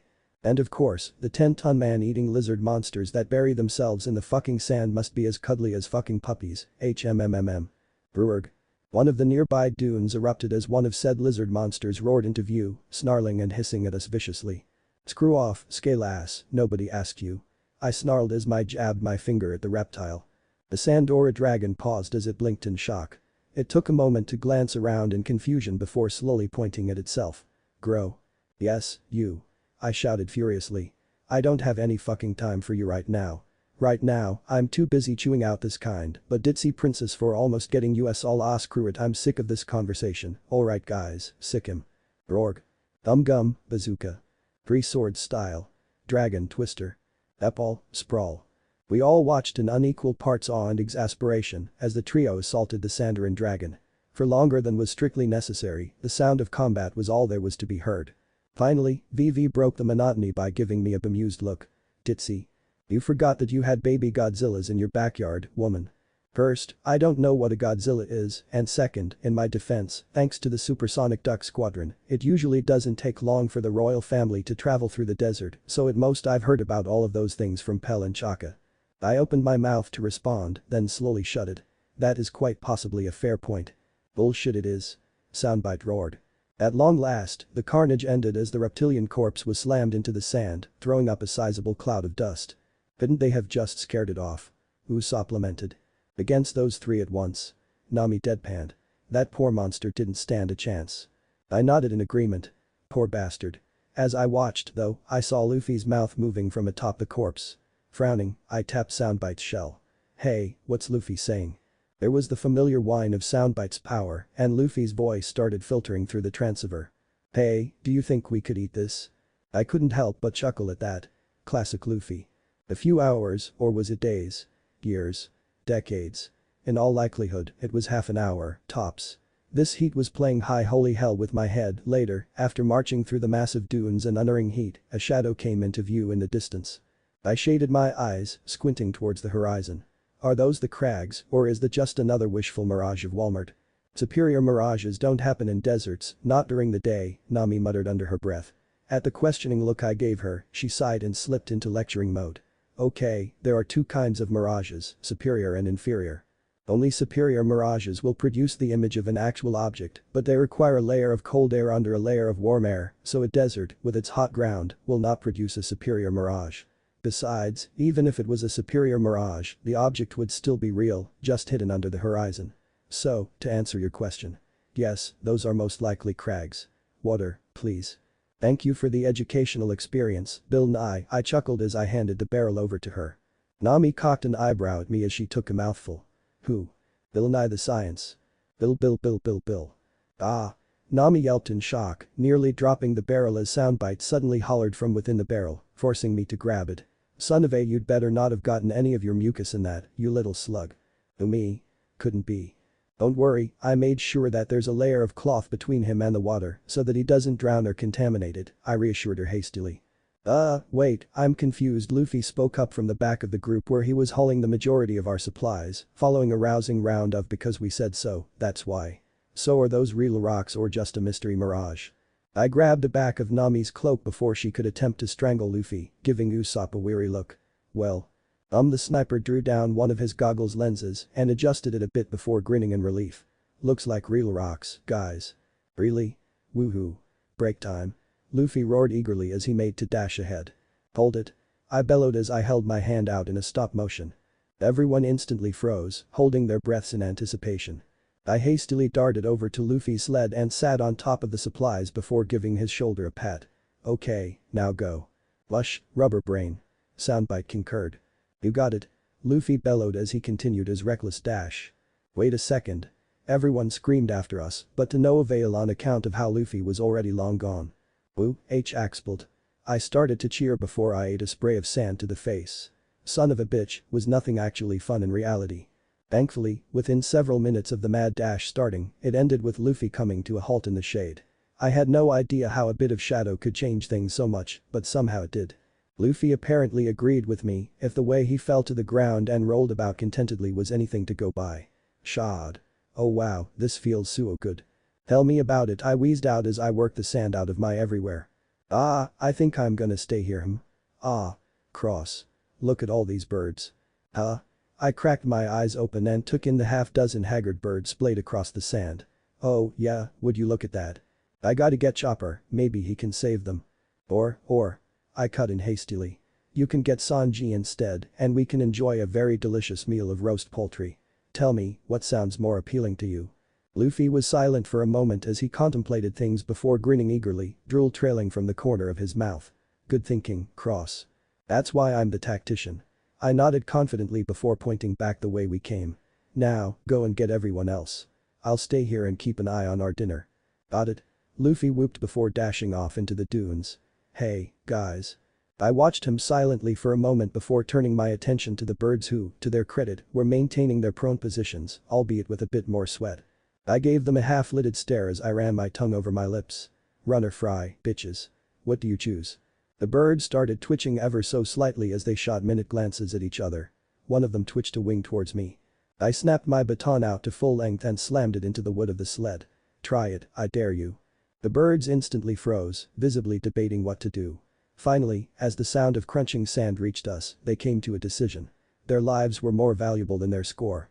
Thus, they shot to their talons with panicked squawks and hightailed it the heck out of there. Yeah, you'd better run. Soundbite hollered after them. Mr. Jeremiah, are you alright? VV gasped as she and the rest of the crew reached us. Don't worry, I'm fine. I waved at her happily. Those herons were total wimps, they didn't even try and fight. Thank God, VV sighed gratefully. They must have been too used to running their scams to pull anything else. Wait, those were those bandit birds you mentioned? Luffy demanded incredulously before growling viciously. Which way did they go? Luffy Nami started to sigh wearily. They went that way. I grinned as I pointed out into the desert. Brian. Luffy roared, darting off in the direction I indicated. What the hell, jackass? Nami and Sanji snarled as they simultaneously slapped the back of my head. Okay, first off, ow. Watch it. I winced as I rubbed the back of my head. And second, just wait a second, alright. Luffy'll be back soon enough and he'll be bringing company too. Oh really? What kind of company? Zoro said, cocking a curious eyebrow. Hey, here he comes now. Chopper called out as he pointed out at the dunes. He then squinted curiously. And something's chasing him. Breworg. Are you kidding me? Nami and Usopp chorused incredulously. He's also bringing a hyper-chivalrous camel with him. I shot at them before grinning impishly as I poked VV's shoulder. And as for you, you forgot they.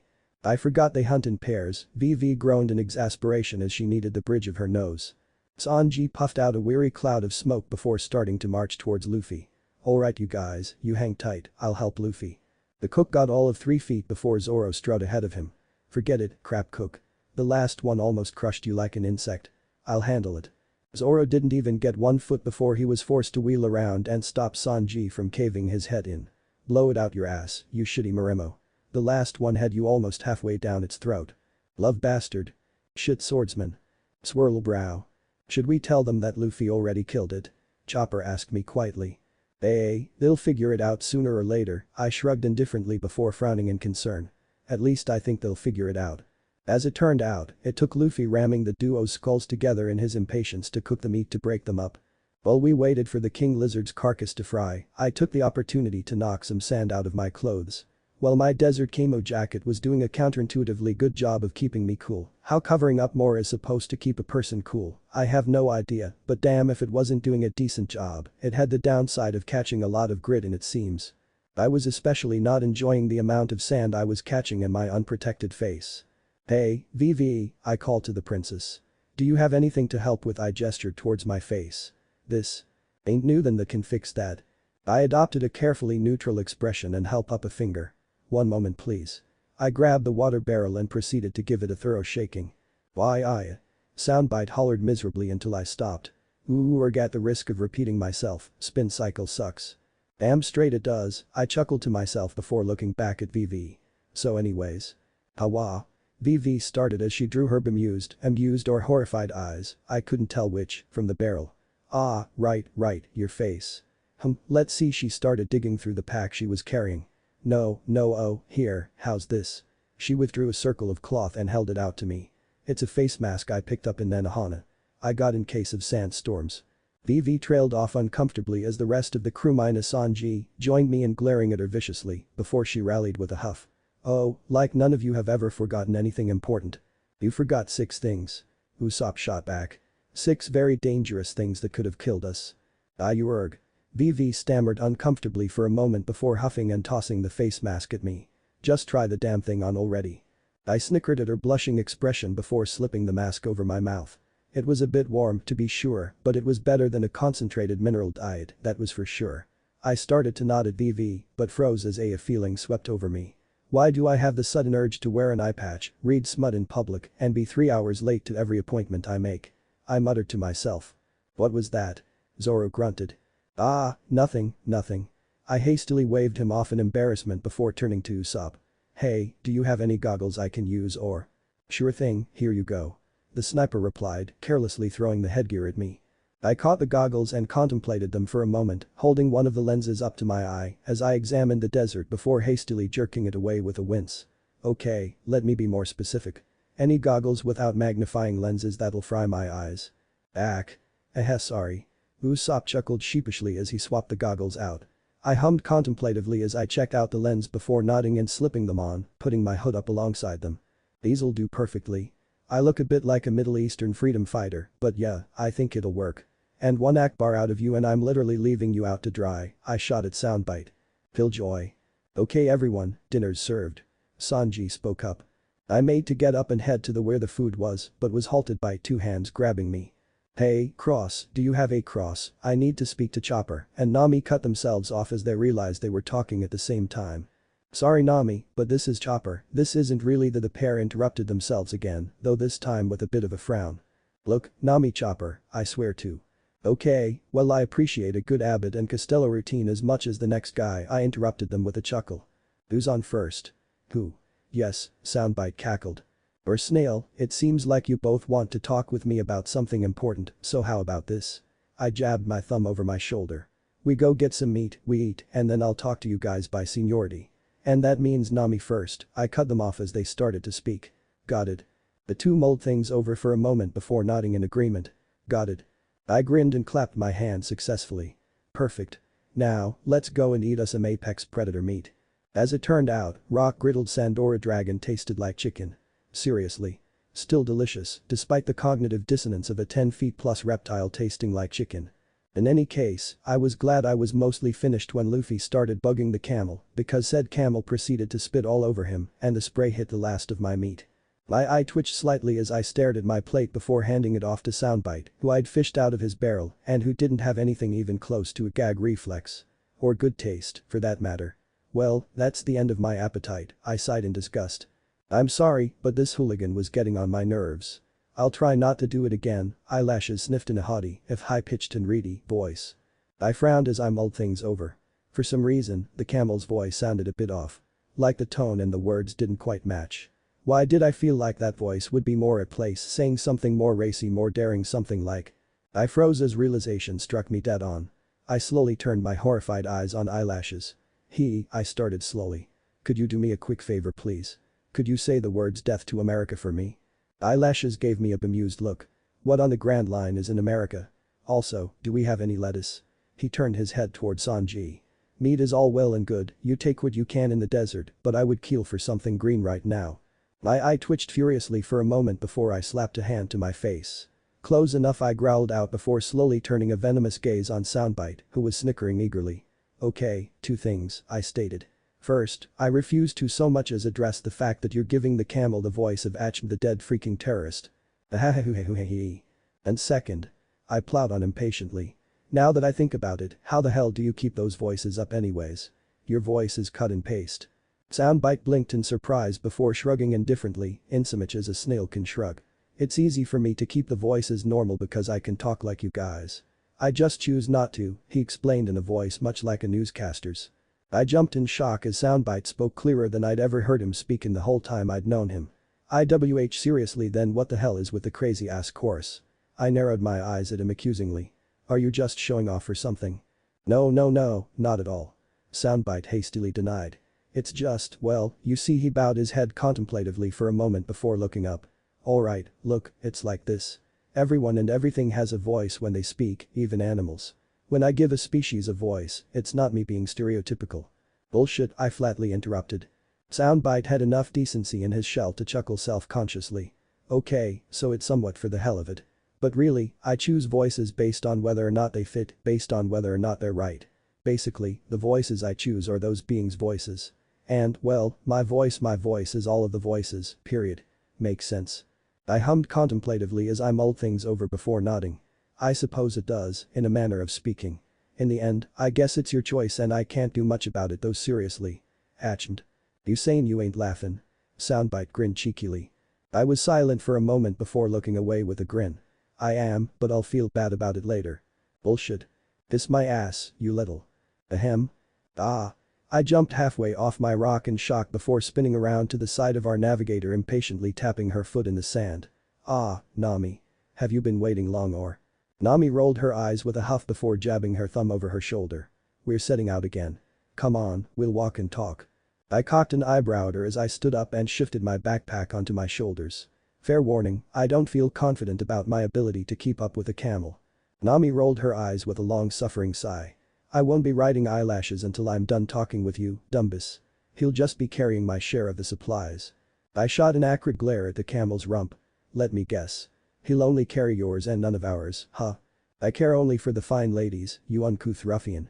Blow it out your hump, jackass. I roared at eyelashes as I stowed Soundbite back in his barrel before smiling at Nami. Now then Luffy, don't eat that. Shall we? And so we set out once again through the hot desert sands. I swear, if this was what deserts were like, then I don't know how anyone lived in Arizona before air conditioning. So, you wanted to talk. I wheezed at Nami. Nami bit her lip hesitantly before nodding in agreement. Yeah, it's about my weapon. The Kleem attacked. It works, if that's what you're worried about, I reassured her. I realized that it might seem ridiculous, but. No, I don't doubt that. She hastily denied, waving her hands. Usopp can be a bit of a moron sometimes, sure, but he's creative if nothing else. If anybody can pull it off, it's him. No, it's just Nami trailed off uncomfortably for a moment before giving a weary sigh. I'm not confident about being able to use it. I mean, being able to alter the weather a bit sounds like it could be pretty effective, sure, but well, look at me. She gestured at herself. What do you see? I eyed her warily for a moment before trying my luck. A strong, beautiful, confident woman. That's a haluva way to say gold-digging skank. Soundbite cackled. One moment, I said casually, holding up a finger. Grabbing the barrel again, I gave it another vigorous stirring. You were saying. I speak the truth. I will not be silenced. Anyways, Nami drawled as she cast a glare at the barrel. Hey, not my fault you asked a question there's no good answer to. I defended hastily. The point I was trying to make, Nami ground out to herself before looking away with a slightly forlorn expression, is that I'm a lot of things, but I'm not a fighter. I can't go onto the front line like Luffy or Zoro, I can't make that much of a difference. Oh, bullshit. I snapped. Look at me. Look at Usopp, for Christ's sake. Yes, Luffy or Zoro could snap us over their knees like a dry twig, but can you look me in the eyes and tell me we haven't contributed to the battles up to this point? Nami gave me a flat look. Back on Little Garden, that brat Gildenwe accused me to almost kill you and VV, and you were just a glorified distraction the whole time Luffy was fighting Wapol in Drum Island. I raised a finger, then slowly lowered it with a pained grimace. You make an accurate point, I'll give you that. Nami sighed wearily as she looked ahead, staring pointedly at VV's back. The point is I just don't want to be a burden on everyone. Especially not with what's coming. That's why you got your armor, that's why I got the Kleem attacked, and that's why Usopp's been making all these new gadgets and weapons. And they're all well and good but… well, the fact is that I don't know if I have the skills for it. The ability. I chewed my lip contemplatively as I mused on that before shrugging as I came up with what I hoped was a good answer. Are you sure you don't? Nami looked at me in surprise. What are you talking about? Well, I hedged uncomfortably. I'm not 100% on this because the story never went in depth on it. What was the name of that story, anyways? Nami questioned, grimacing as a thought struck her. It wasn't something like Luffy's Grand Adventure or something, was it? Wryyyy. Evil immortal vampires are no joke, soundbite, I deadpanned. And no, it was named One Piece. Better than I was afraid of, Nami muttered with a weary roll of her eyes. Anyways, the story didn't really expand on things, but, well, from what I saw when you were still using it, you do have some skill with staff weapons, no? It's, called Bijutsu. Nami scratched the back of her neck uncomfortably. I learned it so that I could defend myself when I was out working. I have some skill in it, sure, but nothing. I cut in. Some skill means that you're better than me at it, and that's something in and of itself. I'm sure that so long as you practice with it and improve yourself, you'll be even better.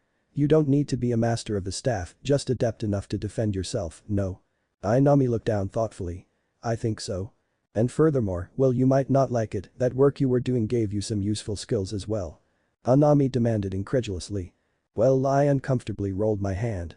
What I mean is that while the lifestyle was anything but pleasant, you can't deny that you were good at it. And that would have had to leave you with some usable skills, no? I winced as Nami pinned me with a dark glare. What skills could I possibly have gained from those years? I hastily held my hands up defensively. Look, and please note that I am really trying not to put my foot in my mouth here or presume anything. I realize that those were some hard times, hell really, but you can't deny that you were a phenomenal thief. Or, at the very least, a well above average one, and that kind of a profession requires you to learn a very specific, very useful skill set. I realize it might be uncomfortable for you to dredge up and utilize these skills, but they would be exactly what you're looking for. Nami was uncomfortably silent for a moment before speaking. Name 5 skills that would be useful. Alright, let's see. I started counting down on my fingers. Lockpicking, pickpocketing, acting, stealth, probably some acrobatics assuming you ever decided to enter through the windows or anything like that, probably some observational skills to analyze marks and locations, deception abilities, though that may fold into acting. That's all I can think of. Seduction. Soundbite, queried Foe innocently. No. Only sometimes. I snapped a bewildered look at Nami, who was blushing vividly. Well, that is to say, she looked away nervously. I coughed uncomfortably as I averted my gaze. Okay, right, so I might have underestimated just how bad things were, and I apologize for that. Still, do you get what I'm trying to say? There was a moment of silence until Nami spoke again. Yeah, I understand. Sorry about the 3rd degree, I suppose I can't really come to you for advice and then just jump down your throat when you give it. Hey, it's fine, I waved her off. You went through hell and I dragged it up, you had every right to get mad. Well if you say so. But really, Cross. She put her hand on my shoulder, prompting me to look back at her and the kind smile she was giving me. Thanks a lot. You're a good friend and I appreciate it. I smiled back and nodded. Anytime, Nami, anytime. Say what you will about One Piece being a hell of a world in every sense of the phrase, but damn if it wasn't nice to have some good friends along the way. Well. I said, dusting my hands off contentedly. Now that that's settled, where's Chopper? Sleep in with the fairy seekings by the sounds of it. Excuse me, Nami scoffed incredulously. He means that Chopper's KO from the heat again, I groaned wearily. Well, looks like I'll just have to wait until the sun goes down and he wakes up again. Alright then, Nami nodded before pausing as a thought struck her. Oh, by the way, I wanted to ask you. How much longer until we reach Yuba? I racked my mind. Small details like this are the hardest to remember, but I think it was after sunset. Yeah, it was night after sunset. Nami nodded slowly before freezing and giving me a flat look. So he'll probably wake up around the same time that BV will be ripping your entrails out, is that about right? I started to nod before freeing as well as realization swept over me. Herc. Pray for me. Nami put on a show of thinking intently. You did lie to her and essentially stomp over her wish for a conflict-free resolution. That was always a pipe dream before I said anything and you know it. I hissed frantically. Nami grinned cattily in what was both a chilling yet kindly manner. You'll be in my thoughts, she purred before pursing her lips and whistling. Ooh eyelashes. In a blur of brown, the camel galloped up next to us and swept Nami up so that she was seated behind VV before galloping back ahead. Burn in hell, bitch. I roared after her. I spit in your general direction, rogue. Ptooie. I winced as a glob of saliva splattered against my face before cracking my eye open. I then proceeded to smirk confidently. Goggles, jackass. What do you say to th? Splat. I froze again, this time on account of my thoughts being split equally between 3 lines of thought. Damn he's good with his tail, oh god it's in my mouth, and. Herc. Talk shit get hit. Literally. At that moment, I had to seriously weigh some pros and cons. On the one hand, dying of dehydration on account of our water being contaminated. On the other, giving soundbite an equal taste of the shit he himself was spraying was sounding more and more enticing to me by the moment. Thankfully for all of us, a third option was presented to me at the last moment. Hey, Cross, what's on your face? Is that chocolate? Do you have chalk? Splat. Ooh, fact. That's not chocolate. Oh. After several very grueling hours of marching, the sun had finally gone down, allowing the moon to rise and illuminate the suddenly freezing desert. The cold was a nice reprieve from the heat, but it didn't change the fact that it was just swapping out one temperature extreme for another. Robert Frost could go screw himself, fire and ice both sucked in equal measure. Still, if this climate did anything, it proved just how truly dedicated Vivi was to save her nation.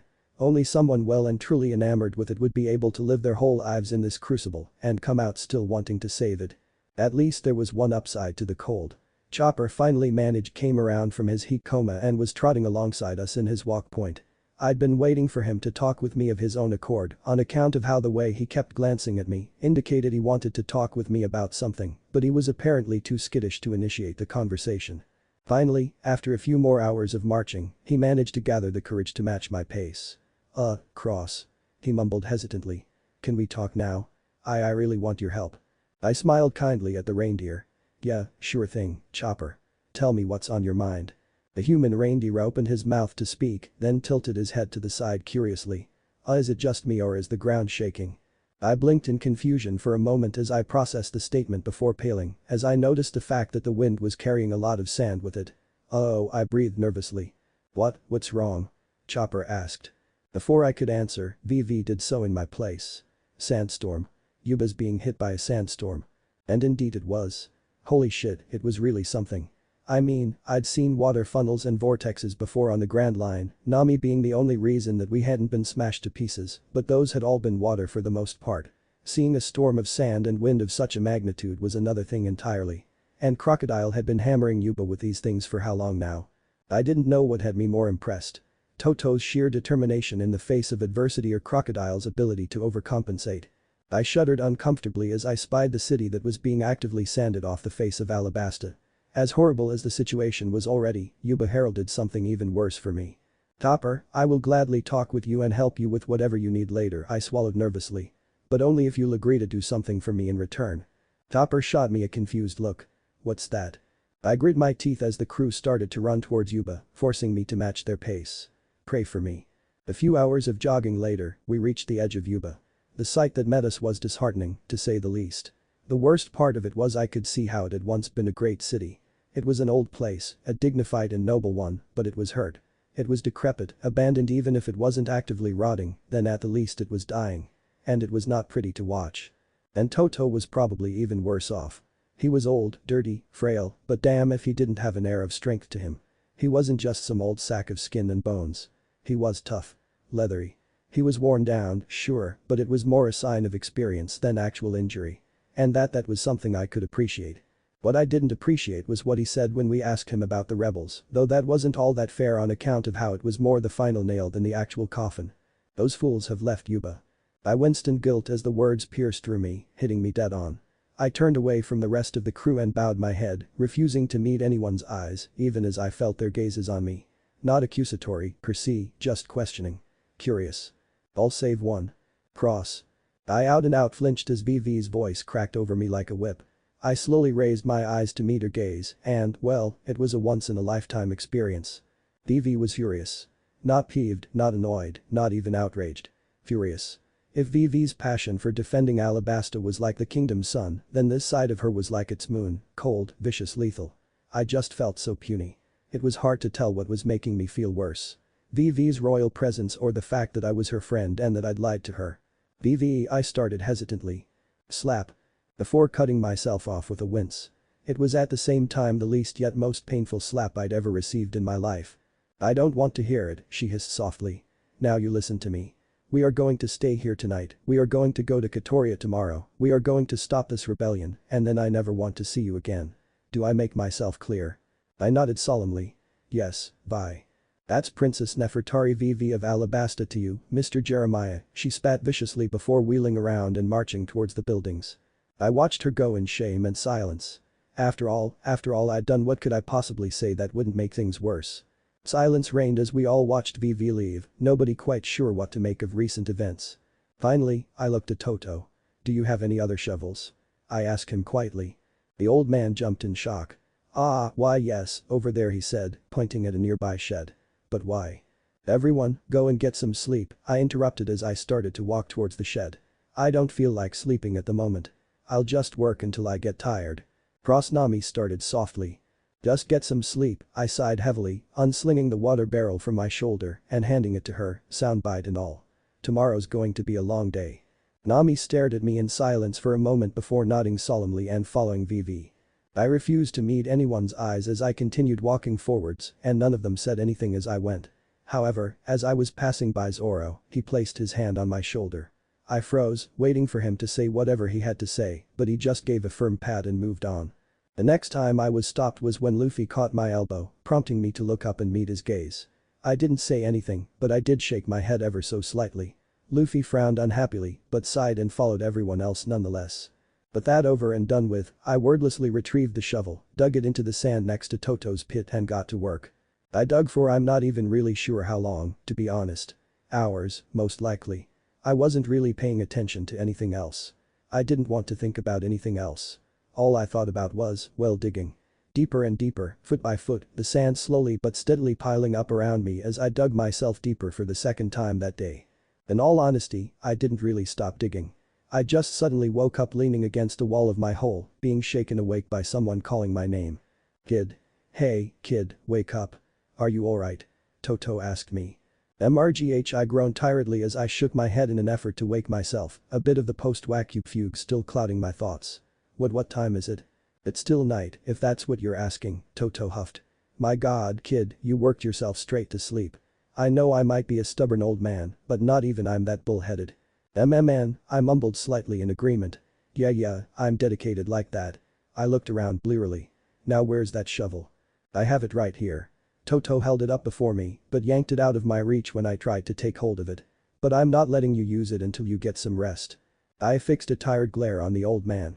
This from the coot who's been digging all night alongside me, as well as through several sandstorms.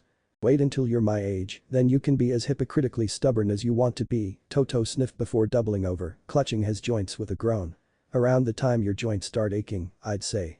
I let out a furious growl as I actively reminded myself that unlike the rest of the crew, I couldn't slap Toto upside his head for fear of giving him a concussion. Just give me the shovel, damn it, I need to keep working. Toto immediately righted himself and shoved the shovel's head into the sand with a glare. No, I need to keep working. You just want to keep working. There's a marked difference. What the hell are you talking about? I demanded, my fatigue most likely putting more heat into my voice than I intended.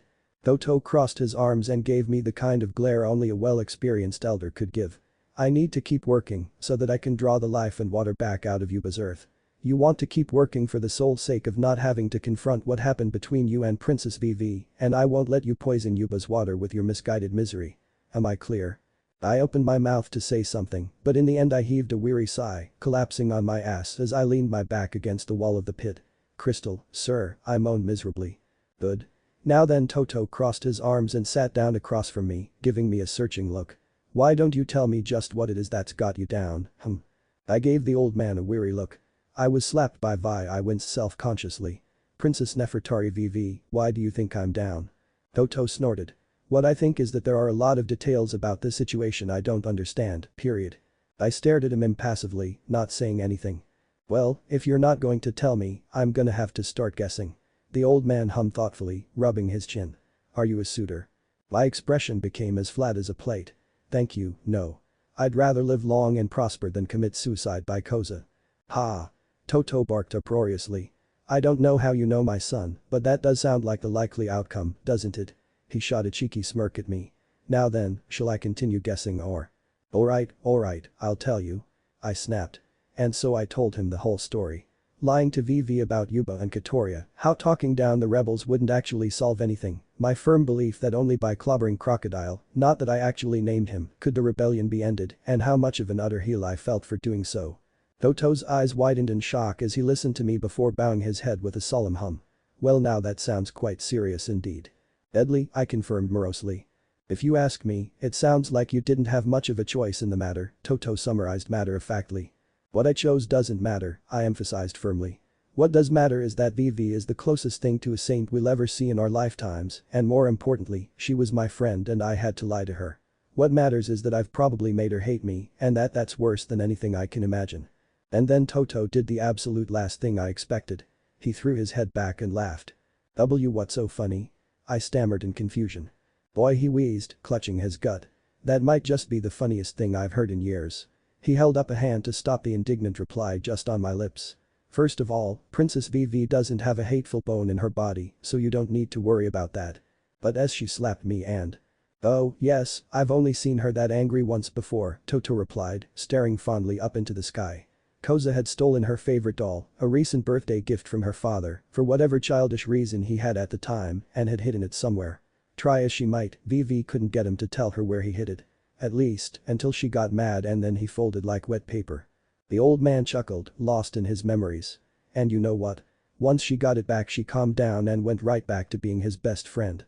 I think this is kind of on a different scale, I deadpanned. I essentially threatened her kingdom.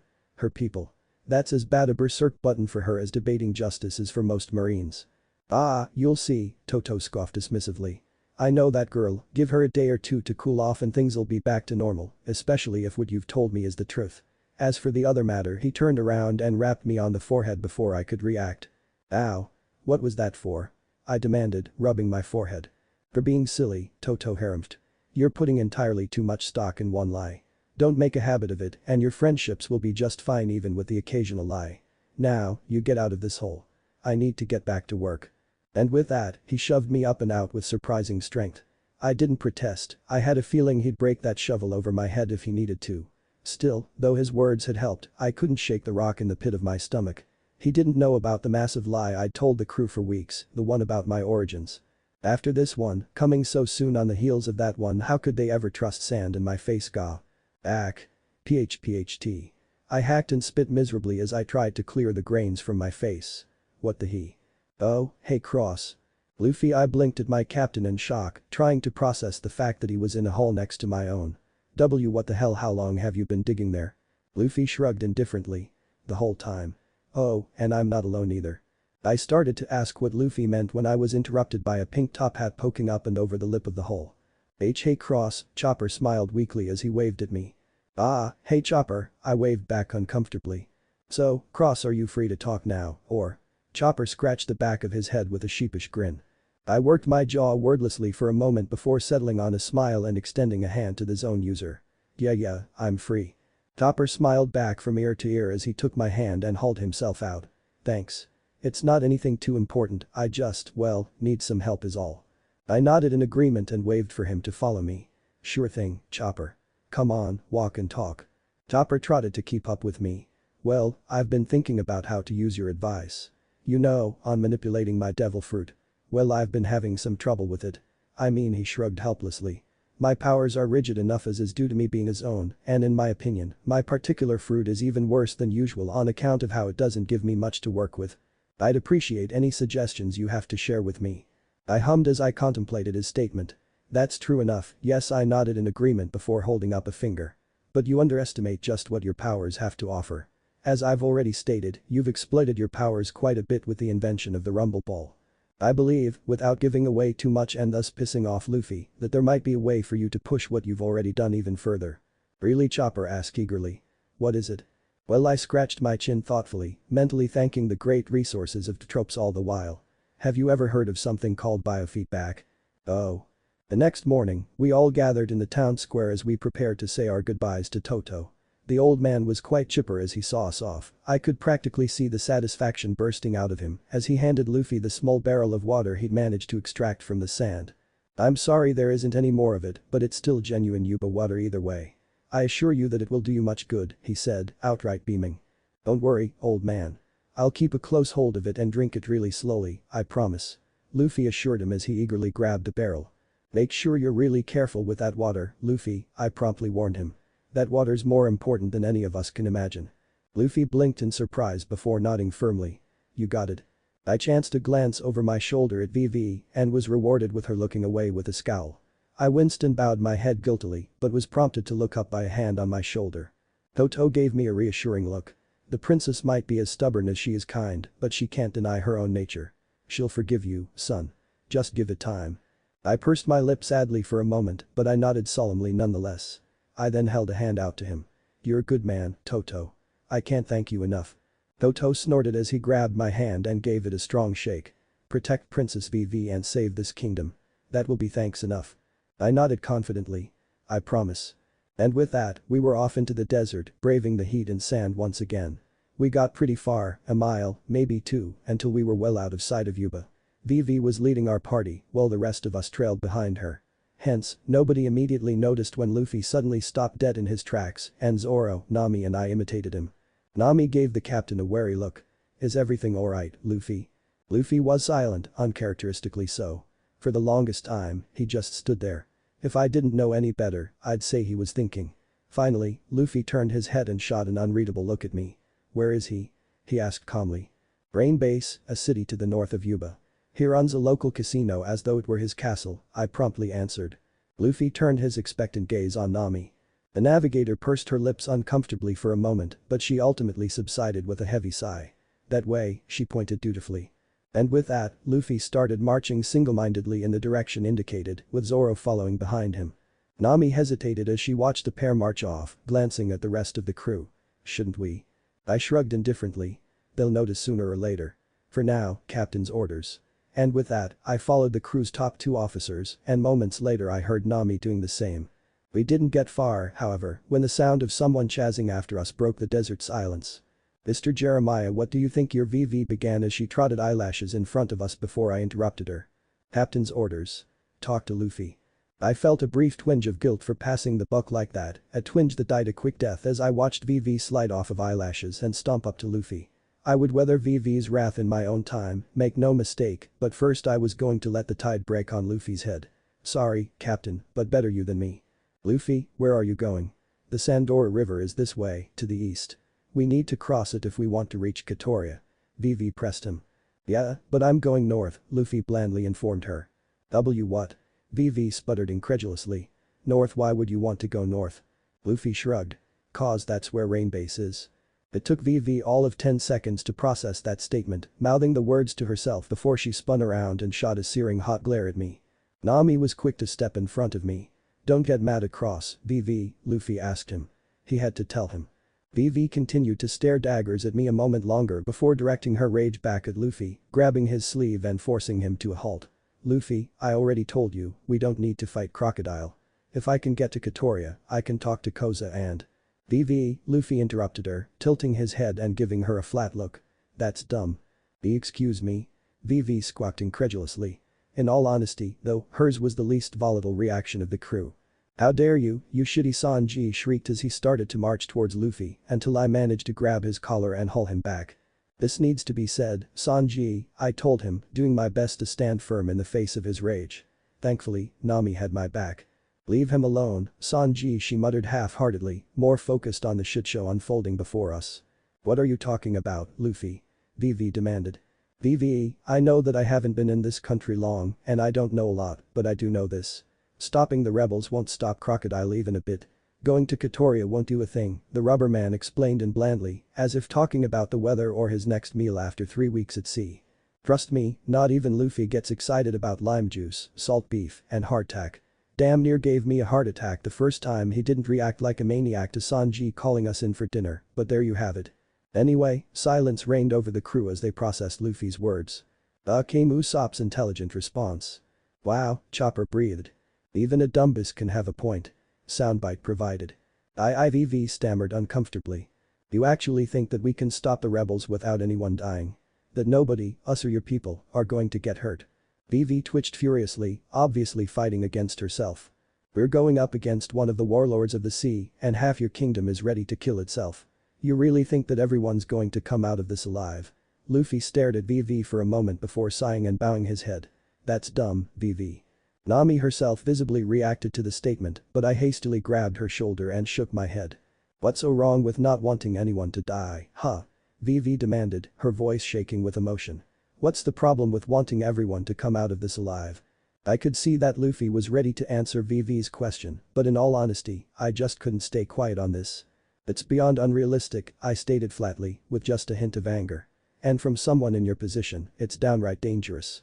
VV spun on her heel and grabbed my collar, obviously inches away from slapping the shit out of me. Again. Don't you dare say that, don't you dare. I am trying to prevent a bloodbath. What's wrong with that? The goal isn't the problem, it's the method. I shot back, voice rising. You're sick of me holding things back, you want me to tell you the whole truth and nothing but the truth. Here it is. You're shaping up to be a piss-poor ruler. THWACK. I wheezed, folding around the fist VV had just buried in my gut. Shut the hell up. She shrieked viciously. I took a moment to suck some air back into my lungs before tilting my head to direct a glare at her. You want to know why you'll be a sucky ruler? Because you're too focused on benevolence as the end-all be-all of rulership. Brah. VV tackled me to the sand, trying to slip her hands around my throat. It helps, sure, I snarled as I grabbed her wrists and fought to keep her off me. But at the end of the day, people don't follow benevolence, don't bow to it. They bow to authority, and as you are you wouldn't command any. Because you know what the crocodiles of the world see when you aren't willing to sacrifice anybody besides yourself. I wrenched myself upwards, bringing my face closer and looking her dead in the eye. They see opportunity. The opportunity for a whole country. And if you think your life is anywhere near valuable enough to make them give that up, then you're not just being unrealistic, you're being stupid. Delusional even. Shut up. VV snarled as she struggled to wrench herself away from me, but I instead flipped us around and pinned her into the sand. Wanting to save as many lives as possible is a noble intention for most people, but that's not one that's open to you. I hissed. You're a ruler, VV, nobility. Every decision you make, every single one, will be a gamble. And every single time, you'll be gambling with people's lives.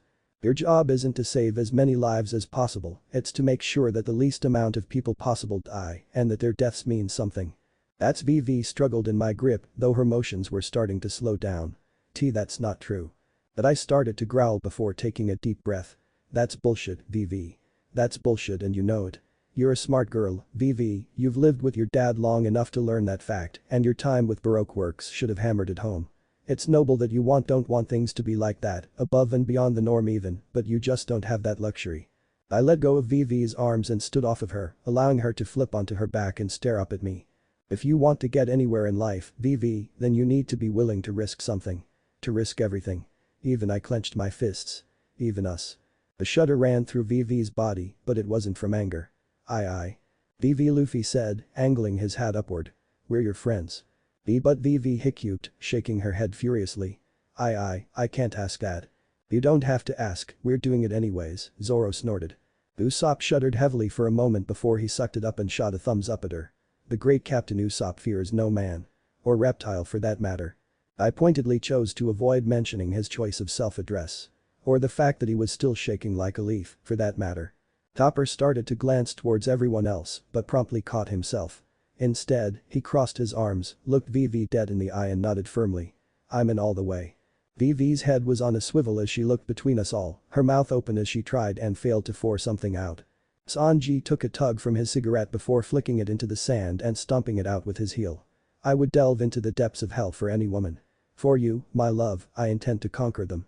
Eyelashes hesitated for a bare moment until I rammed my elbow into the base of his throat. Akpbhtui I mean what the blonde cook said.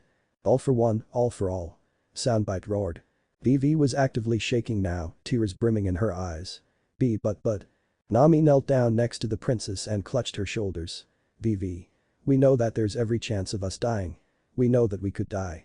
And we're willing to take those chances, we choose to take them, she wrapped VV up in a fierce hug. Because you're our friend and because there's sure to be an absolute shitton of money in Crocodile's casino we can loot. I chopped my hand down on top of Nami's head with a deadpan glare. No, bad girl, down.